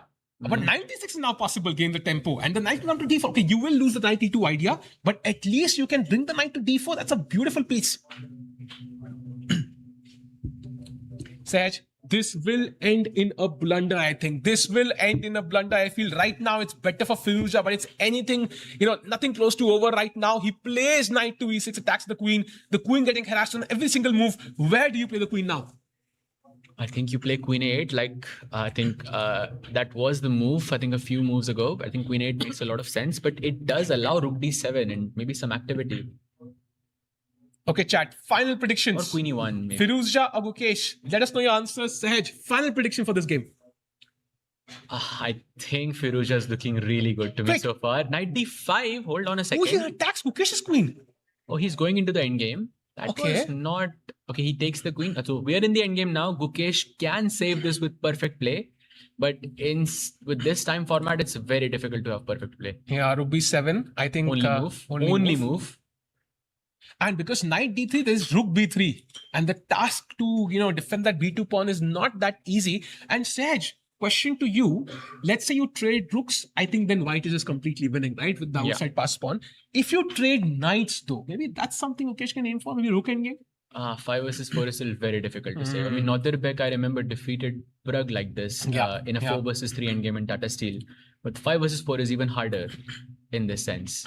But the rook b7 played, nice move by Gukesh. Knight comes to d5, pressuring, and what a beautiful piece on d5. But rook b3 very important because otherwise white might play b4 Sahaj and put the rook behind the passed pawn. And there it is. Another mistake from Gukesh, and now b4 incoming. And he plays it. Yep, Wow. Firouzja is not gonna give this up. Knight he plays f5, tries to break the integrity of the structure. Maybe white can play f3 now. Oh, Gukesh will play perfectly in 1 minute. I think Aman is saying, oh, let's see, Aman, if that's possible. Right now, he's been playing under a minute for a long time. So at some point, the mistakes are going to come in. F5 play, that's a nice move because if you do take here, then your knight is, not stable on d5. I also have at least some ideas to push these pawns. So I don't think he takes an f5 Sahaj. Also, rook b5 is a very, very nice move, yeah? So f3 is what I like. I think takes knight g5 is what I was thinking, but there's this rook c4 there. That's tough. That's really tough. Very tough, yeah. I think Gukesh is already thinking that he's lost in this position, which is probably worse than, I mean, maybe he overestimated Firouzja's chances here, but anyone would do that. Even if I'm playing this position as black, I'm going to think I'm lost. Yeah, I kind of agree with you, Sahaj. I think, you look at this position, you switch off the bar, you will just say objectively this is winning for me. Yeah, it has to be because you've got the extra pawn, no counterplay, you've got the better knight. I mean, everything seems to be going Firouzja's way here. So I think Firouzja is going to be on a perfect run after this. That's insane. Wow, crunch moments in this game because they will not gain any time. Maybe Sahaj, that could be the opportunity Gukesh is looking for, that Firouzja never gets that extra time and has time to formulate a plan. Because he's playing on increment, maybe there's this opportunity he could make a mistake. Sometimes you want to take that time to figure out that winning plan. You might need that, right? Because it's still a bit complicated. Yeah, absolutely. Meanwhile, by the way, we should have a quick look at Hans versus Nihal as well, because it looks like it's just a bunch of zeros, but practically I completely disagree, in the final position there. I think we're just in crunch moments there. King g3, rook a3, so he offers the trade of rooks. How is this equal? It's like the weirdest fortress I've seen in my life. So that's a very good question, actually. How is this okay? I can always trade one pawn at my I have this at my disposal, but of course, white will pick up e5. You can either play f5 or g5, right? So you can only trade one pawn. Yeah. So maybe there's no way for the white pieces to move forward, yeah? Like maybe there's... King d3, king c4, king d5, and king e6. I mean, if you let's say I pass the move. I want to keep my king off the back rank, so king f7. I think that was played in the game already. Yeah, king d3 played king actually. c4. And no, he also played king... Yeah. No, he's still thinking, yeah? No, he played king d3. Now check, let's say. You go forward, yeah? King I go forward. I just keep checking you. Rook c3? Rook c3, I move the rook, let's say... Oh, I can't move to e1. Let's say f1. King d5. Check. King... You see, you can't come to e6. If you come to e6, you're winning, I think. Oh, yeah. That is correct, actually. If you come to the e file, I think that's lost because I don't have a check and then you get access to the f6 pawn. Until you come here, it's a bit... Maybe you can come to c6 or c5 and still kind of play on. But then I can even come to e6. And it's getting tougher and tougher, right? Because now I defend the pawn with my king. And now f5, for example, at some point could be a big deal. Because, for example, f5 takes, I get two connected pass pawns. But you will allow knight g5 check. I know, like as a resource. For example, if the knight moves, at some point I have that as an option now. Wait, he just played rook f1, I think, after king d3 in the current position. So we do have some updates there. King c4 and I think rook c1 check is the plan. Wow, Nihal gets up from the board. Yeah, he's 3 minutes on the clock. He is the world champion with 1 minute on the clock. Yeah. So I think 1 minute is enough for him, I think, to handle this. By the way, going back to the Gukesh game, some updates there. F5, rook c6 was played, the best move. King f7 defending the knight. b5, pass pawns must be pushed. And now knight to d4. The only move, the clear-cut winning move was rook f6 check. Almost impossible, Sahaj, to find this. Plays rook c7, but how is this not winning? This is. Wait, is he going to lose the pawn? I think Gukesh might just save this. Wow. Okay. That's another game in time, in like a crunch time situation. In a lost position, Gukesh is coming back where we think that it's not possible to come back. I mean, props to him for playing so well under time pressure. Okay, Let's I have a go. question. How can the eval be 0.7? Either it's 0 or it's winning, right? There is no 0.7 in this endgame because I think just 10 moves in, you would exactly know what's going to happen. So chat, let's not move away from this because 1 minute for Firouz and exactly that point, Saj, he did not have time to figure out a winning plan because he was playing on the increment. Absolutely. And he has 1 minute now on the clock. He can save this pawn. You can go for b6, king d6 and knight to d5. I think that kind of saves the pawn for a little bit.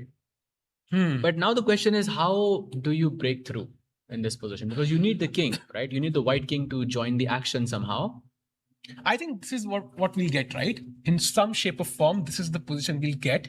Yeah, he pushes b6. And now the question is, can I pick up this pawn before white gets some play on the king's side, right? That's the basic question. Stuff. King c6 played. And f3 played as well. No, he has not played f3 yet. I don't think he's played f3 yet. Yeah, not yet. I think this is the live position right now. b6, king d6 on the board. And Chad, I think it looks like Gukesh is back. But the problem is, this is so tricky. There might be like one sequence of moves that gives Gukesh a draw in a certain variation. And I think it might be tough for even him to find, right? Because we talked about Firouzja having less time. But even Gukesh has less time, Sahaj. I'm trying to calculate in my head because I think there is a variation that is kind of interesting here.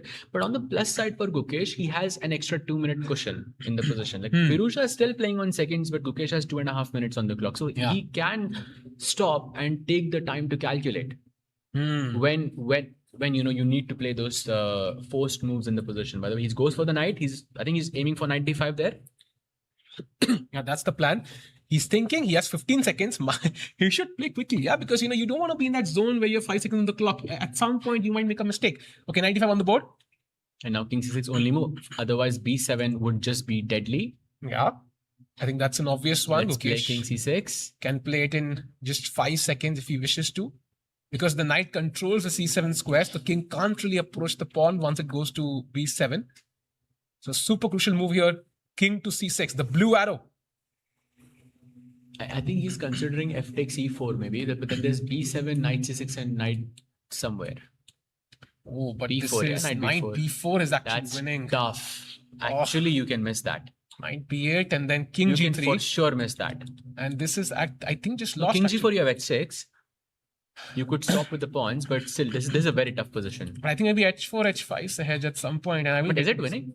It is winning actually. wow. Also like check and knight e7, just doing it instantly is just completely winning. So if Gukesh plays pawn takes e4, he is unfortunately lost. So he has to play king. This is exactly why that 2.5-minute cushion was so important in the game, because now he can take his time to think, which is better, king c6 or fe4. He And finds plays it. the best move. Finds it. Super crucial move there, king c6.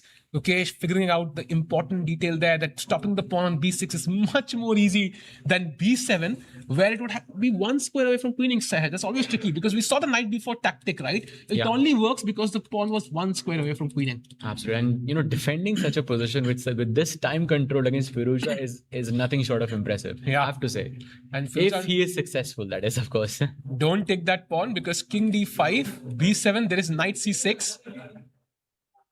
Where he goes for f3, I think. Finally pushes the golden pawn, defending the e4 pawn there. And now, what am I supposed to play? King b7 maybe? King d7. Or maybe let's take the pawn first and then play king b7. I like taking the pawn because I think at least I have a target now. I can Oh, put it- no. I see. I just saw the plan. Knight e6, knight c5, knight d7. That's it. Okay. GG. So white has 3 moves to create something, right? Yeah. If I don't create anything in 3 moves, But black takes on remember that d6. after knight c5, I'm attacking your e4 pawn as well. So you have to save that pawn for one of those moves. So I think we should show that in arrows. Maybe. Yeah. Like So takes, let's say So knight e6. takes first, Takes. and now knight e6 with the idea of knight c5, Knight and now I'm c5. hitting the e4 pawn. So you have to defend that pawn somehow. I'm gonna play king g3. That's my only resource, right? Knight c5. c5. King f3. And I don't have time to head off here. So king f3 played Knight and knight d7. d7. Let's say I have to attack, right? I have nothing else. You pick up the b6 pawn. So the king pawn endgame is apparently dead even. No, I think black can win this, no? King d4. You don't have the mind square on f5. Okay, this is going to be some incredible calculation. I Which- don't think Firouzja goes for this. There is no way Firouzja will go. Black is queening first, no? So there is no chance. Yeah, so going back. Okay, I think we have a move. Let's just go to the live position right now. Yep. He takes the pawn on. He did chop up the pawn on e4. So that is on the board already. And now he has to maneuver with the knight. Knight e6, knight c5, knight d7. Yeah. That's what we need on the board. That's an important move. Gukesh has less than a minute to figure that move out. He's thinking, looks at the clock. That's the sign of time pressure. Players constantly looking at the clock. There was a moment where it looked at the clock 10 times in 10 seconds, Sahaj. Wow. So that's real time pressure. Gukesh was doing the same, adjusting his chair. He's nervous. As we can see, 96 is the crucial move there. Absolutely. But by the way, while Gukesh thinks, let's do a quick look at Hans versus Nihal, because Hans is trying to break that fortress by bringing his king, and his knight towards the queen side. I see this knight e1, knight d3, knight c5 was his plan, but Nihal stopped him there. And now it's still equal, but I think Hans is kind of offering that h4 pawn. So if you play rook a3 check, maybe I can go king c4, king d5, and I'll say, okay, take my pawn, but at least I'll have some counterplay in the position. Yeah, this is too risky actually. Even the knight can come in at some point. The king comes in. The king on the back rank is always going to be tricky, right? You might have any number of pawns. So a very interesting endgame. This will probably last the longest, but right now, objectively, it might still be equal and holdable for Hans Niemann. Jumping back to Gukesh game quickly, where he played knight to b3. The plan is the same, knight c5. Why is there even a difference here? I don't think there is a difference. I think it's basically the same. So knight b3, knight c5, knight d7. That's the plan, to take that pawn on b6. Place king g3, activate your king in the endgame. And knight c5 is now only move. Maybe knight a5 is also possible. Oh, he plays knight e2. He wants to go knight c4, I think. But he could have attacked this, because now I'm not forced to go king f3, Sahaj. Knight f6 only move for giving up the b6 pawn. How easy is that move? Very difficult. Especially with the time. He has 17 seconds on the clock. Come on, look at Firouzja. that's tough. He's about to play it, Sahaj. He's about to play it. He finds that only move. Knight King to B f6. 6, and then what happens? King b6. King. Okay. He has to find king h4 here, Sahaj. That has to be impossible. That's really unlucky for Gukesh, because had he chosen the knight on d7 instead, there would have been no knight f6 anymore. Exactly. 50% loss didn't work out for him in here, unfortunately, I think. Now what do you do? Does he pick up the b6 pawn? Does he play at 6? Wait, does it mean that Gukesh is lost again? in this Objectively, position? yes. But I think the plan for Firouzja is not easy. Again, he's also playing with 30 seconds on the clock. His last move was played with 5 seconds remaining, Sahaj. That's tricky.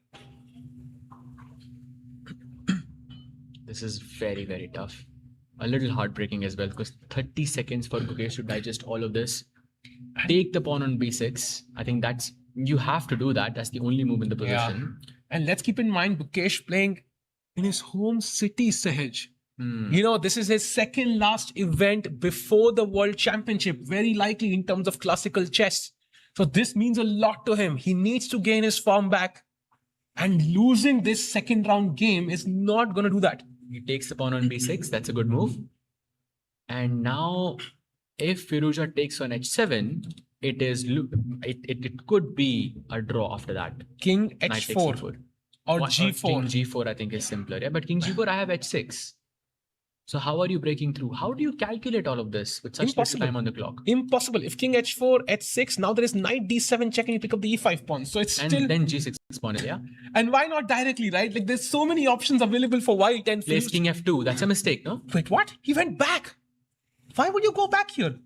That's a weird move, right? Oh, he wants to play king e3 and he wants to take the pawn on h7. That's why. But now h6.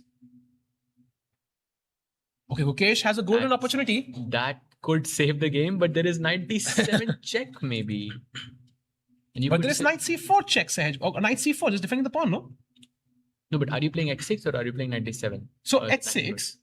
No, knight d7 Knight check is there, d7. no? King Knight c7. d5, knight g6 is... I mean, it's an extra pawn, but it still would be a draw. He plays h5. That's a mistake, I think. I think that's a mistake. Has to h6 be, would I have think. been Yeah, because now safer. I think this is a clear path for that's the a white king, mistake. right? It's a clear path for the white king to g6. No! And on knight d7, come, Firouzja, can he pull it off, Sahaj? Played it again in 2 seconds. So difficult to play this. H6 was the move. Somebody said dead draw is now. No, it's not a dead draw anymore. Firouzja is winning if he plays knight d7, the only move, and he finds it. Wow. Firouzja on fire right now. You know what the best move is? King c6 or king a6. Yeah, this is tough. 7, no, maybe. This Knight is tough. e5 and just knight takes e4. That's a check. And you go king. You still have to be. Wow, they are getting a second score sheet. That tells you how long this game is. This is going to be an incredible finish. Of course, both the players have been playing, with seconds on the clock for at least the last 20 moves or so, maybe even more, actually, for Gukesh. And now knight takes e4. I'm not sure how is this still winning. Okay, knight e4. I'm going to give this right. So king This e3. is so tricky, actually. But okay, knight f6, knight g6. Right? Should be a simple win. The king coming here, I will pick up this pawn With for just 3. one pawn, the knight should not be winning. There must be some clear king sequence d6, for white. King f4, Yeah, king e6, king g5, king f7. king f7, knight f4. I attack the pawn and win it. And that's it. That's game. This is why the pawn was needed on h6 and not on h5. Chess is so brutal. Chess is brutal indeed. And he takes the pawn. And imagine, Chad, if the pawn was on h6, the king would not have a path to the g5 square, and Gukesh would draw that game with 1 versus 2 pawns. But now, Gukesh is lost.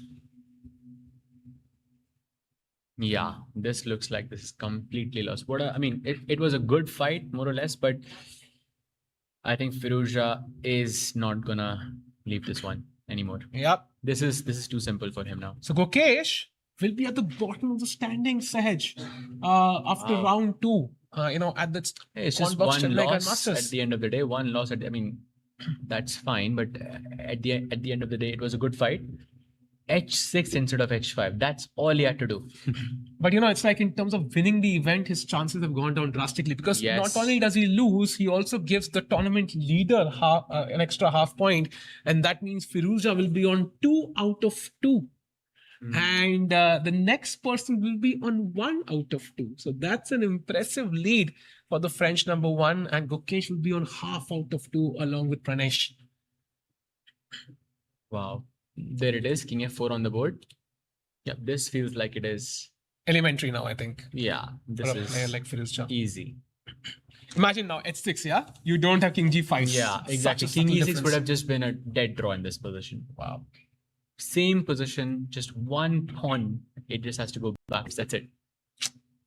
Chess is tough, and the king coming to e6 will control the f5 square, the pawn will control the g5 square, knight will control the h5 square, and all these 4 squares will be covered, and he would draw that game. But unfortunately, in this case, that one square is available for the white king. He gave a check on d5. Now there is king g5, I believe. Yeah, that just works, no? And knight e3, there's knight h4, yeah? King That's g5, very important. knight e3, I'm sure knight f4 also. Yeah, but yeah, knight f4 is safer because you just keep it away from the black king, actually. Very comfortable. Yeah, both of them are, I think, winning. So king g5, very simple move. He's taking his time to think. By the way, meanwhile, let's take a quick look at Hans versus Nihal, because that game is we're still not sure what's going to happen there. Okay, I think here I'm much more confident about Nihal holding. I think because we look at this position, White has made no progress. He tried by pushing the king to c4 and so on, but had to rush all the way back. And now it's not easy to reach this rook, right? Because you can't attack with the rook, can't attack with the king. And if rook e3, I have rook h1. So maybe rook a3 now, just keeping the rook as free as possible, and Nihal likely to hold this. And 50 moves, Sahaj. It's going to be introduced. I'm guessing, when was the last capture played? It's not so clear. I can check that. I think it was at least 20 moves ago, I think. Move 38, I think, was the last capture, right? Last pawn move was on Move 42. move 42. And we are on move number 64. So 22 moves already. Yeah, but who's going to claim?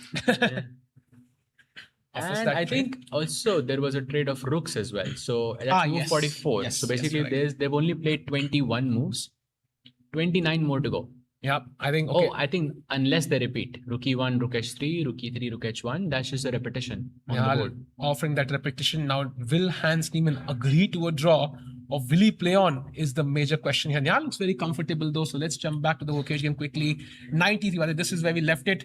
Knight d5 check played by Gukesh, king g5, and now simply knight to e3, and now knight h4 or knight f4, defending the g2 pawn, the core of the pawn chain, and then now just pick up the h5 pawn, and 2 pawns is like an elementary win, Sahaj, I think, for any top level player. Yeah, 100%. Yep, I think this game is just over. I think we should switch to Hans versus Nihal, because I think we still don't know what's going to happen. This position is completely lost. So maybe we can switch to a game where we are not sure what the result is going to be. So there's rook a3, and I think he's trying to give some checks on the a file.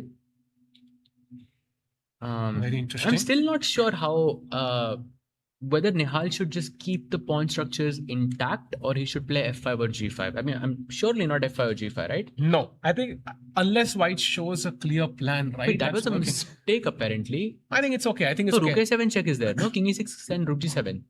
Oh, but okay, king f8 maybe. Again, But that's your cutoff on the back rank. But That's we've a been problem. there. Been there before, Sahaj. No, like we were here exactly here, I think, earlier. Were we? Yeah, we were here exactly. The king was on you're d3. right, you're right. So I think the problem is to bring the king and the knight forward, you need the rook back to allow the king to escape the cutoff, and then again the black king moves forward. So I think it's tough. It's tough. Hans can try for a long time, as he is kind of shown. He will push, but most likely result right now would be a draw for Nihal Sarin. Yeah. Looks like it. I think he's going for a move. I think he just played rook a5 there for some reason, and now Rook g1, I think he played. yeah, rook g1. Sorry, sorry, the rook is on a3. And by the way, just a quick look at the Gukesh game. Something happened. He's trying some last-ditch effort to pick up these 2 pawns. I think this was the position. Just finishing because I think this game might end very, very soon, actually, chat. So let's have a look. This is the current. Sahaj, any chances? G4, some, I don't know, king G2, something here? No. It's 2 pawns. You Okay, have an extra. G4, You king have G2, knights on the board. 2 H4, connected pawns. king There is no H3, way that Knight Gukesh can hold f6, this yeah? anymore. And the game is over, I think. H pawn just runs like crazy. Wow. So that will be a heartbreaking loss for the world champion, who will be likely at his lowest rating. So he's going to lose around like 4-5 points from this. So he'll be lower than Nihal. 2712, I think, will be his new rating, I think. Just taking a quick look. Yeah, you're right. Knight d1 played, by the way. 712 would be accurate in the sense, and that would put him at world number 29 actually. Wow. That's crazy. He would be rated low. Oh, he just resigned. Wow. Wow. So that is resignation from Gukesh, the world champion. I mean, Firouzja played a marvelous game, but there were twists and turns there. Sahaj, Gukesh had his opportunities there, but he couldn't pounce on them. And at the end, that one move at 6, h5 instead of h6, cost Gukesh the game. They're analyzing right now. By the way, he's going for that Queenie 1 idea as well. He had remember, to. I think he just showed that Queenie 1 idea to Firouzja. That I think he saw it, but it was a good fight regardless. Yeah. It was a good game. He had to go for it, but now Firouzja takes home the point and will be the leader after round 2 at the Quantbox Chennai Grand Masters. So now 1 game remaining, 3 games are over, 2 draws and 1 win for the tournament leader, Firouzja. So let's jump to the Hans Niemann versus Nihal Sarin game. As we discussed, the last capture was on move number 44. Now we are on 68. So 20, half the moves, basically have... You need half more, yeah? Yeah, half more basically. So Hans is running out of time. At this point, you've already realized that the position is a draw, but you still try to play on hoping for a mistake of some sort in the position. And, it's a very real possibility that Hans will just go into a rook knight versus rook endgame. And which is your favorite? Absolutely agree. And meanwhile, as these players figure the details out, both players, Hans trying to push, Nihal trying to defend, we do have an interview from the tournament leader Firouzja. Let's get his thoughts on how he feels, after defeating Gukesh, the world champion. Grandmaster leader Firouzja goes 2-on-2, second win in a row. Your thoughts on this amazing win? Yeah, I felt like I was putting pressure most of the game, but he was defending very well, I think. So I got good chances, but then time trouble, I changed the queen. Maybe not the best idea, but okay, it was like safest way. Yeah. And the night end game was tricky still, but you Yes. finally got the job done. Yeah, night end game is very hard for him to defend, of Yeah. course. With low time, no increment Yeah. after move 40 maybe helped you. No extra time. Extra time, yeah. Yeah, no, we had increment, but no, it's good. And coming back to the world top 10, you've been 2800, but it's nice to be back in the world top 10 for you on live ratings. Yeah, no, I don't care about that so much. I try to play good. Yeah, and just one thought about Chennai. Are you enjoying the food, the atmosphere, the conditions here? Yes, everything is perfect here. Right, thank you, Ali. But before we let you go, one prediction for the World Cup final: Spain or Argentina? I don't know. All my favorite teams lost, so I don't care even, actually. All right, thank you so much, and good luck for the next round. Thank you. Wow, we are back, and it felt like Firouzja had a hanger in his mouth, Sahaj. He couldn't stop smiling. Yeah, very happy to lead the tournament after 2 rounds and very, smooth victories at the end. And he's going to be a contender for every single, match, the title of this event as well. And tomorrow in round 3, he plays Nihal Sareen with the black pieces. So that's going to be an exciting match to look forward to. Today, all the Indians had black pieces. Tomorrow, all of them have white pieces. Oh, wow. That's actually quite nice. Going to be an interesting match, but let's see. Let's focus on this match. Rook A3 played. Sahil, what do you think are the chances that we see a Rook Knight versus Rook?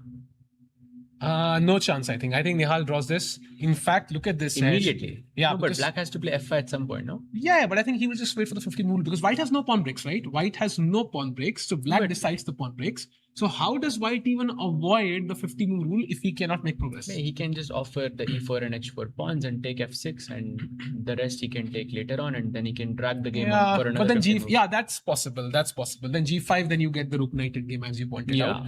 Also, by the way, if King F3 was the move, then F5 instantly was possible, and that was an instant draw. So King F2, nice move, but Rook A4. And now again, you're forced to kind of bring this back or move the knight, and still no progress made. 73 moves have transpired here, Sahaj, and we are closing in on 30 moves now. Yeah, I mean, I think he's trying to find that one mistake, or he's waiting for that one mistake from Nihal, but that mistake is not happening. Wow. Okay, you never know, even little drops of water, Sahaj, sometimes can break through a stone if it's, if they're applied for long enough. So the pressure, matters. If Hans can create a plan which forces Nihal to, think, change his structure. If we can somehow, But there is no time to think. yeah, but maybe you can somehow convince Nihal, create a plan which forces Nihal to change the structure himself. Because that's where the opportunity lies, maybe. Could be. But Nihal actually has made the move. He has 1 minute on the clock and he's not even at the board. He gets off when he has 1 minute on the clock, yeah? That's still more time than he had during the Bullet Chess Championship. Yep, and this means the last game for today is Hans against Nihal. So the results overall, 2 draws. Endrakin against Pranesh was a very quick draw today. In the opening itself, Pranesh managed to surprise Endrakin and get a comfortable draw. Nodabek Arjun was a tense battle. Arjun was close to winning, in fact, objectively winning at some point, but couldn't finish off Nodabek. And then Nodabek himself had some chances that he missed, and the game ended in a draw. And of course, the world champion going down to Firouzja, as we saw a few moments ago. And on night 2 A1, and still F5 is now possible, I think. I would not even do it. I would not even play F5 because then I'm kind of going back to square one. That's a choice. But it's not square one, right? Because I think it's up to Hans when you go into a Rook Knight versus a Rook. So the earlier you do it, the faster the game finishes. Because I think he will find a way to exchange those pawns earlier. Okay, he has an extra knight, right? And also benefit that F5. See, if you he plays- take, then even the H4 pawn falls instantly. Yeah, that's exactly why I'm going for it. Because I'm getting the H4 pawn immediately after. So crucial decision for Nihal Sareen. 15 seconds on the clock. Will he decide to play F4, reset the counter, or will he stay with the same structure? Crucial decision. What does he do, Sahaj? Plays F5. Wow. It was, I think, the right call here. But now E takes F5 is forced. And this is also why Hans kept putting his knight on g2 as well, because he wanted to defend the h4 pawn if Nihal plays f5. But now that's not possible anymore. You know, maybe I'm a bit scared as black here, but I would have kept the same structure. I feel like I'm 20 moves away, 30 moves. My opponent has shown no signs of creating pressure. Now he has the g5 There is square. pressure for sure, but Yeah. I mean, you can play something like knight d3, rook b2. You can even give up the e4 pawn. At some point, you're going to win the f6 pawn and all the pawns will fall. Yeah, So you will play that rook knight versus rook anyways. But okay, f5 now. So now the counter has been reset. So no 50 move draw anymore. f5 played. You don't want to take, No, of we're, course. we're about to see rook knight versus rook, I think. Okay, does Hans even play in that endgame? Because we've seen players just accept the draw often. Oh, I have played myself, rook knight versus rook. I think nobody will accept a draw there. Because I think it has been proven that you can win. Magnus did defeat with it, I believe, in the World Rapid Championship. You know, was it? the trauma of losing a rook knight versus rook is people recall that game for years to come. Absolutely. And there is a game of Kasparov also. I think he defeated Judith Polgar, if I'm not mistaken, in a rook. That's a very famous game. So, and Magnus has also done it in the past. So it is possible to win it. But theoretically it's a draw, but it is possible to win it. It is possible, but I think it was Arjun against Noderbek in a classical game when he just kind of exchanged the rooks. So it depends on how much you believe in your opponent making a But mistake. at the same time, you have zero chance to lose. You have all the, chance to win. So Yeah, you should play on. You should play on. You should play on always. There's no harm in trying out. I remember World Championship, Magnus versus, Fabi. I think even Magnus played on with like 3 versus 2 pawns on the same side of the board. Yeah, you always should play on in these end games. By the way, King f6 played by Nihal Sareen. And now, okay, if I'm going to maintain this structure, might as well have not played f6. Okay, just my thoughts, but let's see what happens. He's on 41 seconds and he's not on the board. Now, that's very impressive to me. I would have never gotten up, from the board with that little time on the clock. He's been walking a lot though today. I don't know why that's the yesterday case. as well, right? Yeah, I think when I was in the hall for a few minutes, for the entire duration, he was just walking. So, 10K steps he's already achieved that like 2 hours ago. By the way, Knight c5 played, the best move by Hans Niemann. What now from Nihal Sareen? The rook is hanging. Somewhere, rook c4. Rook c4 looks very good, I think. Yeah, knight d7 check, king e6, knight f8. Oh, but that doesn't even go to a rook knight versus rook. If you played knight d3 instead, can I go rook takes c4? Oh yeah, rook takes c4 is a draw. Rook takes, pawn takes. And knight c5 and king f5 first. Okay. No, knight c5 first. Knight c5. Okay. Because Okay, let's go to live g5 position. is Actually. It was 10 check. seconds for Nihal. Let's go to live position. Plays knight c5 actually. Same position. Rook d4. Oh, I don't think we will see rook knight versus rook anymore. Sahaj, that's a minor error. That's a minor error by Nihal Sareen. Now rook b2 with rook b6 incoming. Wait a second. So king f5, there is a mating net. Wait a second. So rook b2, fe4. King e3 maybe, yeah? King e3, okay. King f5. King f5 is getting tricky now actually. So, Because knight e4 and rook g5 is mate.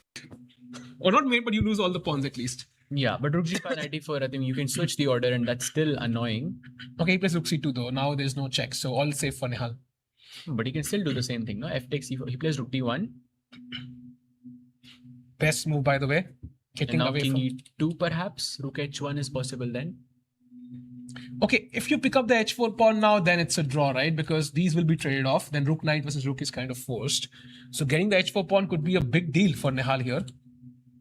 Rook a2 played. I'll just pick up the pawn maybe. But picking up the pawn is so difficult because you're disconnecting your pawns, right? Yeah, So because- it's not an easy... Maybe you'd play something like g5, but that's why I played rook a2. So you can play rook a6 check. Exactly, and that's where you end up losing. So Nihal's tough choice. Rook h1 is one move, fe4 is one move. Which one will he Rook choose? h1, there is... I don't know. I feel like rook a6 check, king g2. I feel like there is something in this position does not make sense. Okay, he goes for rook h1, attacking the h4 pawn, and now rook a6 check could be, I think, a logical move. You could play king g2 or king g3 as well to defend that pawn on h4. Give the check on a6. Yeah, basically he's saying, I'll give you all these pawns I'll just keep these two and pick up this. So basically, he won't hold on to his 2 pawns and he'll go into rook knight and rook directly. I think that's what he's thinking. King e7 now. Pick up g6. I don't care. I'll pick up h4. Why not king f7? Because this might come with some check. That was my worry. Yeah. The king f7 also possible, I think. But rook knight versus rook is going to be tough. I think very, very tough to play this. Plays king f7. Logical move. And now knight d7 I think is possible. Shari is saying tough luck for Gukesh. Indeed. Loses his first game. Let's see how he does tomorrow. Tomorrow I think it's an important game against Andraken for him with the white pieces in round 3. But for now, sticking to this game, both players playing on increment. Hans Niemann potentially the one pushing here with the extra piece. But Nihal holding on. Knight d3 I think is the move for me. Knight d3 or knight d7. Knight d3, but I think maybe just rook h4, right? Because and now knight d5 check. Knight d5, let's say king. I have to place this carefully. King e8 maybe. Okay, I'll lose the rook. I know. King g7. King g8 maybe. Why not king g7? Isn't it the king same? g7 also works, yeah.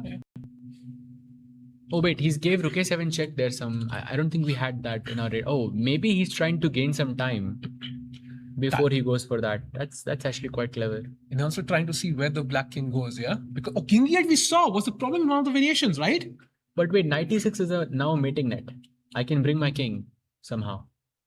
Yeah, because I think there was a problem, right? King e6, you can't take on h4 or something. No, you can. What was the problem? You can. We saw this in a position like king e8 was a big mistake. Maybe ef5, gf5, rook. No, not really. Okay, imagine the white king was here, yeah? This is game over. It's GG, yes. That's it. King e8 on the board.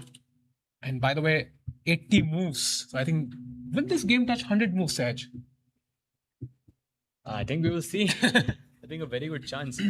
Very, very good. Because Hans is not giving up in this position. Okay, Nihal thinking, what will he play now? About to play King G3 played by Hans Niemann. What will be Nihal saying? Holding on to the h4 pawn for now. Check. Rook G1. Okay, some sort of repetition being threatened again. Because King H2, there might be Rook G4 ideas as well. Tough. I think we might be very close to a draw here actually. I'm sure Nihal feels the same. But, Hans is not going to make it easy. Clearly, not maybe he just repeats now with King H3. I mean, he could be tired as well, himself. It's been a long day for him too. Oh, he's going for the king? No, that's me. No, he's also going for the king. He has to go for the king. I mean, he's under check. King H2 played. Unfortunately. Yeah, King H2. And now Rook G4, I think, seems to be the move played.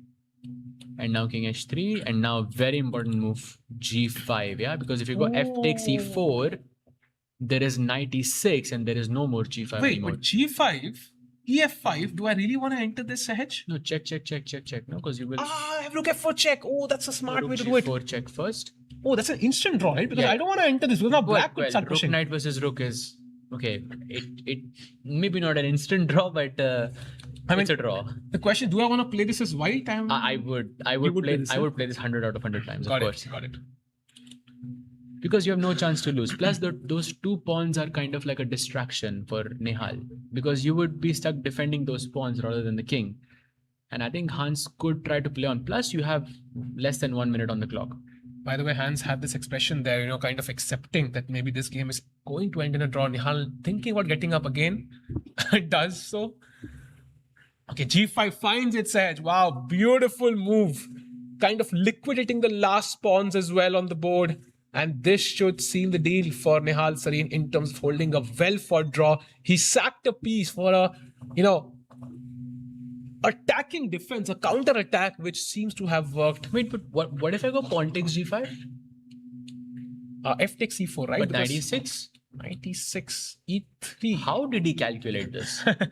That's a good question. Minute on the clock. How? Because that's a good question. The question is that rook is stuck defending the 7th rank and no one is protecting the pawn. So the moment you play rook A3, you can play king E7 and take the pawn on G5.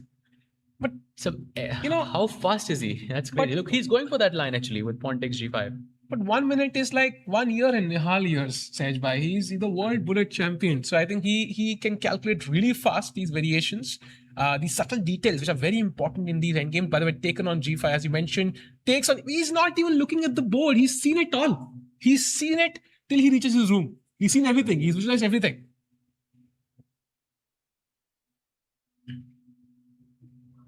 And now 96, the only way to save the pawn. And then, of course, black creates enough counterplay, enough, Do you think he distractions. offers a draw here? Ooh, that's a tough one. I think depends.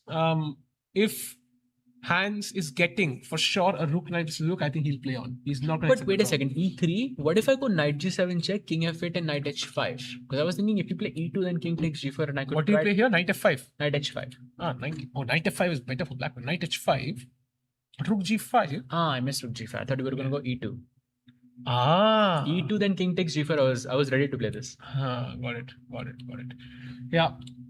By the way, e3 on the board by Nihal Sarin, played in about 5 seconds.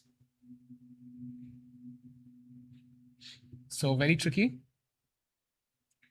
Said, I think rook knight versus rook incoming in this position. Hans Niemann will not accept a draw, is my guess. e3, 18 seconds for Hans. Plays rook a5. Attacking all the pawns on the board. Plays rook a5. Maybe e4 now. Or king e7 also, no? King e7, rook e5. And king d6, yeah. Then rook e3 actually. No, we have to be careful. So e4, yeah. e4 is making sense. Somebody said, no way Hans spoiled his advantage. I think it was not easy though. Because... also, we still don't know if he spoiled it yet. Because if it's rook knight versus rook, he can still win it. That's a good point. It wasn't like an objectively, clearly winning position. Nihal always had counterplay, because I think engine evaluations can be misleading sometimes. He's thinking, which is rare, but he is. What will he do now? He plays e4, I think. Yeah, on the board. Yeah, that's a very good move. And now the king is coming to e7. The knight will have to move, and then you pick up g5 pawn. White will, of course, pick up all of these pawns one by one. But then we're going to have the epic endgame set by the exciting endgame. Rook knight versus rook. I'm sure we are thrilled about coming to endgame. I know it's your favorite endgame. It's something that you've been waiting to commentate for such a long time. Yeah, if I had a choice between watching the Football World Cup final and this endgame, I would choose this endgame 0 out of 10 times. But still, I think White has some chances to win. I mean, you still wait for that one miracle of a game where White, the side with the rook and knight can show some insane technique and, find something that, the other people haven't found yet. Like I remember in the game of Kasparov and Polgar, there was this, it all happened because of the G file. Basically the game was lost for, I think 20 moves or something like this. So that's pretty much where it started, and something similar could happen. You never know. And so as they try to reach that raw rook knight versus rook endgame, day 3 tomorrow, right? It's going to be very interesting to see how the players come back, because Firouzja for the first time I think will be under pressure against Nihal, who's played some very nice chess in the first 2 rounds. Then Gukesh against Andrekin will be very interesting as well, because Gukesh would love to come back with the win with the white pieces. And Pranesh against Nodirbek is going to be exciting. Nodirbek not, playing the best chess, his A game, at least in the first half of the game. So let's see how Pranesh handles that. And of course, Arjun against Hans Niemann. That seems to be the game of the day for tomorrow. Yep. The game of today. Is this one? Yeah. I think we can agree Hans Niemann always offers some exciting chess. Yes, for sure. This is very exciting. So black is going to go king f5, I think. So I think the way to win is to don't take the pawn. To not take the pawn on h5. Let's keep that pawn, because it's going to be a distraction at some point. Where Nihal would have to decide whether he should save the king or save the pawn. And some players make the mistake of saving the pawn. Yeah. So don't take the pawn. Also, this way you can drag the game longer. Because if you have the pawn on h5, the timer has begun. Like, you can only play for 50 moves. So play for, let's say, 40 moves, take the pawn, and now the counter has reset to, just 0 again. And then you can play on forever. Like And also for black, I think a good principle to keep in mind is keep the rook and the king as far away as possible, because then you avoid these knight forks that can be very tricky sometimes in time pressure. So this is going to be exciting, of course. And let's see how the turns out. Meanwhile, I think Sahaj, 2.5 minutes, 3.5 minutes. I don't even think time is much of an issue now, actually. Nihal completely letting go of the edge pawn. It's free to be grabbed. And there we see Hans even about to capture the last pawn. And we will get that raw endgame now as we expected. Yep, there it is. Move 95 is the timer. So the ultimate, stoppage time is going to be 145 moves. That's when we're going to see a draw. If it is a draw, or if Hans is able to find some technique in this position where he can, try to put pressure. Now, if Hans had a bishop instead of a knight, if it was a rook bishop versus rook, then this is not as simple. It's still a draw, but it's not as simple. It's very tricky, actually. In fact, I would say even at top level chess, whenever I've seen a bishop rook versus rook endgame, I would say maybe it's just my selective, games that I've covered. But in general, I've seen like 50% of the games end in a win for the winning side. So I feel like rook knight versus rook is much, much simpler than a rook bishop versus rook. For sure. So I have a question for you.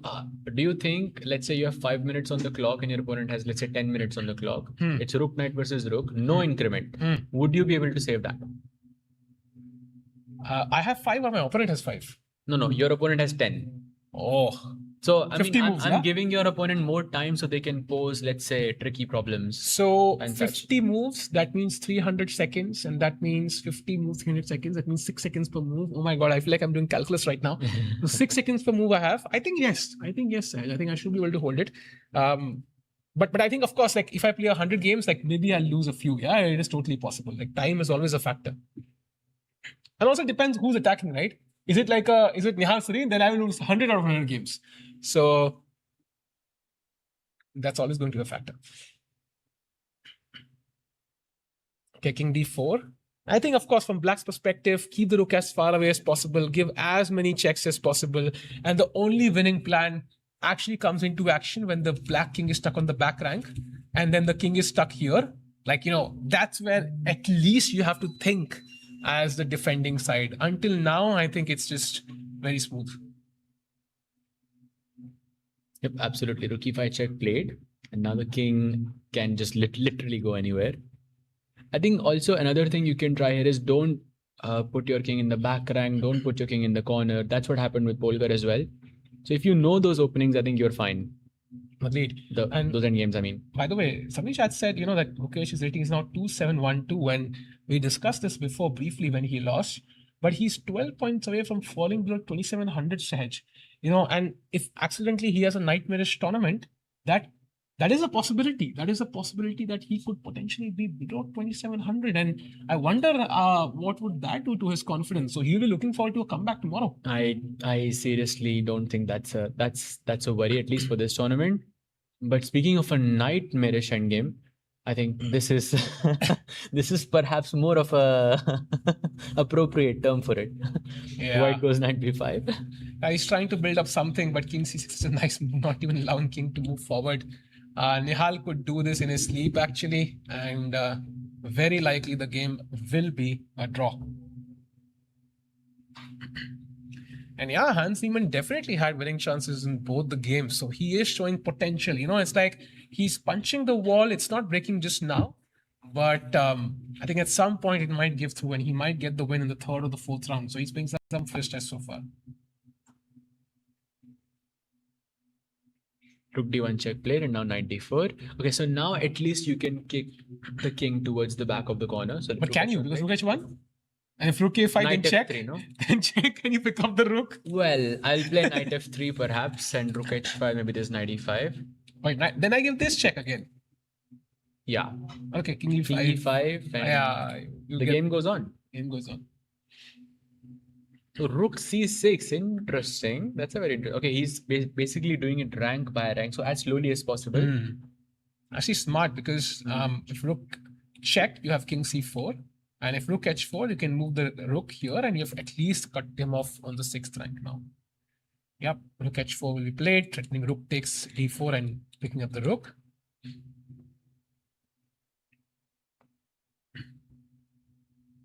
Very interesting. Okay, Hans does look like he's a bit dejected. I think he maybe realizes he had a winning opportunity there. And sometimes it can play on your mind. Yeah, okay, I was winning. Oh, 2 games in a row. I was winning. I could have had 2 wins. I could be leading the event. Firuza is running away with this event now. And it might put a lot of pressure on him. And maybe, you don't want to overpush in some of the future rounds, yeah? For sure. I'm hoping at least there will be some nice pattern where you can do a stalemate by sacrificing a rook. You know what I'm talking about? It's possible. Possible. Be very careful with that, because I remember I was playing this endgame for the first time. I had never studied this endgame.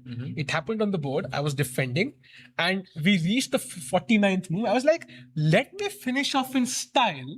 I'm going to play rook check. He will take with my knight and he will take with the knight and that will be stalemate. Not stalemate, like that will be the 50th move.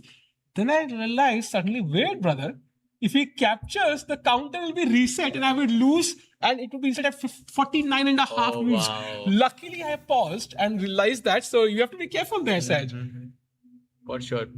I thought you meant like it was a stalemate, but it wasn't a stalemate, which I think would be quite funny because you are offering your handshake and you think that it's a draw and your opponent think that they have won. Yeah.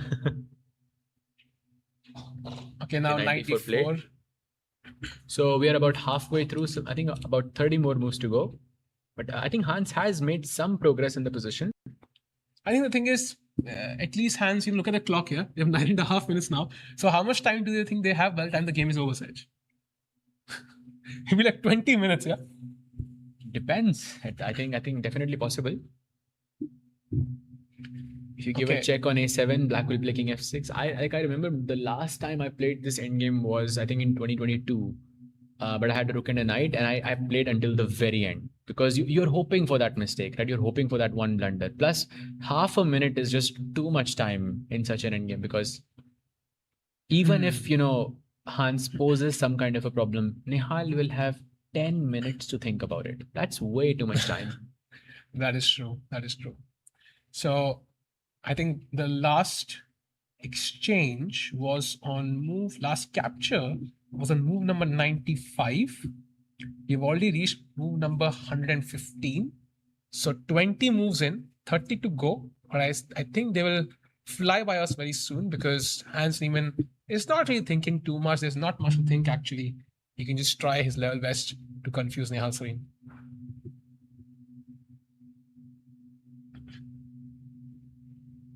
Okay, h1, okay. Not much has changed though. Maybe rook a3, maybe rook g. No, not rook g3. Okay. Let's not go rook I was g3. waiting for it. Let's I not was go just rook waiting g3. for it, yeah. Because I want to move it as far away as possible, but it's not far away. It's not far enough, yeah? But rook a3 would be far. No, further than that. On the other side.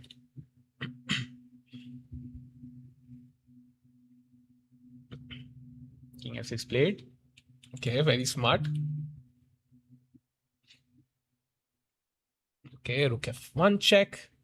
Now Hans trying to cut off the king on the right side of the board. And this is often a technique, right? So you confuse black by, first attacking him on these 2 ranks. Then you shift the battle to these 2 ranks. Even in the rook bishop versus rook, right? And then you bring it here. You keep rotating the board in terms of where you are attacking. Yeah, and it gets a bit confusing sometimes. For sure. Rook f4 played. I think, okay, now maybe they are just making hand moves at this point. Yeah, Nihal not letting go of the pinned knight. If this was the Titanic, and this was Jack and Rose, they're not letting go. Rook f3 now. Okay, no improvements there.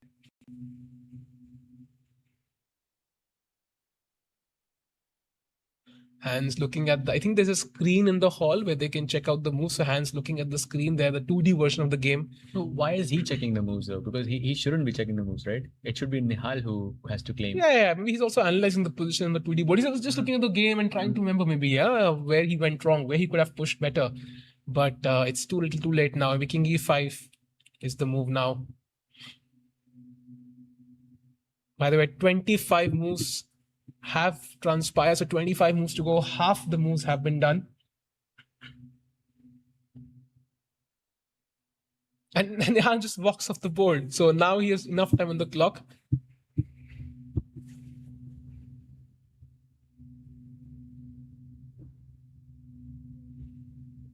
Okay, knight g. Like, at this point, you can even see that Hans has given up on the position. Yeah. Yeah, because I mean, also you have to consider the fact that he had good chances, earlier, and well, Nihal held on for so long. He has not given him a chance since then, so quite nice. King d7, king c6. So if the king runs this side, we'll go this side, making it as difficult as possible for white to push us on the back rank. It just makes it all easier. And now rook g3, I guess. Oh, sorry, knight g3. Yeah, He's played. trying to find some shelter for the checks. If rook e1, Yeah. there is knight e4. Absolutely, but again, maybe just king c6 now, and I run away here. So, doesn't feel like Hans has made any real improvements here, Saj.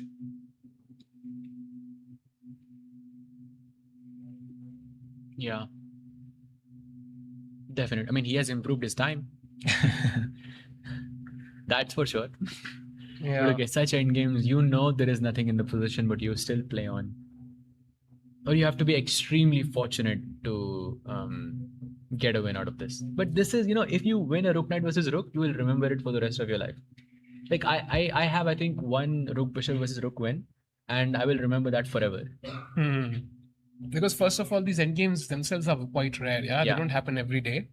And knowing that's an objective draw and winning it is Actually, of course memory. I just want to ask a question to chat as well. That what's the most unique endgame you have gotten in your games? And Tikbai, what is the most unique game you have gotten? Wow. I think it was bishop knight versus bishop or something, or bishop knight versus knight. I had 1 9 piece, my opponent had 2. And I was defending and somehow did. But there was one moment where I missed a certain move and I felt like, oh no, it's going to be Wow. checkmate now. But luckily I had a sequence of moves and I had time on the clock to calculate it. So that was a tricky case, I think. And it was weird. You think there's nothing, but somehow suddenly there could be something. What's yours, Saj? I think it was. I mean, I'm really waiting for 2 knights versus a pawn. You have 2 knights and your opponent has 1 pawn. You use the 1 knight to stop the pawn, and then you use the other knight to trap the other king. And I'm waiting for that. I got a similar position like that, but black's pawn was a bit too far advanced, so it wasn't What? possible to win. Somebody in the chat said the most unique endgame for them has been 5 queens versus 3 queens. I'm sorry, are we talking about chess? 5 queens, versus, but how? But no, come on, that should be winning, no? No, that should be winning, but that's the endgame they had. No, that's impossible. How did you get 5 queens? And how do your opponent get 3 queens? By promoting, I guess. No, but like when you have 3 queens as white, I mean, you're going to win the game anyways. Why promote 2 more? And black is sitting here. No. Fair point. And chat is saying bishop, knight, king versus king. Okay, that's I think that's a very typical one. But difficult to win though. Very difficult to win. By the way, we are on move number 32 for now. example, you mentioned bishop, knight versus bishop, right? But if it's bishop, knight versus knight is the endgame you got, right? Knight, I had knight, yes. So bishop, knight, your opponent had, and you had a knight. Yes. So if you add a rook, bishop, knight, like let's say if you just add a rook to this equation, so your opponent has rook, bishop, knight, and you have rook and a knight. I think that's lost. That's losing, for you. Yeah. That's lost. I think mating material. I think the rook is very valuable in these endgames. By the way, rook e2, we have reached 129 moves in this game. A long battle. And, you would expect Nihal to just chill in his room now. I'm pretty sure he's going to go for his main sports hedge after this. Absolutely. He's going to go play pickleball. This was just warm-up, yeah? Yep. Okay, by the way, 130 moves have been played. So we have, about 14 moves left, I think? Or 15 moves left. Yes, 35 moves have been done. Nihal has not allowed Hans to even make a glimmer of improvement. We've been stuck on the same position for the past 20 moves or so. King c6 again. Yeah, but he's waiting for a mistake. Also look at their times, by the way. They were playing on seconds for so long, and now one guy has 15 minutes and the other has 14 minutes. Yeah. So they just played 28 moves without giving up any time whatsoever. That's crazy. Okay, king So goes chat to and C7. my final result prediction. Do you think this is a draw or do you think there is some chance still? No chance. No, I think at the start maybe at least a 1% chance, but now with 132 moves gone and Nihal barely breaking a sweat, yeah, while calculating this end game, I feel like it's a comfortable draw. Like he's not gonna even reach the back rank, I think, in this end game. So very easy draw here. Chat, what do you think? Let us know.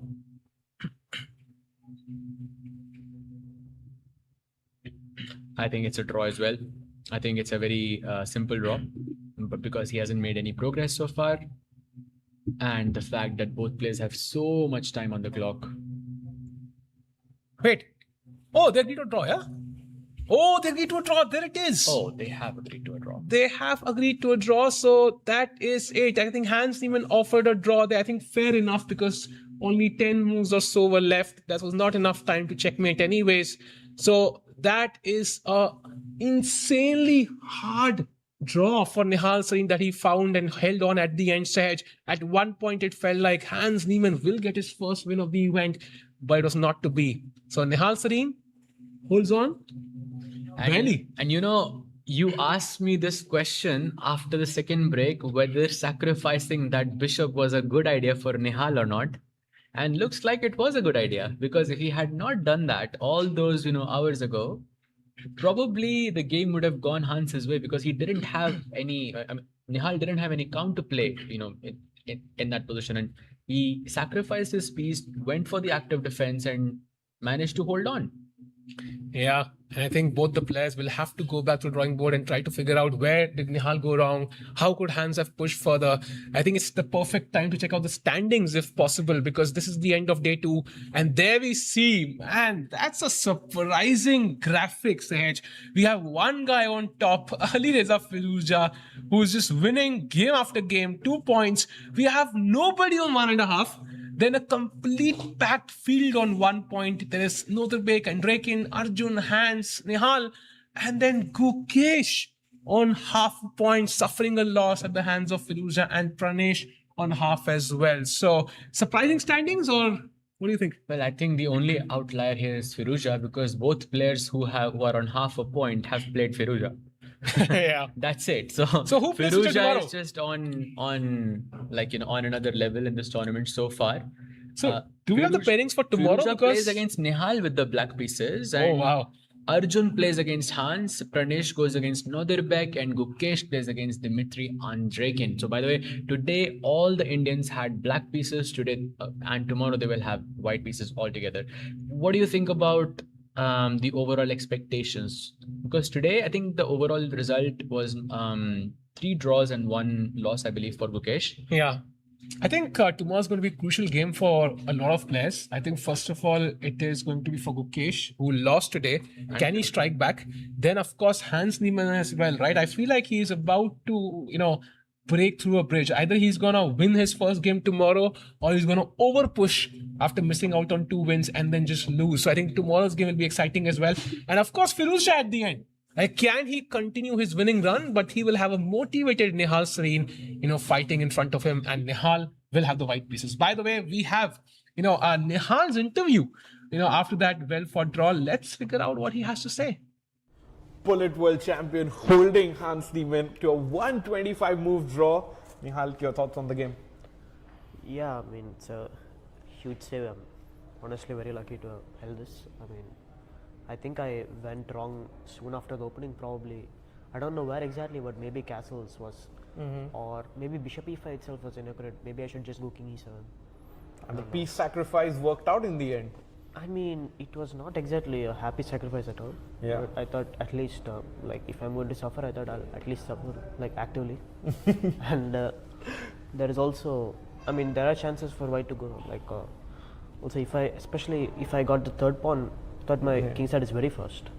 I thought so, but okay, he played really well. He neutralized everything, and I don't know. I think after this b4 and rook c1, I thought there is rook e2. Yeah, I saw rook e2. I was kind of hoping I have something there, but yeah, when he allowed the queen side pawn trade, I thought it should be holdable. Yeah, pawns on one side was the draw. But well done, Nihal. Before we let you go, quick segment we have. Just one question for the World Cup final. Spain or Argentina? I mean, Argentina is big favorite for sure, but I would say Argentina. And lastly, before you go, your Insta bio says professional pickleball player and amateur chess player. What are your plans after this interview? I mean, I think today it definitely reflected that. Probably. I mean, my chess definitely. Yeah. But any pickleball plans tonight? yeah, sure. If there is. Yeah. We'll see you there. Back to you guys in the studio. Wow, that was professional pickleball player Nihal Sareen with his thoughts. So Sahaj, I think overall an exciting day. I think we again expected more results than we got at the end, but a heartbreaking loss for Gukesh to Amaraju there with the black pieces. It was just a case of one move, yeah, H5 or H6, 50% odds, but the odds were not in his favor.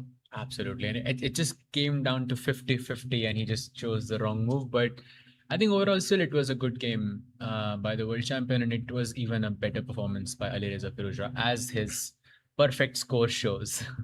Perfect, but will it be perfect tomorrow? Because, we have Nihal against Firouzja, and it's the rematch of the final of the Bullet Chess Championship where Nihal, landed a 15-0 streak dropping against Firouzja. So will Firouzja, try to catch revenge, or will Nihal Sareen try to repeat the same? It's going to be an exciting match to follow. Absolutely. If there's history is evidence that if anyone can stop Firouzja, it is Nihal. Yeah. So tomorrow is going to be a very interesting day. Yeah, tomorrow is going to be interesting, and it's going to be day 3 from Chennai. We'll be back at the same time, same place. See you tomorrow. Thank you for joining. Bye-bye and good night.